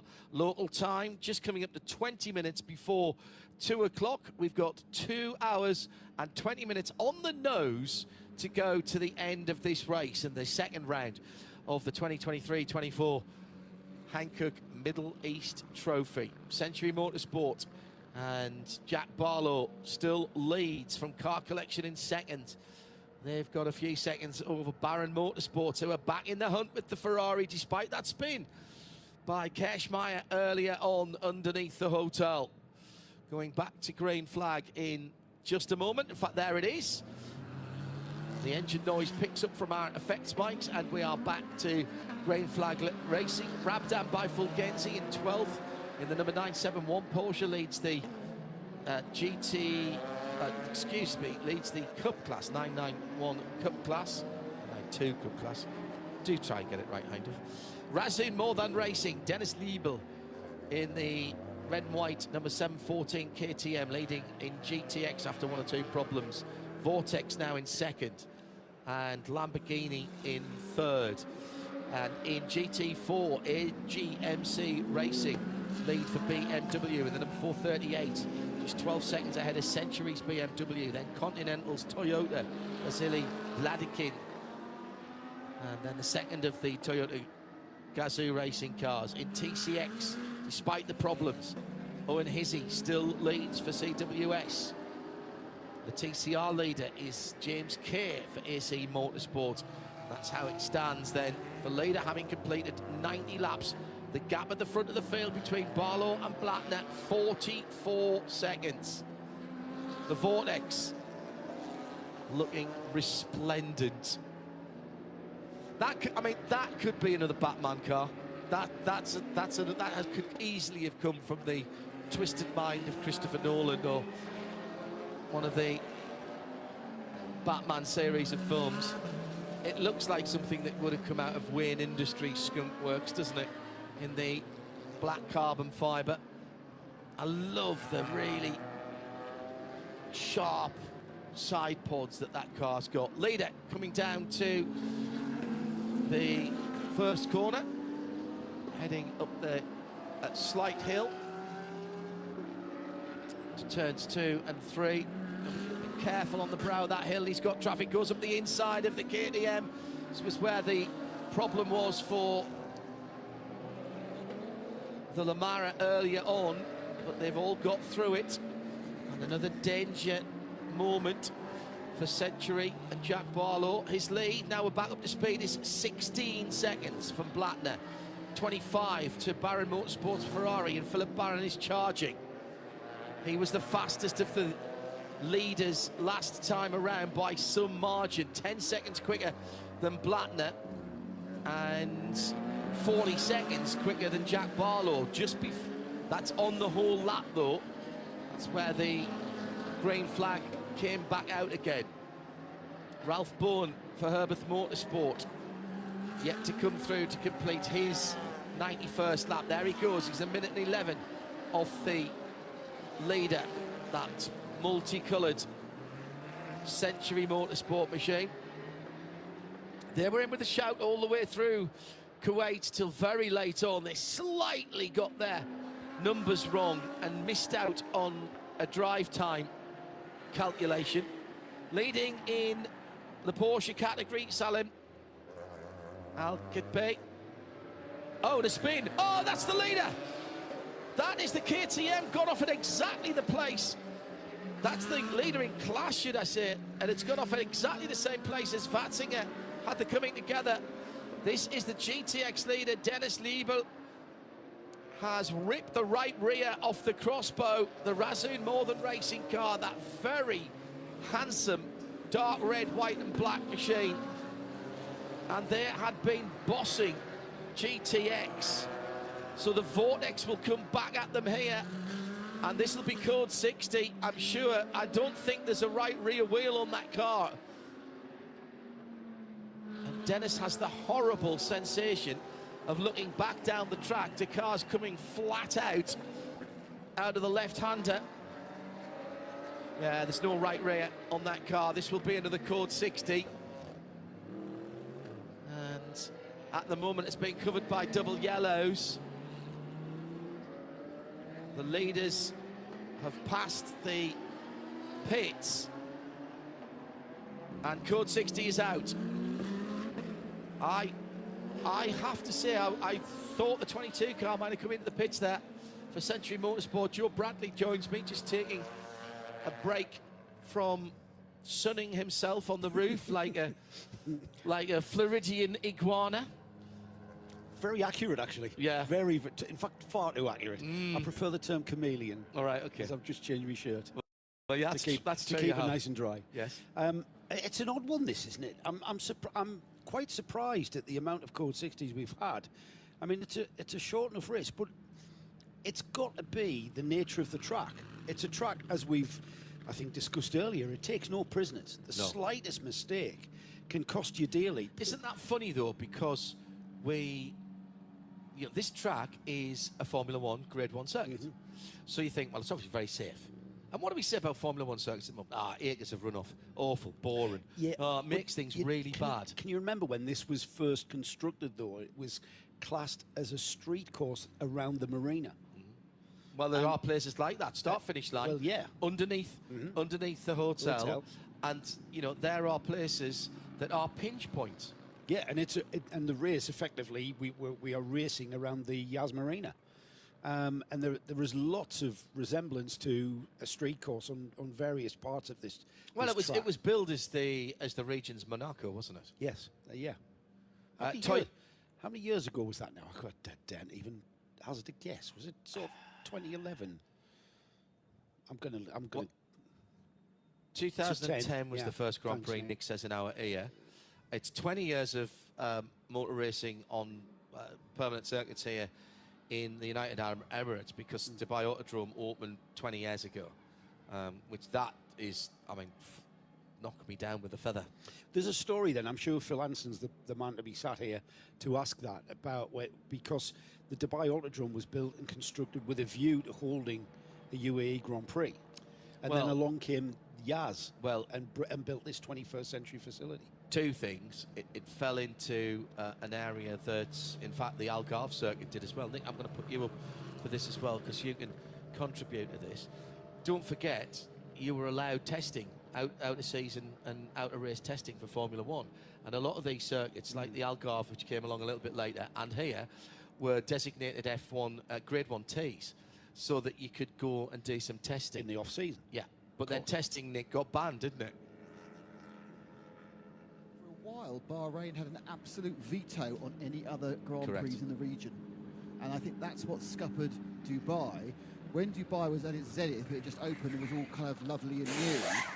Bahrain went, nah, let's not bother. Well, it was going to have F1 World, wasn't it? It had F1 World. Yeah. Bernie had signed up for it. Yeah, exactly. I know, and then what happened after that is obviously he got linked in with A1GP, of course. That's what that started. Oh, the wheel about to run away straight in time. It's the 50 car, the Huber Porsche coming through. The 85's coming through more fuel from CP Racing. So then we had the situation where they were told they had to let Abu Dhabi have a race, and then of course now we have Saudi and we have Qatar as well. So we have a plethora of races. It never went back to Dubai, even though Dubai, as you quite rightly said, hasn't a F1T. License, which was fantastic in 2004, great in 2005, and then pointless from 2006 onwards. And I think it's I think for a while, and then of course we had 2008, and everything slowed down in this region for a couple of years. But yeah, you end up with so many great circuits around here that they can't. Oddly, even here they can't all have a race. No. In F1. If it was MotoGP, they were all in Spain, of course, that would be different. Yeah, they'd have two. Exactly right. Thank you, Nick. And one on Thursday. Joining in with that. We've still got the yellow flag coming out of turn 9 as the recovery continues. It won't be long. We'll go back to racing. But that's thrown a massive spanner in the works for Razoo More Than Racing in the KTM. I can't tell you what happened to Dennis Liebel and whether that was cause or effect. Did the wheel fall off and cause him to spin? Did he spin and hit something and cause the wheel to fall off? I'm sorry, I don't know. That looked like a clean break, though, didn't it? The stub was there. It looked like maybe the wheel nuts unwound itself and the wheel has come off cleanly. Where was that car on its outlap or anything like that? Any more clues? No, that you can negative. Dennis had been in that car for over an hour. Oh, really? Right. I can't. His last pit stop was basically a fuel-only stop, so he didn't have tyres at the last one, because he was only 30 seconds transitioning down the pit lane back to green. And once again, Jack Barlow will be on the radio going, why can I not get a decent run here? comes down to the far side of the circuit. Now, interestingly, sitting in behind is one of the Audis trying to unlap itself here. I think that's the Attempto car. Is that the 99? The dark, the black and white car. That's the 99 Attempto Audi, isn't it? That's trying to unlap itself from the leader, and that's Barlow right ahead of him. That would make it 5 cars on the lead lap. Let's just see as it comes round. That's the 99. Yeah, yes, it is. Car, yeah. So that's the gap as the leader goes round turn 15 and into the final corner at the right-hander at 60. And Barlow then in that urban camo, the grey, white and black satin car. In second place, trying to chase down Barlow, Jeff Machiels for Attempto. Riding the curves, turns in for 2 over the brow. Carlos's crest at 3. Now, don't take too much. Oh, he's very tight there as he comes through 4-2. Track limits. And we've got a couple of speeding violations under the code 60. One for Stephen Grove in the Grove racing car. And that's the GT4 leader, the 429 BMW from Century. Right. 10 seconds. Also the 931, the 701 and the 714. Not respecting the pit stop regulations. That's what we worry them for the moment. 701 is the Vortex, isn't it? So that's now the leader in GTX. And they've only got 40 seconds back to the Scott Sport Lamborghini. The 931. 931. 931 is one of the Porsche Cup cars. That's the QMF car, isn't it? Yes, it is. QMM. So that is in 4th place at the moment, just 2 seconds behind Fabian Dans for Red Camel, and gaining on Fabian. Ewan Hankey, installed in the Race Lab McLaren, 13th in GT3, has just done that car's fastest lap of the race, and the fastest lap of the race in Pro-Am, a 1:54.389. I think that's actually the fastest GT3 lap of the race. Yes, it is, for Ewan Hankey. So, excellent work by Ewan. He's no slouch though, is he? He's got a lot of experience. Surely has. Yeah.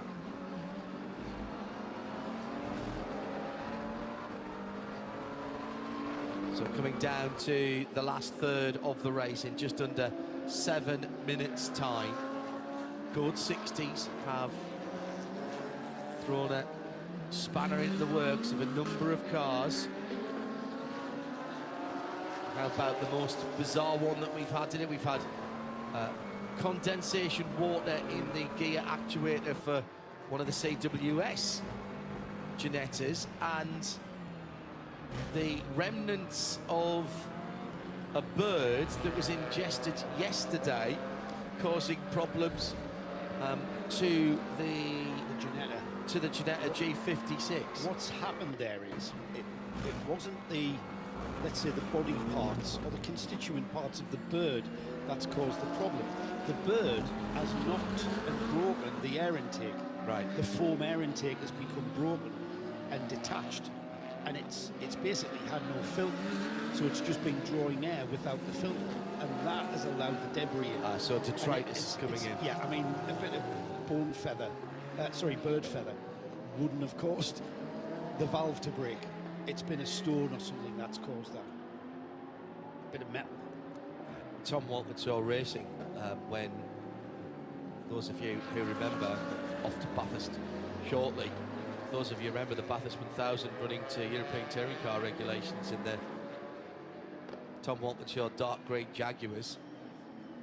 They ingested something through the air intake, so the next time they came, they had little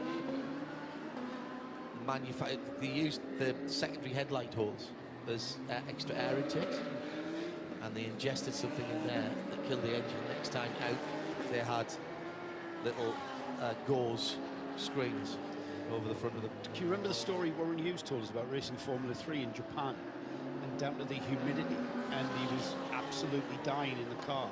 So he manufactured a piece of ginger, tubing. let's not forget. Well, it wasn't so much the sun, this. So he manufactures a tube which he tapes to the side of the cockpit that's allowing air through, and he had the tube going down into his overalls.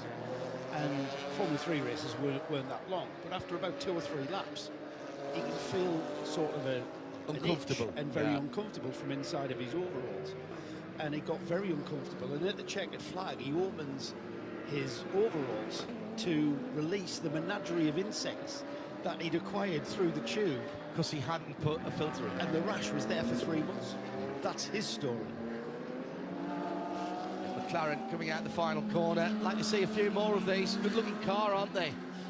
They really are. We need more of them. 720S. That's another fast lap. 153.990. That's 3 in a row now, I think, for you and Hankook. The overall GT3 lap record goes to Maro Engel at the back end of last year with a different tyre, in fairness, and running to different regulations. That was a 51.2.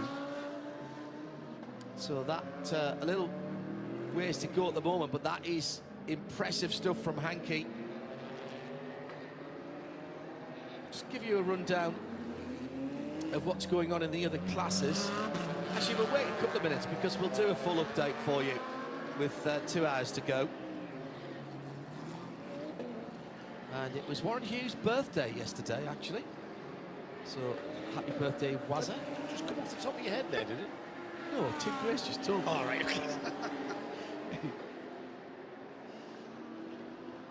Most recently, he's been gainfully employed teaching Hollywood film stars how to drive racing cars. Stop and drive there, man. They can all drive. Everybody can drive. And you'll be interviewing Brad Pitt at Daytona next week. Well, I'm going to do my best to try and get in the movie. In character, of course. So Sonny... What's his surname? Well, you see, you need Sonny to do Hayes. Sonny Hayes. Sonny Days. Sonny Hayes. Lamborghini, number 44, coming round to complete its lap. Zendo Milkolasco for ARC Bratislava. They've had a couple of incidents in front of them at the moment. Currently running, in fact, just dives into the pits and to the fuel. Running 13th in GT3. It's only their 4th pit stop, actually. We have cars that have done 6 and 7. CP Racing now done 7. Jack Barlow, Century Motorsport. The top 5 have only done 2 stops. So they've eschewed the opportunity to come in. Different regs, remember, for Code 60 that these teams have to get their heads around. I had a chat with Paul Truswell about this and asked him if it was a different if-then calculation, and he said yes, very different. But there still is one. Stephen Grove just dropped back behind Salem Hankook, the Rabdan Fulgenzi car. Leader comes through, picking his way through traffic now.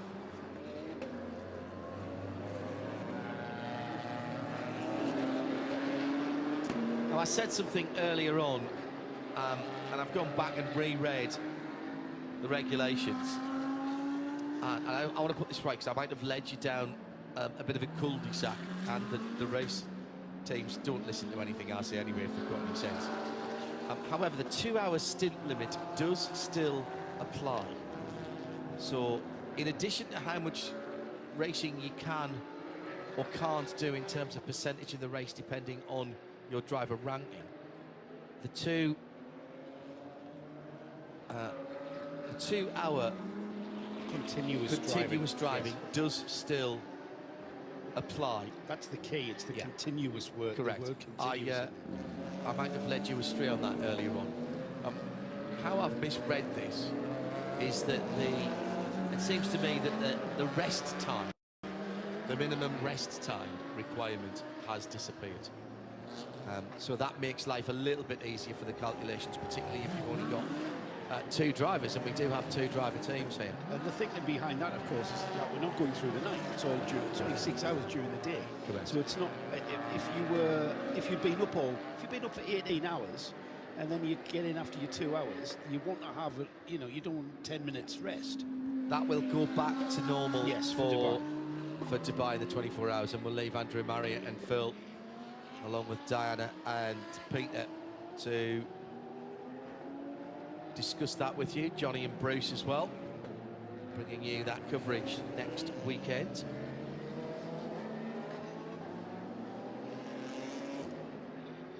Nick Damon, before we go to our update with 2 hours to go, he's at the penalty box. Striking number 44 Lamborghini. Mirko Konopka's waiting to get in. Getting out of the car is going to be Zedno Nikolasako. And this car's kind of got a little bit of damage on the left rear. I think I saw it smoking when it was a bit later on. They've obviously got a bit of rubbish as well. They're trying to move the carbon fibre. Someone needs to kind of give it a bit of a wrist slap and then, or a hammer. If you get the wheel off, and they're going to work out what to do. I think it's bent back rather than just out of shape. Yeah, there's a man now thinking, how do we get this bit of heavy plastic out of the way of the carbon fibre, which gives the wheel arch again? And the answer is either unbelievably strong tape or someone hitting you with a hammer, I would say. So the problem at the bottom, mate, the problem at the bottom is if you can get this clipped in on the bottom, what he needs to do is lift up that bit and then, anyway, what do I know? I'm just watching him. Oh, he's gone the other way. He's gone, let's just rip it off. It's only carbon fibre, it's only $2.5 grand, I'll just rip it off, it's fine. But yes, this car is not really setting the time machines a wild moment, but again, I haven't got any idea, John, because there's 2 hours to go, the Stagger hasn't won any of these things yet, so could win in 2 hours time, who knows? They had been doing a couple of slow laps before that, noticed by Natasha. Thanks for that information. So, at the front of the field, we'll give you the full rundown. We've got just under 2 hours to go, and the leader is about to complete 100 laps here at Yas Marina. So here's how it stands. We'll start at the front of the field. Century Motorsport and Jack Barlow leads on 99 laps completed. There's an 18.5-second gap between them and Philip Barron, the man with his name above the door of Baron Motorsport Ferrari, back up into second last time around, with Dustin Blattner for Car Collection Porsche dropping into second place. And actually, as I say that, the leaders come into the pits, but I'm going to give you it as it was and as it is on the timing. So Herbert in fourth, Attempto Racing in fifth position, and this is going to put everybody back on the lead lap, of course. Then Haas RT, Torsten Kratz in sixth position, Manamaru Energy by EB Motors in seventh, and Huber Motorsport with their Porsche in eighth. The top eight are all GT3 car, mix of AMS, Pro-Ams and Standard. Then it's a couple of Mercedes, CP Racing and Grove. They have done the most pit stops, 6 and 7 between them, along with Huber actually. Then Salachin by Cox Racing, Gorion Racing by RT and Car Collection. Rabdan by Fulgenzi is the best of the Cup cars, the Porsche Cup cars, in 13th. K Kramer Racing, Red Camel Jordan and QMMF all in that same category at the moment. And I've just noticed actually the Rabdan car has come into the pits as well as in the fuel area, so they'll give up the lead in 992. In 17th position PRP, then the 965 is another Cup car. In fact, those are both Cup cars. Huracan for ERC Bratislava, that's the car that's lost time and is in pits at the moment with the damage just ahead of the left rear wheel. Harry Hildis is behind the wheel of the NKPP machine, and then the other class leaders, Century Motorsport lead at GT4. It's CWS Engineering that leads in, now I've got that right, yes, in TCE, down in 32nd position. Beyond that, we've still got cars running outside the top 32, as Owen Hizzy continues to lead there for CWS. AC Motorsport, they are third in their TCR. Then P21. Razzoon have had problems with that crossbar. We'll find out if that car comes out. It says missing there. It's being recovered to the pits at the moment. Simpson, Leipert with Gerhard Watzinger shown in the fuel area. If that's been repaired, I'm very impressed, because it had the front end pulled off. I don't think we'll see that number 710. That was one of the cars that hit the Armco pretty hard. Colin White soldiering on with the 278. The P21 car in the pits is the 721 that actually had the incident with Gerhard Watzinger. And of course, we had the complete destroyed racetrack competition Lamara Cup car. Again, that says in the fuel area. GPM by Dragon, they've had their issues as well. Toro Verde with the engine issue for the Tomlinsons with Michael Simpson, and the Haas RT. That was the car that they brought in from China as their second car. Eduardo Bacci retired that car back to the pit lane with smoke coming out of it, and ultimately we saw some oil on the pit lane. 2 hours still to go. We've had just over 4 here at Yas Marina.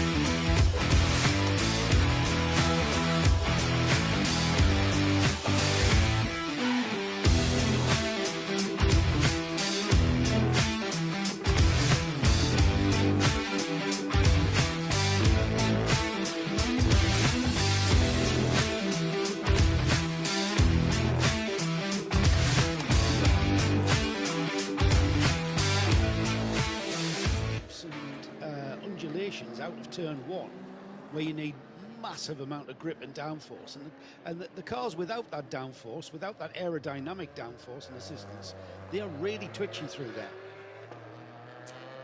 So back to our live pictures, and this is drama, and if there's drama, there's only one person to send there: Nick Damon.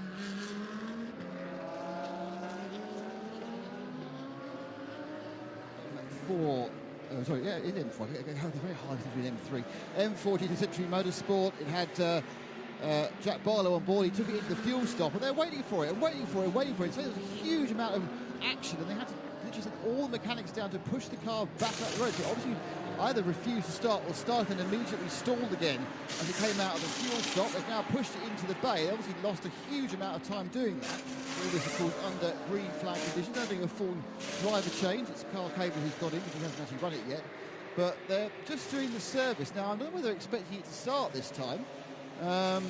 They know why it didn't start, or they're just doing that and hoping it's going to start. Let's see. Carl presses a button. Nothing happened so far. Start engine first gear. Trying again. It's gone. It started. It's engaged the first gear. It's a bit fluffy. Engaged the first gear and it's left. So kind of a mystery as to why it didn't start in the first place. That car and that team were right up with the leaders in what was only a 3-car classic Kuwait Motor Town, but a tiny little miscalculation on their driver time meant that they had to make an extra pit stop towards the end of the race. They didn't need it for fuel, but they needed it for drive time, and that took them out of contention.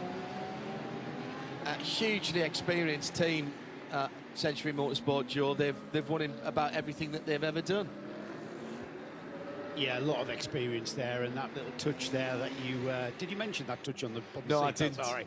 So the way that in the driver change, there's a little bit of Velcro just on the rear window, or what would be the rear window of the rear door, where they attach the seat belt and keeps it well out of the way for the driver getting in. That's genius. You're not going to, because how many times have we seen drivers jump in and sit on the seat belts? Oh, and then you've got to get them thing. back out to get the seat belts back. Problem for the Audi number 138 in the pit lane. Jason Garrett's just brought the Simpson Motorsport Audi in. It was crabbing down the straight, and they're looking at the right rear. We'll have a look at that and see what's going on. Meantime, let's find out what happened with Simpson Motorsport. Oh, it's going slow, Nick. It's going slow, and turn forward's pulled off, so it's not sorted. So, unfortunately, just heard your car's going slow. What happened in the pit box? The fuel area, sorry. Yeah, I'm not 100% sure. While we was in our fueling stage, we was getting a high water temp warning, and then the car just lost drive. It kept switching off while fueling, while we were waiting to be released, and yeah, not sure, to be honest. We lost drive, and yeah, just really unfortunate. So, but we'll have to just see where we end up, really. It's with the racing gods now, so fingers crossed, to be honest. That must have one of the strangest 2 hours since you ever did, because you hardly ever got a run of laps, did you? So a bit of laps, code 60, long code 60, medium code 60. Yeah, so obviously no code 60s for the first 2 hours of the race. I jump in for my stint. It's your fault. Well, we always planned on double stinting myself, but yeah, unfortunately, was it 4 or 5 code 60s? So really unfortunate. I mean, Century Motorsport are doing a fantastic job so far. It's just really unfortunate with that technical issue. But yeah, fingers crossed Carl can bring it home and we can salvage something from that, because we were in a really, really strong position. But fingers crossed. Jack, thanks. Jack Barlow talking to Nick Damon down there in the pit lane. He's impressed me, Jack Barlow. Oh, he's super impressive. I mean, I hadn't come across him until we met him in Q8, and his pace with that BMW, and I think he hasn't got that much GT3 experience, but he's not fazed by that at all, and he's right on it. One of the quickest drivers in that car in this field. No slouch, as is the term I like to use, but yeah, very impressive. And it would have been an equally impressive and disciplined run there if it wasn't for the code 60s. Well, they were in a strong position, Joe, because potentially they were only one further pit stop away from the end of the race. Yeah, that's right. Well, there'd be a lot of people in that situation. I was talking to another one of the teams. I'm not going to mention who. I don't want to give anything away for them, but they were planning on just one more stop about an hour ago. They were planning on 2 more. Well, it would have been 2 more stops at that point. But yes, I think the code 60s have flummoxed a lot of strategies. The Lamborghini that Miro Konopka was having problems with and had slowed down is back out the pit lane, Nick Damon. Yeah, there's a few things going on, actually. One of the first things is that the KTM, another code 6 has come up. The KTM, which was the previous code 6, is not. As I say that, like a parting of the seas, it suddenly emerges into the pit lane. I wonder where the heck that had got to. Also, a car that caused another code 60, which is the 721, the pink-sided P3 motor, that has now been retired. So obviously it was slightly more damaged than it looked. Torsten Kranz, by the way, has just got into the 21 Haas RT, so they're going to be putting some speed on. And yeah, so it's all going on. We've got the KTM. We'll give you a full report on that, but you need to tell us about this. I'm afraid this is the BMW of Simpson Motorsport, the number 22. Of Century Motorsport, the number 22 car that came out of the pit lane. Jack Barlow got out of it, and Carl Caver's in the car now, isn't it? I think it is. Yeah, it's gone. Yeah, he hasn't flipped over the driver. Well, whatever that problem was, John, that caused the car not to start. It was overheating. That's what Jack said. Well, it's re-manifested itself, hasn't it, with an issue of not causing the car to stop. When a car overheats. Shots of the KTM now, showing the wheel just fell off. Not with you at the moment, Nick. We're watching the 22 car being pushed down the pit lane. My point being that if you've overheated the car to the point where it doesn't want to start, it'll cool down and possibly restart. But as soon as it heats up again, it's not going to want to start or run. Yeah, and it's the electronic brain that shuts it down, isn't it? Usually. Yeah, and they've pulled off into one of the options that they use for karting and various other things there. It'll be a relatively simple gather of the car because it will tow. There's nothing to stop it being towed, but I just don't think it's going to start again. Now, are they here? Actually, we go back down to Nick Damon, who's down in the pit lane. Do we know if Century are due to be here next weekend or up at Dubai next weekend? They're doing the Middle East. Right. Okay. Of course they are. Yes. So sorry. So what I was saying is the KTM came back on the flatbed. They've had to move it to the far end of the pit lane because it was blocking other cars. Come in. That's a wheel that's fallen off. There's no damage to. That's not been knocked off by anyone. That's just fallen off. Been in the pit lane I think, from my memory, I think they had been out for about 10 minutes, 10, 12 minutes when it actually fell off. The last time it was in the pit lane, it didn't get tyres because it only did fuel, because it was only in the pit lane itself for 30 seconds. Because a new thing that we've got on our timing here, which you can follow along at live@timing.com, is we have a pit-only time. So that's the time in the lane, and then basically the whole pit stop. And they were only in there for 30 seconds. 28 to 30 seconds is your transition down the pit lane. And then anything else is what you do to it. So if you're only in the lane 28, 30 seconds, you've driven straight through. So they didn't even put wheels and tyres on that car. So that's a very odd one. The 99 car, the Attempto Racing Audi, that came in and did a full service. And we've just seen once again the 85 CP racing car take on some fuel, and I'm not sure whether they did a driver change at the far end. The Vortex has gone past me and taken fuel as well, so after that spin, that car's at least running reliably. So yeah, it's very, as Joe says, it's very, very weird how we've just had this massive spate of code. And you can't say for once, thanks Nick, Joe, what you can't say for once is the old adage is yellows breed yellows, cautions breed cautions, but that's normally because you're in behind a safety car and you're backing the field back together. That doesn't happen here. You're not concentrating up and having several race starts, are you? Oh, now this is interesting. This is Stephen Grove into the pits. They've been for a quick splash of fuel. Nick Damon is watching this with an hour and 43. They don't need much more help to get to the end from here. No, they would have got half a tank at least, but it's quite weird actually, because I think possibly the pit crew was banking on getting a full slug and was hanging around, and suddenly, whoa, hang on, no, wait. Wow, the car was pulling away and the mechanic was hanging on to the rear wing to stop it going, but he hadn't got quite enough tension in the rear right wheel there. There was a go and then a stop. I'd like to point out that the AMG rear wings are made of solid stuff because they can drag a full-grown mechanic as he's hanging on for dear life and stop the car moving away. So that was not a great stop. They seemed a bit surprised when it turned up, and then they had a problem on the exit. But in the scheme of things, it's 15, 20 seconds, and this is a 6-hour race, and it's I think code 60. So I think Stephen must have been getting close to his 2 hours there as well. But doesn't that just show you the intensity of these pit stops? Of course. How you know, they're trying to shave time. Yeah. They're trying to shave time in the pit stop, and we're under code 60, so you're shaving. You know, you've got a lot of time, more time to spare to play with, but still, you are shaving those tenths of seconds. Well, this is going to shake things up again, and the unknown is how much fuel everyone has in their respective tanks. That is the unknown. What we need is we need to employ someone specifically to keep good down and up and down the pit lane and ask that specific question. Let's go to Nick.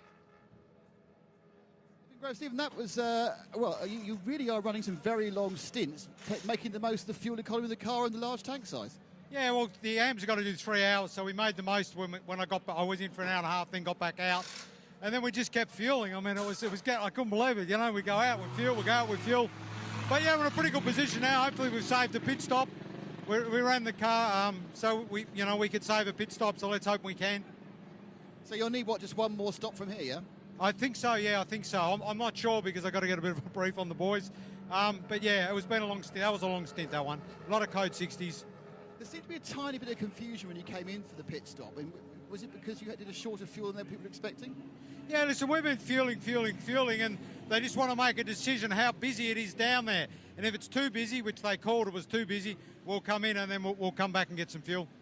Great stuff, good luck. Yeah, Frank, Good to see the Groves back, and it's Brenton Grove who has taken over that car. Let's see what this has done to the timing and scoring monitor. We'll start in the TCE division. Leading TCX, Owen Hizzy, is still behind the wheel of the 277 Ginetta. In second place in TCE and leading TCR is AC Motorsports and the Audi, James Kay, back in that car now as well. And in GT4 Century Motorsport, said they were good at stuff. Ramiet is behind the wheel of the 429. And they've got a decent lead at the moment over Vasily Vladkin in the Continental Racing Toyota in second, and the AGMC Racing that's been leading for a little while, they've just gone back out again. Fabian Defleur behind the wheel of that car. They're going to be, I tell you what, GT4s might be able, not quite, an hour and 40. It's not going to be a million miles away there if they've got their full complement of fuel. That's why it's impossible to gauge people's fuel consumption, isn't it? Because of the Code 60s. And because even if you're taking a full fuel load, it might not fill the tank. Meantime, the Razin Modern Racing KTM Crossbow is in the pit lane. They're addressing that issue that they had with the right rear wheel falling off. So we've done GT4, let's do GTX.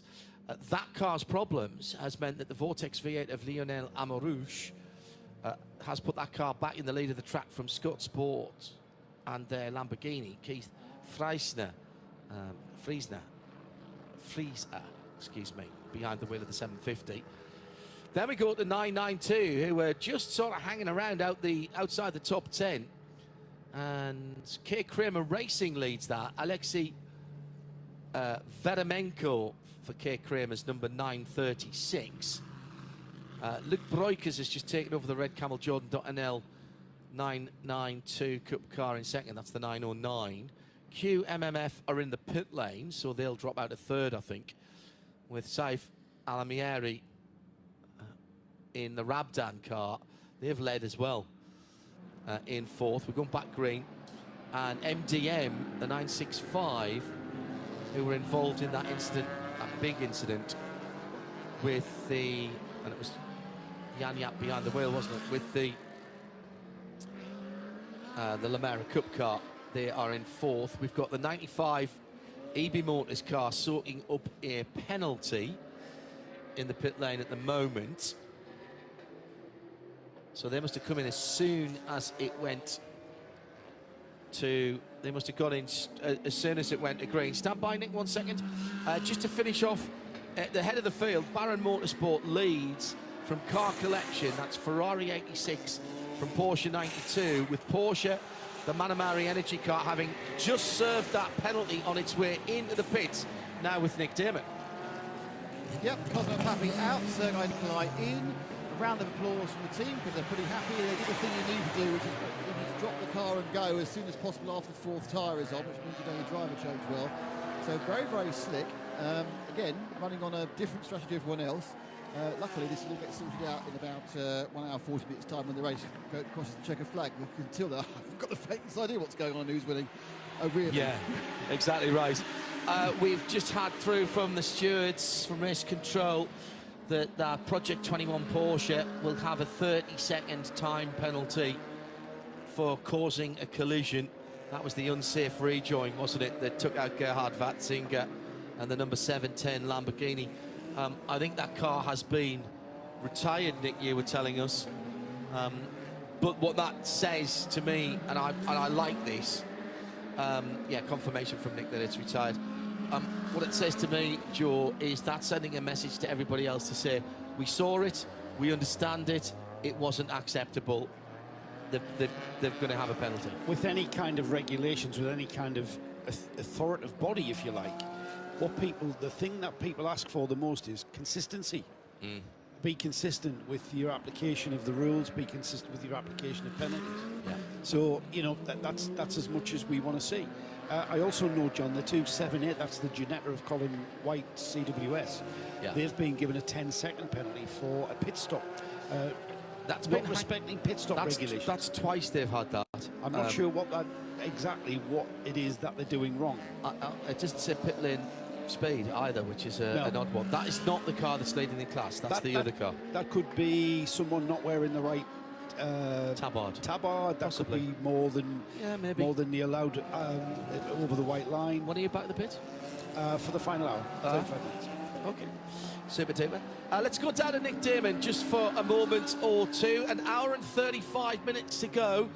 What's the atmosphere like down there in the pits, Nick? Well, one thing that has happened over the last 20 minutes is the wind has slowly been picking up. It is blowing straight down the start-finish straight, so it's in the backs of the car, speeding them up as they go into turn 1, and therefore it's sort of slightly crosswinded in their face as they go down the big long back straight. But yeah, I mean, it's interesting. And normally, when you have a lot of Code 60s, you end up with a situation. Here comes the Grove car in again very, very quickly after last time. Don't forget they had a problem with their pit stop, and I think they're still concerned about that rear right tyre. They're replacing it again. So they've taken some fuel, but certainly an unscheduled stop under green flag conditions.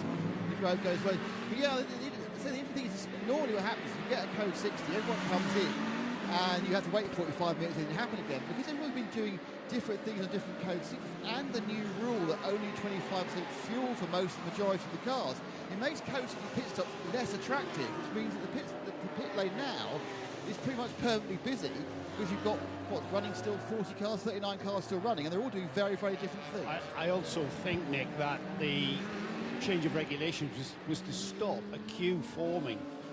Once the Code 60 came out in the old regulation, everyone, there wasn't really any choice. You know, the choice would be, yes, I'm definitely going to come in and get 50% of my allocation. So that they've changed that to avoid that. It spreads the strategy out. John Eindhoff's gone off for his pit stop. I welcome back Phil. Phil Anson, nice lunch, mate. A stunning lunch, as always, here at the Yas Marina Circuit. Thank you very much. We're the catering team. Joe? But, yeah. Was watching the screens up there and saw another Code 60 that happened during there, and sorry to cut in across your he was making me hungry again, Nick, so carry on. But the PRP Motorsports with HRT, the 918 GT2 Porsches, has come in unexpectedly, trundled to a stop, been put up in the jacks, and they're now having a good old stare at the one thing you don't want to stare at, which is the control surface of the steering wheel. It looks like it's another actuator or gearbox change problem, and they are looking away what to do with it. They say they have done no service on the car. It's just come in and rolled to a stop, and they're having a good old stare at the steering area. And Nick, while you're on, did we clarify why the Grove Mercedes came back in immediately? I think they changed the rear tyres. Now, don't forget, when they came in the first time, there was some sort of error made on the pit stop. They had to pull a stop.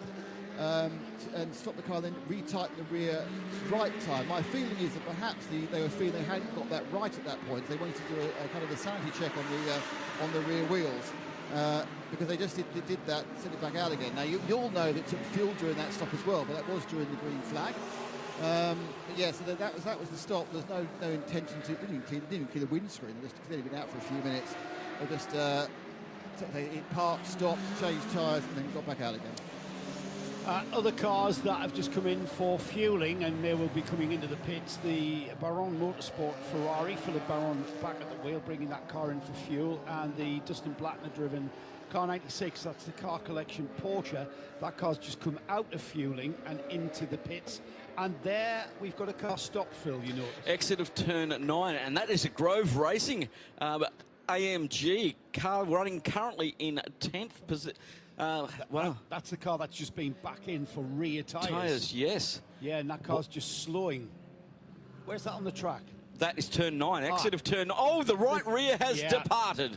The right rear has departed. There it is. We see the wheel sort of going off towards driver's right there, off to our left on screen. And we're under Code 60 again. That is the wheel that Nick was describing they were concerned with when they were attaching the wheel to the hub. And they were so concerned, they brought it back in to do it again, and their concerns were right. So I think they've got a strip thread there. That's not keeping the wheel on at all. So that car is going to have to be brought and recovered back to pit lane. Our 8th Code 60 of this 6-hour race, then that is considerable at this for this. It is for a length of race. 14 laps under Code 60 at the moment. Yeah. We've got the Baron Ferrari. Let's head back down to the pits. Nick, you've got a car with you? Yeah, we've just seen the 96, which is the Porsche of... is seen very carefully. It's the 96. It was the car collection car that came out second, but now we've got the car that's come out first, which is the Baron Racing Ferrari, the red, unsurprisingly bright red Ferrari. That's having a full service and driver change. This is the car that has when they come out now, a kind of healthy lead, I think. Actually, I don't know. They'll have some. It did have one lap lead, Nick. Yeah, well, it takes 2 laps of fuel and do everything else. It'll drop behind, but of course it will have a full slurp of tank full of fuel at that point. But obviously with the 22 dropping out, this is the car that was sort of leading. It's hard to tell. Yes, so with the Grove Racing, yeah, it's pretty obvious that they were right to be concerned about that car. I assume they'd loused up the locking mechanism. The only weird thing is, though, I suppose on that side, that is the rotation that would undo the nuts, isn't it, on that right-hand side, unless they had the reverse threads. They don't always have these days. But yeah, so they are in trouble. The Barron team very happy, having a big quick clap with each other. And we'll see if we can grab a word with the driver in a second. Nick, just shout Thank you out for when that. you do. 22 being physically pushed down the pit lane.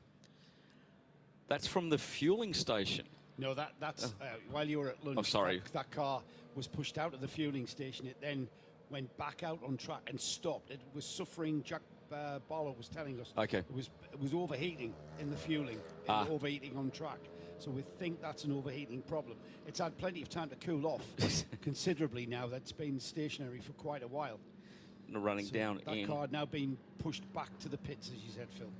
Yep, and to see if they can solve that problem. We've now had over 1/6 of this race under code 60 for various incidents. Quite a few happening around the turn 9 exit. We had the Lamborghini there. Then we had the KTM there with the right rear while I was having lunch, and I saw that one go on there. And now again with the Grove AMG with the right rear coming off of that, and he is out of that car, and that's going to be recovered back to the paddock in due course.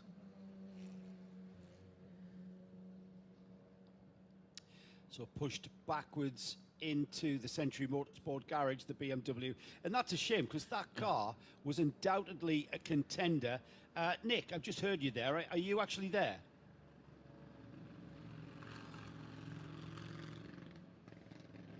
I have to walk across one more step, and I can see that car is pushed back there. And they're going straight to have a look at the software. They're not, despite the fact it's supposedly overheated, they've taken the bonnet off, but no one's really that bothered about the engine. It's all about the electronics, what they're doing, and how that's going to affect things. Carl Caven's getting a conciliatory arm put around him by the team there, but it's quite. Oh, here comes Phillips. There we go. So we'll have a quick shift with Philip, who came out of the lead. So, Philip, that was a very, very disjointed session, was it? So many code 60s, so few laps. I mean, how was it for you in the car? Oh, I really enjoy it. I used the code 60 periods to recover and to take a little check on the car, talking with the engineer about the strategy. And then I pushed again, and then another code 60 and another push. So I really enjoy being here, and I really enjoy the track and the car and the series. And also our opponents are racing perfectly. Everybody's fair, always running good. So I'm looking forward to another, 1.5 hours. Yeah, and then we see who is first. How was the track surface? Because after the first couple of hours, nothing happened. Then suddenly we saw all these code 60s and spins. Did the track, when it got warm, get more greasy and less grip? I don't know. We were struggling a lot with the performance and the grip of the car in the past 2 days. And surprisingly, today we have a perfectly running car, no understeer, no oversteer, you can attack. And the code 60 periods are also keeping the tire in good shape. So I don't have any defects. I think that the track is still developing and we have a good time. Now, you managed to get a complete tank of fuel, but I take it the car will still need to stop once for one more short stop, yeah? I don't know. I just was on toilet, now I'm talking to you, so I have to speak with the engineers and they tell me if I have another go or not. Well, thank you for prioritising me off the toilet. For the engineers, there we go. That's every driver's run. It's toilet, Nick, engineers. Joe, please keep that up when you head down there. We do, and we big thank you to all the drivers who sometimes sort of prioritise their interview for our TV than they do their debrief for the engineers. I suppose the debrief can wait, gives them a chance to decompress.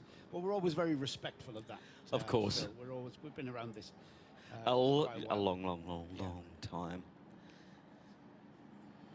And just looking at the recovery status at the moment of the Grove Mercedes. And you saw when those of you who are watching on the stream, you saw them drop the car off the jacks, then put it back up again, have another go at that right rear, drop it back down, and then send it out. So obviously they thought there was an issue there. that it wasn't quite tightened up the way that it should have been.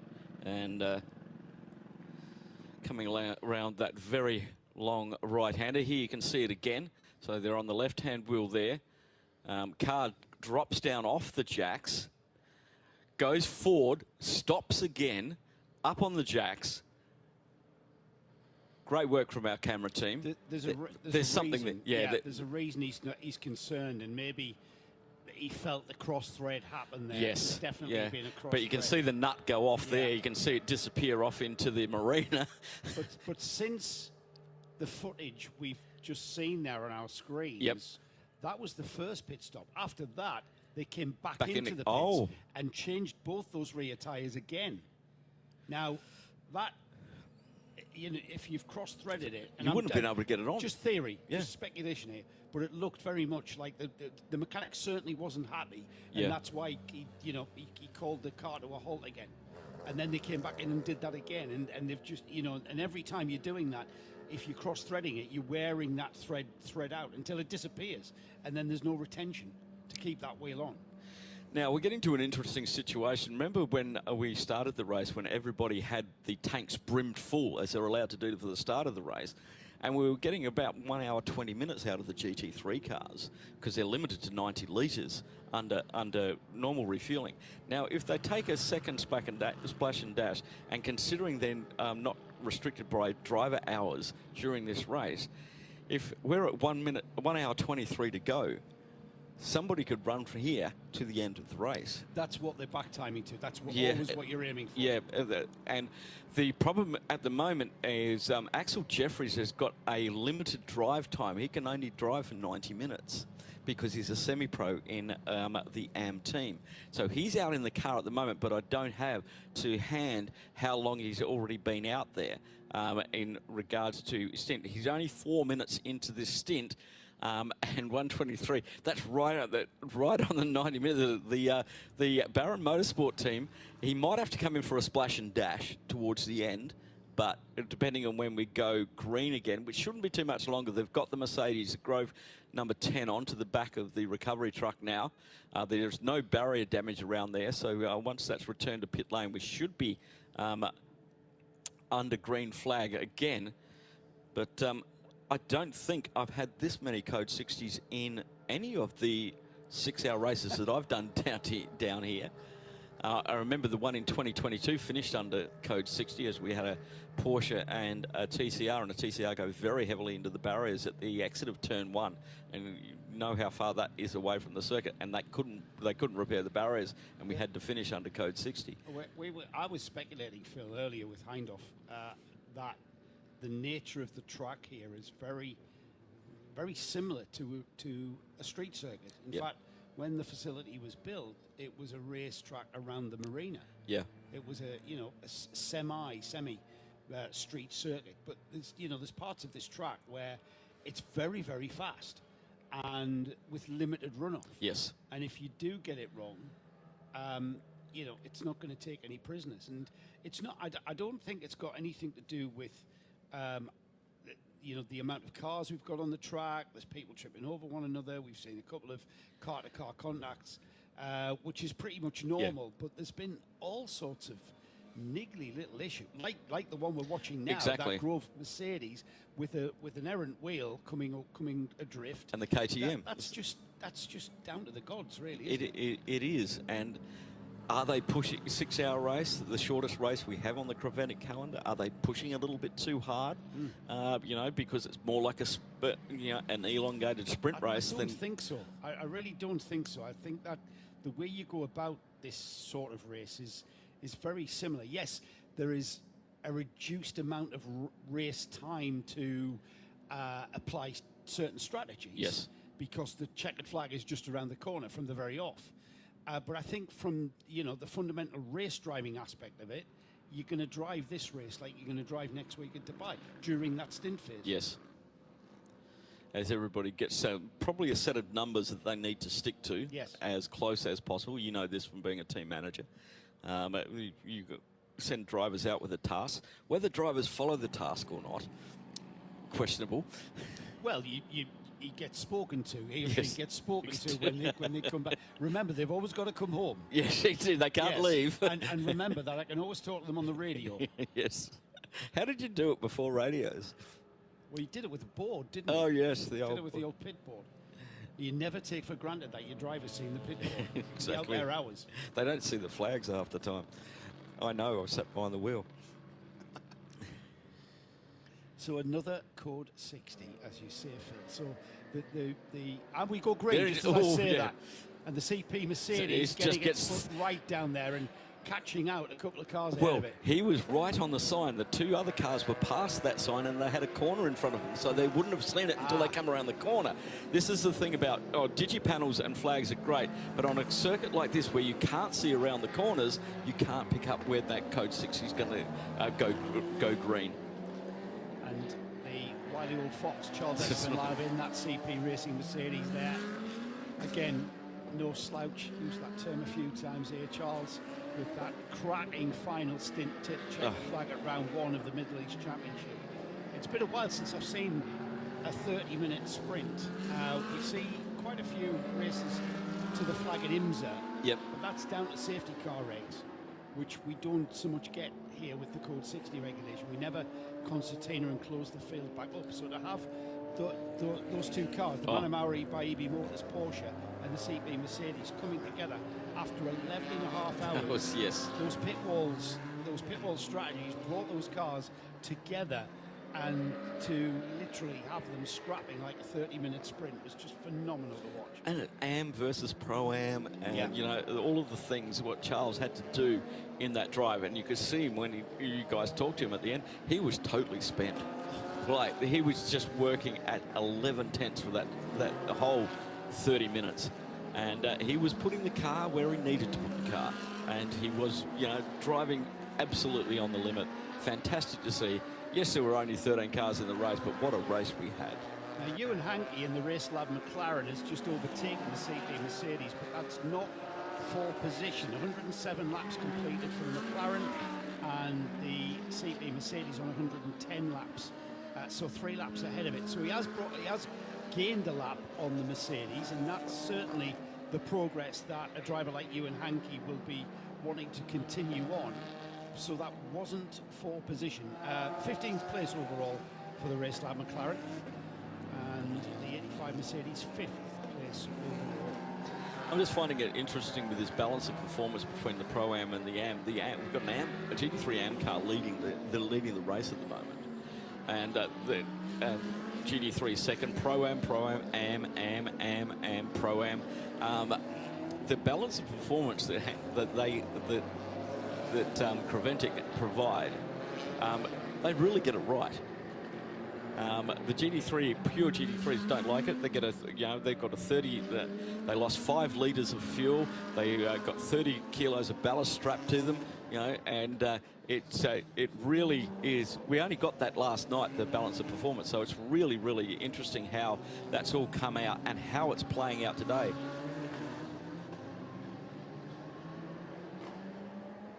So the question is now, and I'm not sure we know the answer, is who's got driver time and who's got fuel to go at the end? And so I think we might have seen a couple of final stops already. Well, Axel Jeffries in 86 and Finn Gehalter will have to stop again because they've both got 10-second time penalties yet to serve. Yeah. Okay, and if they don't serve them correctly, they will be increased substantially before that. So the 2 lead cars at the moment, the 86 and the 50, are going to have to do it all again. Well, if nothing else, they'll get 10 seconds added on. Yes. If they can make the...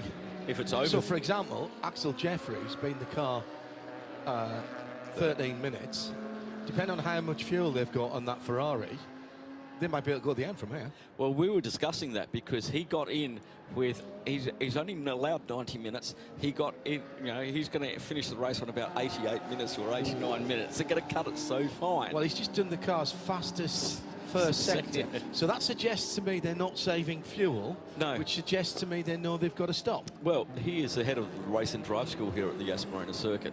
He's done a couple of laps around here. What about Finn Gerzitz and Huber Motorsport were outside the top 10, I think. Yes. When we talked to him early on, he said, yeah, it doesn't matter, we'll get there. They're sitting in second position at the moment, fully 18 seconds ahead of Dennis Marshall for car collection in another Porsche. Porsche's coming to the fore, by the way. Yes. Sergei Nicolo in the EB Motors Porsche, which was well out of it. Charles Esplanade now second in the AM because the lead car is the AM. But they're picking up. Don't forget, they only have to beat the cars that were in GT3 at Kuwait. Yes. They don't have to win against everybody else. Exactly.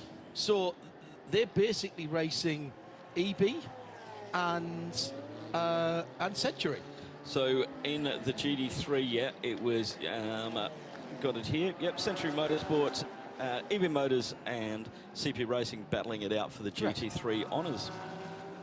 So they're still in with it. They're still in with a chance here. Yep.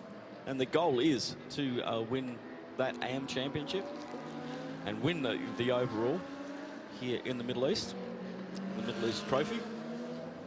Final round coming your way next weekend in the Hankook 24 Hours in Dubai, 19th edition of that race. What was the first year we were there, Phil? 2012 you were there. Was it 12?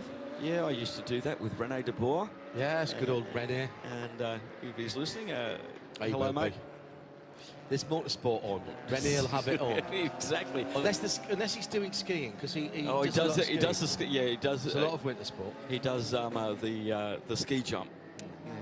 I sat with him and talked at length about that. Oh, hello. There's another fastest lap for a car, this time from Mikkel Mack, who's back in the Scott Sport Lamborghini that he started, the 750. Now, they've got to try and chase down the Vortex. Arno Gomez is behind that. That's a quick 156.4. Hang on a second. Axel Jeffries, 153.8. I told you he knows his way around here. So that is the fastest lap in AM. And is that the fastest race lap? It's purple. It is the fastest race lap in GT3. Yeah, 53.853. Wow. I think So we've had a you are correct. 54 You are correct. He's not saving fuel, or he knows he has to do a splash and dash at the end because of the gap he has over second place. Now, 53.9 was the previous best from Ewan Hankey in the Race Lab McLaren. He put about 3 fast laps in off the bounce, did Ewan? So there's the fastest lap confirmation. 153.853 for Axel Jeffries in the 488 GT3. Still a fantastic looking car. Yeah, Axel's done a lot of racing in Europe in the Lamborghini series, in the Trofeo series. He won the Trofeo series out here as well. Very experienced driver. Let's go down to Nick Damon in the pit lane.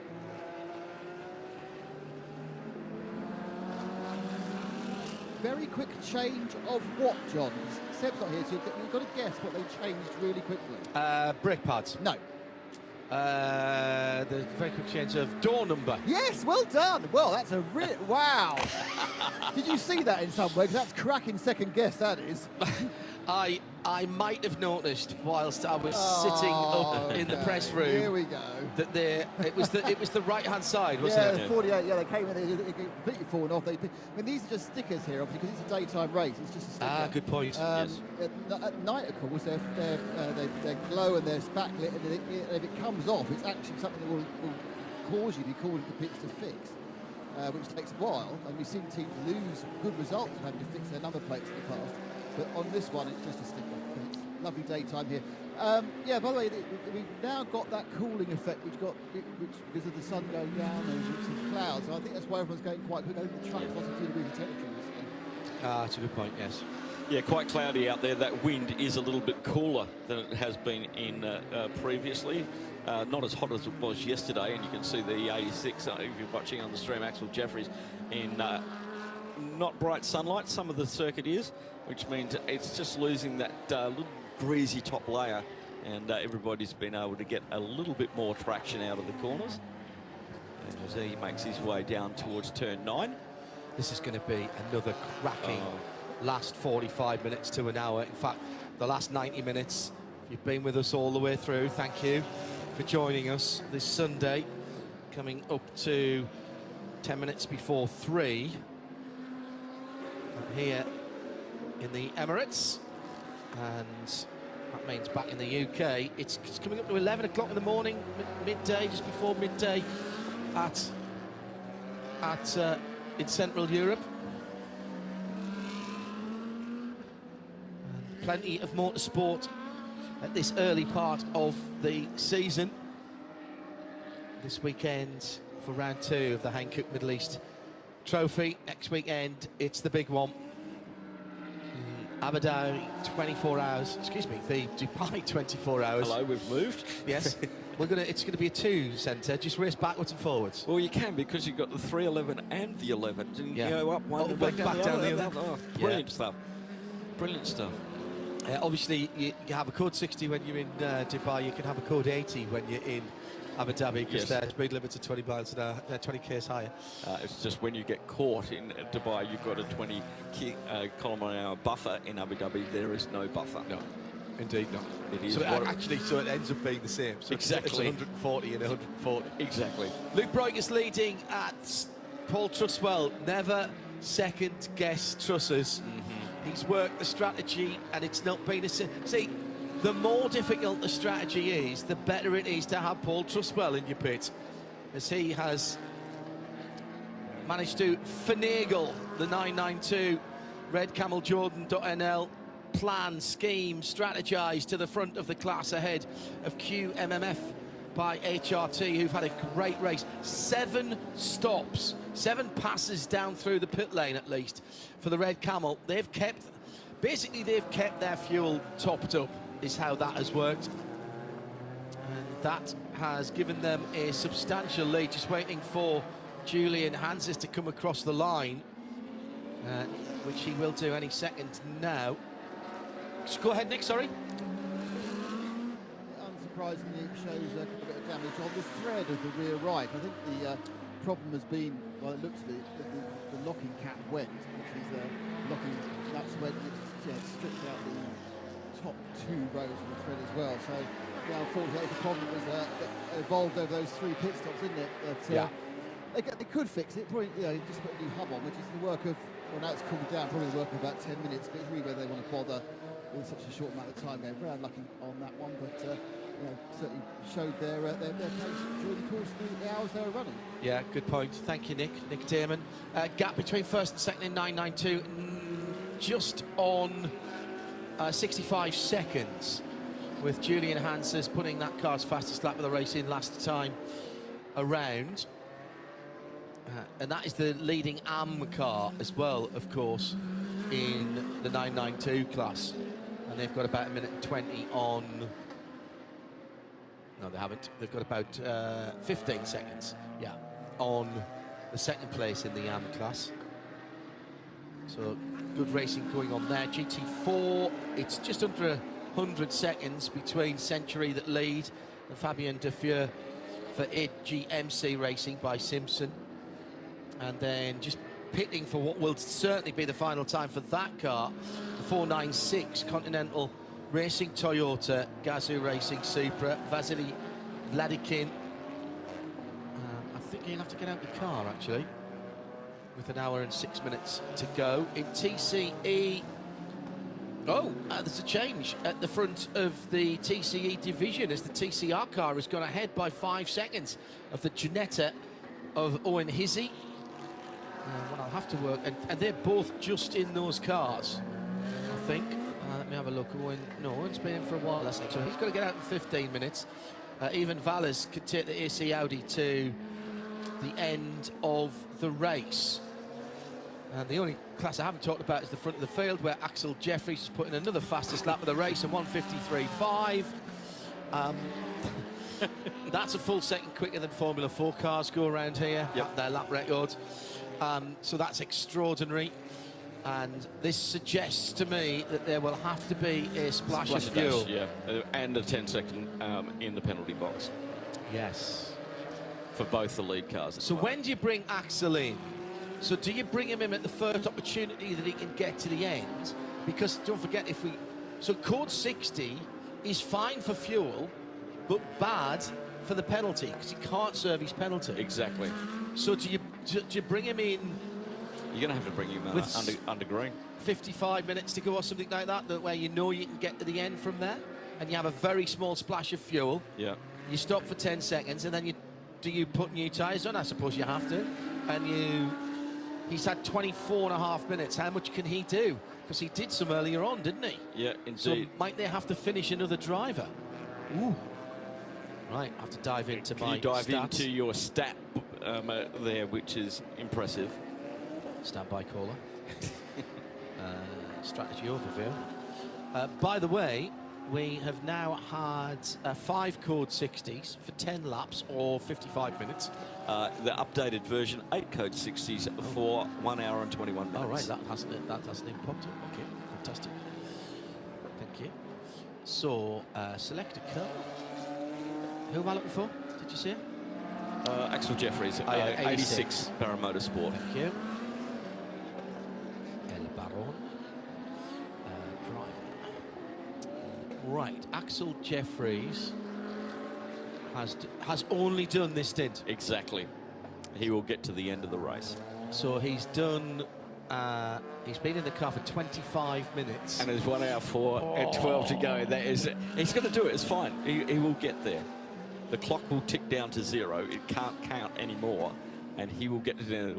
Brilliant work from Barra Motorsport to get that done. Because so if he's in the lead of the race, he can control it. Yeah, exactly. Because he can control when he crosses the line. But if he isn't, and he's got to do 1 extra lap, then he's in trouble, isn't he?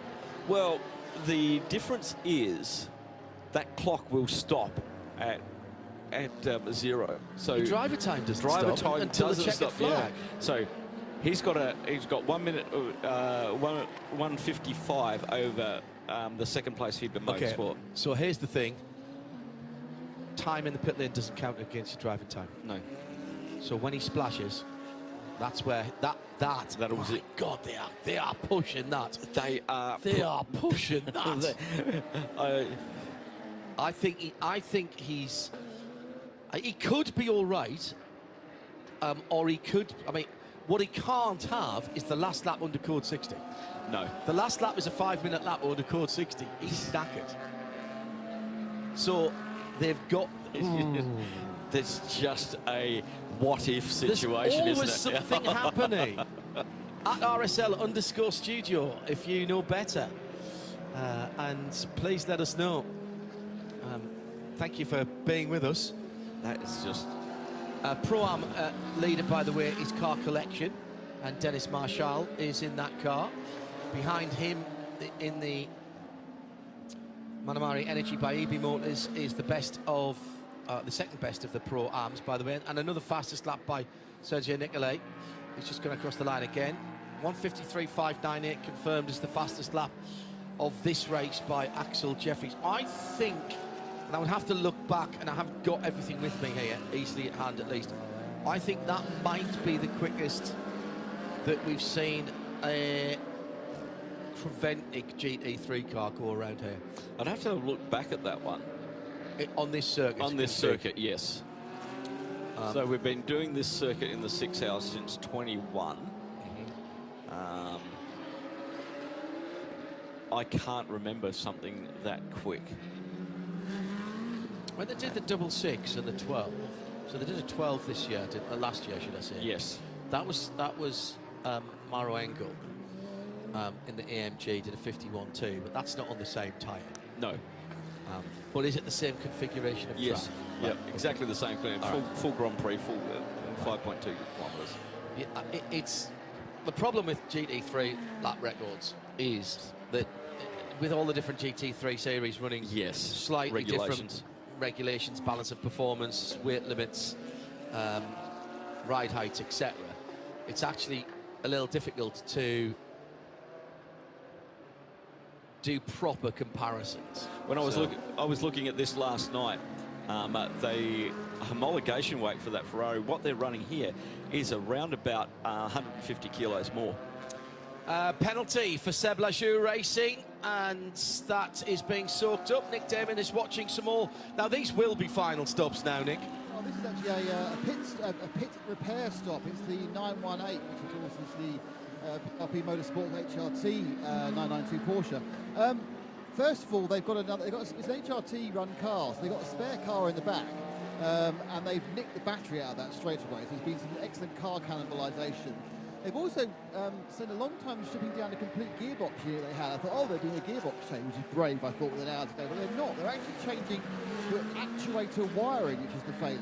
You have to take off quite a bit of under tray, but they now stripped off the actuator wiring from the spare gearbox and differential unit and sticking that on. There's like a new battery on, but it sounds like they've got some electrical issues as well. They're giving it a maximum of a 12-volt brand new battery and a wire that probably hasn't got a cut in it. So they are looking to get back out again with the 918. Thank you, Nick. And Axel Jeffries continues on his way, just whacking in the very quick sector times.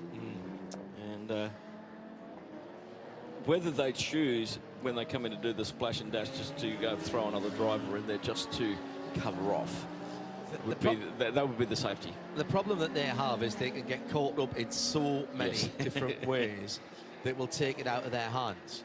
So, for example, and I don't know, but let's presume, well, we know that Finn Gersitz has to get out within the next 15 minutes or so, all right?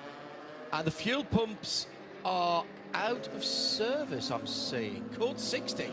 Code 60 and the fuel pumps, I had a message there, the fuel pumps out of service, and then that's disappeared. So I will try and... So we've gone code 60, which means nobody can refuel. So they've done that for safety. They've done that for safety. Well, they can refuel at 25, but the fuel pump's out of service, so they'll stop the in lane for fuel. Yeah. Okay. Basically, something. So I was just about to say, this could be a nightmare for Baron Motorsport. Yes. Because if you've got a car that only needs a splash and you get code 60, then they can take it. Whilst they don't, they're going to need nearly full fuel to get to the end. Yeah. So let's see. It's 1 minute and 39 seconds between first and second as we've just gone into code 60, so it's a bit less than that. The fuel pumps out of service has been confirmed, and the teams have just had that as well. So this will keep everybody out of the pit lane. Well, unless you're going to do a driver change to get to the end of the race, you can't. But then you're going to have to bring them in again, so you're going to waste track time. Has anybody got enough fuel on there to do? And as I say, that into the KDM straight in there. Well, they've been having problems, so they're really not in with a shout of the victory anymore for the KTM. They've dropped back. Vortex has got a hand at least on the trophy for GTX. So here's the problem. If you come in and drive down the pit lane, it's going to cost you 30 seconds. Yep. Which is, if you have to do that and your driver's running out of time, then obviously it's better to do it right now under code 60 than it is under green. But you're still going to have to come back to get fuel. Yeah, exactly. And we're talking driver time here, but we're talking about the BOP driver time, the maximum you're allowed to do per class, because we don't have the 2-hour limit. No, we do. We do. I was wrong about that earlier on. Sorry, you were away. Yeah. The BOP driver time is the same. Yep. We've got 2 hours maximum stint continuously. Yep. What has changed, and this is where I got confused about it, was the minimum rest period is what's been taken away for this race. Ah, the minimum rest period. And as Joe said, that seems reasonable because it's not as if we're going through the night. It's only a 6-hour race. Yeah, exactly. Yeah. In Dubai, it's 50% of your previous stint. Correct. Exactly. Yeah. Well, that's disappeared. 24. Yeah. And that's where I got me knickers in a knot, to be honest. Fine. So we have been watching. Our driver times there. So we have still got to watch the stint times. The race lab McLaren's going to have to come in. Who's tight on it? Race lab McLaren. Yeah, definitely. And also behind that is the 965 Porsche. Well, we're under an hour to go now, Phil. Yep. So anybody who has got a driver who's been in there just under or near an hour, but not too much over, they're going to be all right. Yep. And, Tim Zimmerman's just gone out in the Huber Motorsport Porsche, and... See, there's your issue. Leader of GT4 is going to have to come in 50. That's very tight. It's going to be very tight indeed. So where are they on the track? We need to find out where they are on the track. So that is a 429. 429, Century Motorsport. 429 are just approaching turn number 6 now. Oh, my goodness. They're at the middle part of the back straight. Yep, there they are, in fact. And great pickup by our team. So this is the Century 429 BMW. And Ravi Ramyid and Fabien Jaffer for AGMC. That's the AGMC car. 438. 429 is just a little bit further up the road. This is really nail-biting. And what we don't know, is this a technical issue for the fuel pumps? Well, it must be. Or have we... Now... or do we have somebody stuck in the lane, which is why they've... Well, the lane is Tech Pro, so they can move the lane. Yeah, true. The lane is Tech Pro, so I think there must be either an electrical issue going on. I definitely never touched the coffee machine whilst I was in the press room there. By the way, whilst we get this opportunity, a couple of things. As ever, thank you very much to all of our volunteer officials, of which they are legion here. And of all the things that's changed in the past 20 years or so, is the amount of local officials, volunteers, marshals, pit lane officials, etc., etc. That has been an incredible success story. A particular thank you to Yas Marina Circuit here. The ease at which we have got in and out, considering that there is this and 4 support categories, and the parking has worked perfectly, but also what is normally the Formula 1 paddock club area has been given over to the press. They have so many power strips for every single plug in the world. All of the screens are up there with the timing and scoring, and of course the world feed and the PA coming through with our audio. They've got a proper beans to cup industrial coffee machine. They know the press corps very, very well. And their nibbles throughout this weekend in terms of the spread and the freshness of handheld food, filled croissants, chicken wings. There were some samosas yesterday that were absolutely outstanding, as well as some more healthy options, figs and dried fruits from this part of the world, as you might imagine. More than a little golf clap. Thank you very much to whoever's organised that, because that has been a boon, particularly for us running in between. We haven't had an arduous schedule this weekend, but some of us haven't. Just being able to run across as I did, grab a cup of coffee, and grab back out again. Now, Joe Bradley's back in the pit lane for the final hour of the race, and the Century GT4 car has made it in. That must have been a bit squeaky for Ravi and the rest of the team, because he was tight on his driver time, Joe. I'm not quite sure. We'll check that when Rami gets out. It's Charlie Robertson who'll take the car to the flag, and right now he's going to be given a fresh set of Hankook. They haven't been able to fuel, so they will have to come in again. The fuel pumps are closed at the moment, out of service. Well, that's a shame, isn't it? So they went that. So that's why they've come in, because Ravi is driver time. Yeah, Ravi was on 55, 1 hour and 55 minutes before the Code 60 came out.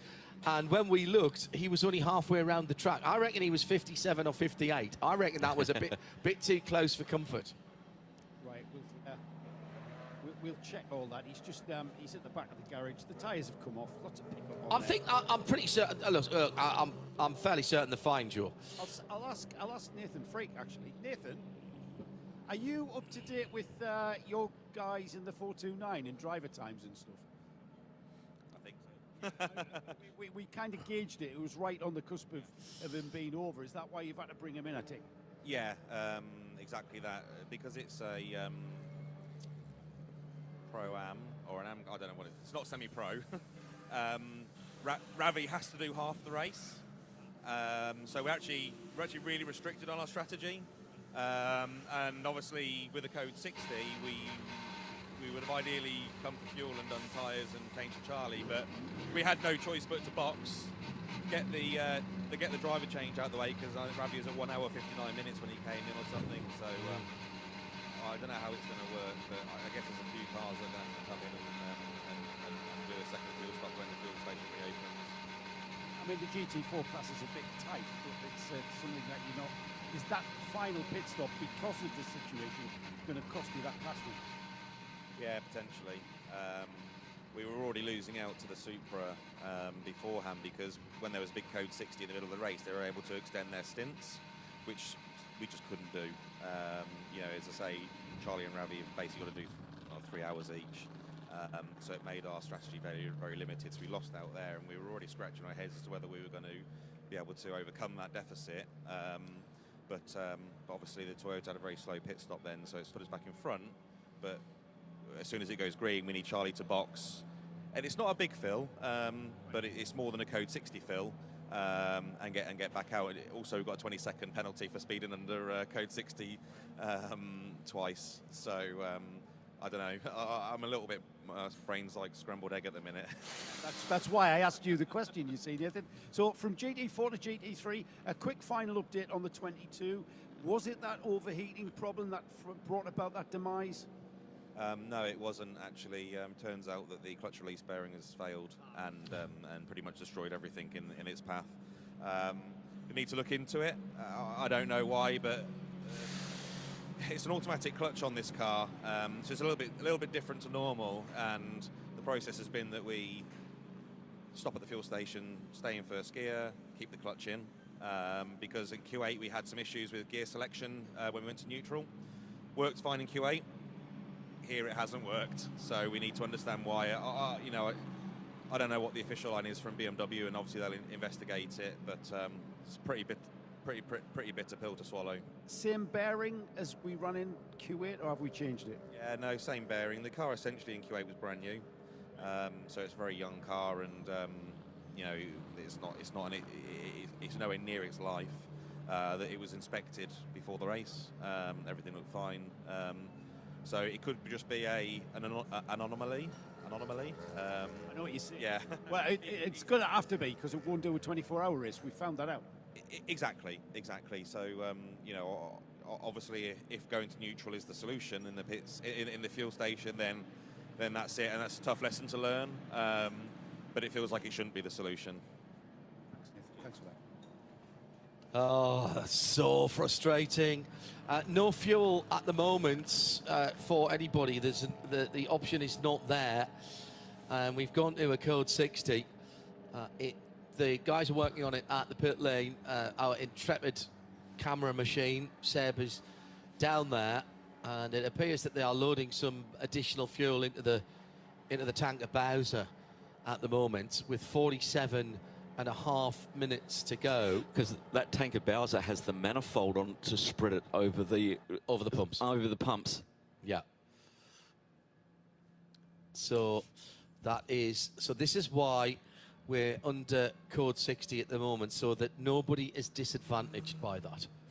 Indeed, and that's, you know what, I have no issue with that at all. Things happen. It's about how you respond to them. And I think that's really smart. And they are responding to it. Yeah, exactly right. As fast so as there's no overtaking. Nobody's gaining anything. Nobody's losing anything. Everybody who was coming to the end of their driver time has changed, and that hasn't played into anybody's hands, because there's no tactical advantage, because nobody was allowed to go for fuel. Now, how long this lasts before people can come in for fuel, that will be the next question. We've very seldom seen red flags in Creventic, and let's hope we don't need one here. It tends to be something either bizarre or extreme, like weather. Weather is the one that's caused it here the most. Is in Dubai, pit lane underwater. Pit lane underwater up to my knees. Yeah. I remember paddling through it. Jan Berschmidt rode his jet ski up there in an F2 race that got rained out, and he could ride his jet ski up the pit lane. There is the second CP racing car outside of race control. It looks absolutely pristine. Lots of people taking photos of that earlier. Still running with still the 85. It's been a great event. Not again, this we say this every time, or quite a lot of the times. This is not an event that's going to attract tens of thousands of people, but there have been people in the grandstands. We've enjoyed some great weather, and in the hotels here, there's the early cut for the Dubai Desert Classic. Actually, there's quite a few golfers making their way home last night and this morning. And we've been chatting to people within the Crown Plaza, which is where we've been staying, and they've been asking us about what's going on. And we'll stick our nose in there. How much does it cost? No, it's absolutely free to come in, as it will be next weekend at Dubai. You can apply for tickets if you really want to, and get yourself in there for another fantastic weekend of action. And looking forward to that. Over 60 cars, we assume, will be there next weekend. Be fantastic. Sport race will be the UAE Renault Clio Cup. That's going to be fun. 3 races or 2 for that? 2 races Two on races, the okay. weekend. I take it you're going to look after those, aren't you? Well, yes. We have a large contingent of drivers with unique names. Right. And we need to look after those sort of things. And it is a local championship here, run by GPX. And GPX based at the Autodrome. Fed Fatty and company there with all of his historic cars. Remember, he ran one of the Renault RS01s in that, and he's still, he's still got that. And when I chatted with him 2 weeks ago when the Clios were here, he said that's now eligible for his historics. Yeah, of course it is. Am I misremembering this? Or was Stuart Hall and Roel Gotha in possibly at that one? Yes, because I think it was in Gulf colours. Yeah, I'd have to check with Bix on that because he was spannering it. Marcus Winkelhock back in Krevennik for car collection. At the moment sitting in 7th position. He's been in that car for just under an hour, so he can go to the end with 43 minutes to go. And just happened to move Charles Esplanade down. They must have come into the pit lane, did they? He can run to the end of the race. He's only on 59 minutes at the moment. So everybody at the moment under code 60. This is, it's not even a virtual safety car because we don't close people up. So what you have here is a neutralisation of the race, 60 kilometres an hour, hence code 60. And whilst you can come into the pit lane, at the moment you can't go in and get fuel. That isn't an option available, and that's why we're under code 60, because there's a tech issue with the fuel pumps, which is being remedied even as we speak. Fuel pumps available, and code 60 will continue for 10 minutes. So that's to give everybody an opportunity to go and fuel under code 60 at least once. So 10 minutes is 2 laps. They get 25% fuel. Some of them can take more than that in regards to the full AM driver lineup for GT3 AM and 992 AM. Tim Zimmerman in straight away for Huber Motorsport. And now he hasn't gone to fuel though. Did he just miss the fuel call? He may well have done. Oh, that's unlucky if that's the case. So fuel pumps now available. Who needs fuel? Well, I would say the top 3 do. If you're Axel Jeffries, surely now you come in at the first opportunity. Where's the 86 car on the track, Phil? The 86 car, which should be the big one. They're all piled up together, of course. You normally see that one. 86 heading down towards turn 5 at the moment, so he'd just gone past. So he's 3 minutes away. Away from that. So even though we do the full lap, which is under code 60, 5 minutes 16, or 5 minutes, let's call it 5:17, there's also sectors that they're monitoring. Sector 1 is 1 minute 10.5. So on the count up from that, so you could still get done for speeding under code 60 in sector times. Who's close to that? What am I seeing? Most people are 111, 110.9 there, 110.8. So yeah, that's sensible. What's sector 2? It's about 220? 220, so a total of 220 on that. And then you have 220, then 145 for sector 3. which gives us the total. And to get to the control pit line, 5:15. So they measure it everywhere. So the Grove Mercedes, now that was the one that they had the problem with, wasn't it? So is that car still circulating? No. No, it's it's been in right the down the pits bottom. It says it's in fuel It's at the not. moment, but we're not No, getting it's anything not. up there. He's been in the pits 29 minutes so at that's the all moment. right. That's what caught my... Yeah. So Marcus Neuhofer for the Porsche 992 class car for Neuhofer Racing. That car is in. That's the number 988, and that has gone to fuel. That's the first one that's taken advantage of it at the moment, waiting for Axel Jeffries to finish Sector 2. So cars behind him that will get the opportunity to come to the pit lane and to fuel first is Alfred Renard, Marcus Winkelhock, the Haas, Thomas Kiefer car. Tim Zimmerman is back out again and didn't take fuel. Esplanade in for CP Racing and has gone straight to fuel. So this could be a really core moment, a key moment of the situation. So by our count, in our time we went 15, 16, 15 when they said 10 minutes. So it would be 15:26, around about 7 minutes away from going time. Back to green flag racing. Alfred Renard, Herberth in. Now let's see if he dives into the pit lane. Into the fuel lane, rather, should I say. Well, that's interesting. I don't think he has. Thank you, Joe. But no fuel. Didn't go for fuel. No, he hasn't. I didn't see that. Absolutely not. Right. All right, thanks, Joe.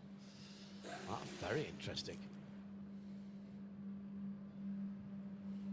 And we've got another few cars. They're very spread out around the circuit at the moment. And we've got the 44 approaching pit lane, 96 and the 750. Well, of course, the thing is that I'm forgetting, of course, everybody needed fuel when there was an hour to go at full blast. Yeah.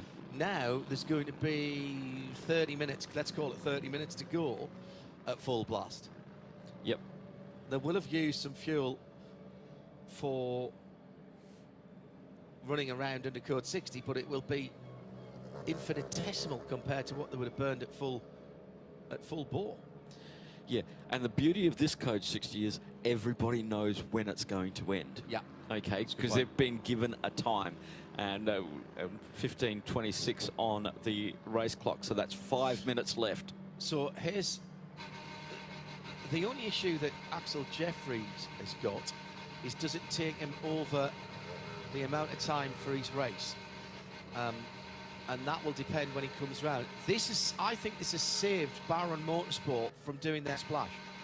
Because they... yeah, you were right there. So they did almost 3 minutes of fuel last time they were in. They did 2 minutes and 47 seconds of fuel last time they were in the pit lane. Dennis Marshall did 3 minutes and 15 seconds of fuel last time they were in, because they were green flag stops, Phil. So they've got a lot of fuel in. So they must believe they can go to the end. Yeah, indeed. And remember, these AM cars were given a 15-litre bonus. Yeah. So they could put 115 litres in there. They got a 95% restriction on fuel flow, so they're only allowed 95 of the 100. But he can get 115 litres in there for all of the cars that are running in GT3 AM. Got an extra 15. Here is the Porsche that I was talking about. This is Marcus Neuhofer in the MRS car. That has just taken fuel, and it's with Joe Bradley. New set of... Straightforward for this team, guys. Driver out, new driver in, and a fresh, unscrubbed set of Hankooks to go to the finish on all four corners. So it's a clean run to the flag for this one, the 988. The car that they're racing for position is the Cameron McLeod K. Kramer Racing Porsche, which is behind them in the pit lane, if that makes any sense. So they're almost a full lap down on that car, and they are almost a full lap up on Mühlner Motorsport in 9th position with Vladislav Lompko behind the wheel of that car. So did you say 26 that we'd go back, Graham? 26 will go back. It's 3 minutes away. That will make 25 minutes of code 60 running for fuel. Because we started this right on the dot of 3 o'clock. Right. Okay, that's when we went for the first, this code 64, the pump issues. And 15 minutes of that, 10 minutes of running with the pumps running. Those guys have saved 25 minutes of race fuel, 25 minutes of fuel. All right, so here's how it stands with cars rejoining. Let's give you what I have. And we'll start in TCE, where cars, it's a little bit easier. In the TCE division, it's a TCR car that leads. It's Ivars Valles for AC Motorsport and Audi that leads. From the TCX Dil Albert driven T77 CWS Ginetta, that car's led that category for so long, but still leads its own class within it. In GT4, AGMC Racing are back in the lead, with Century back in the pits for fuel. Remember, they changed to Charlie Robinson, but he couldn't get any fuel. So now AGMC retake the lead, exactly as Joe Bradley was talking about down in the pit lane. It's Toyota Gazoo Racing UK in 3rd position, but a lap away from the leading pair. In 992, 11th position overall, Luke Breukers must be fueled to the end of the race, or Paul Truswell would have brought him in. So Luke Breukers bringing that car home 7 times down the pit lane. He has got around about, let me see where he's on the track. He's almost got a full lap, actually, on the car in 2nd place. Julian Hanses, QMMF by HRT.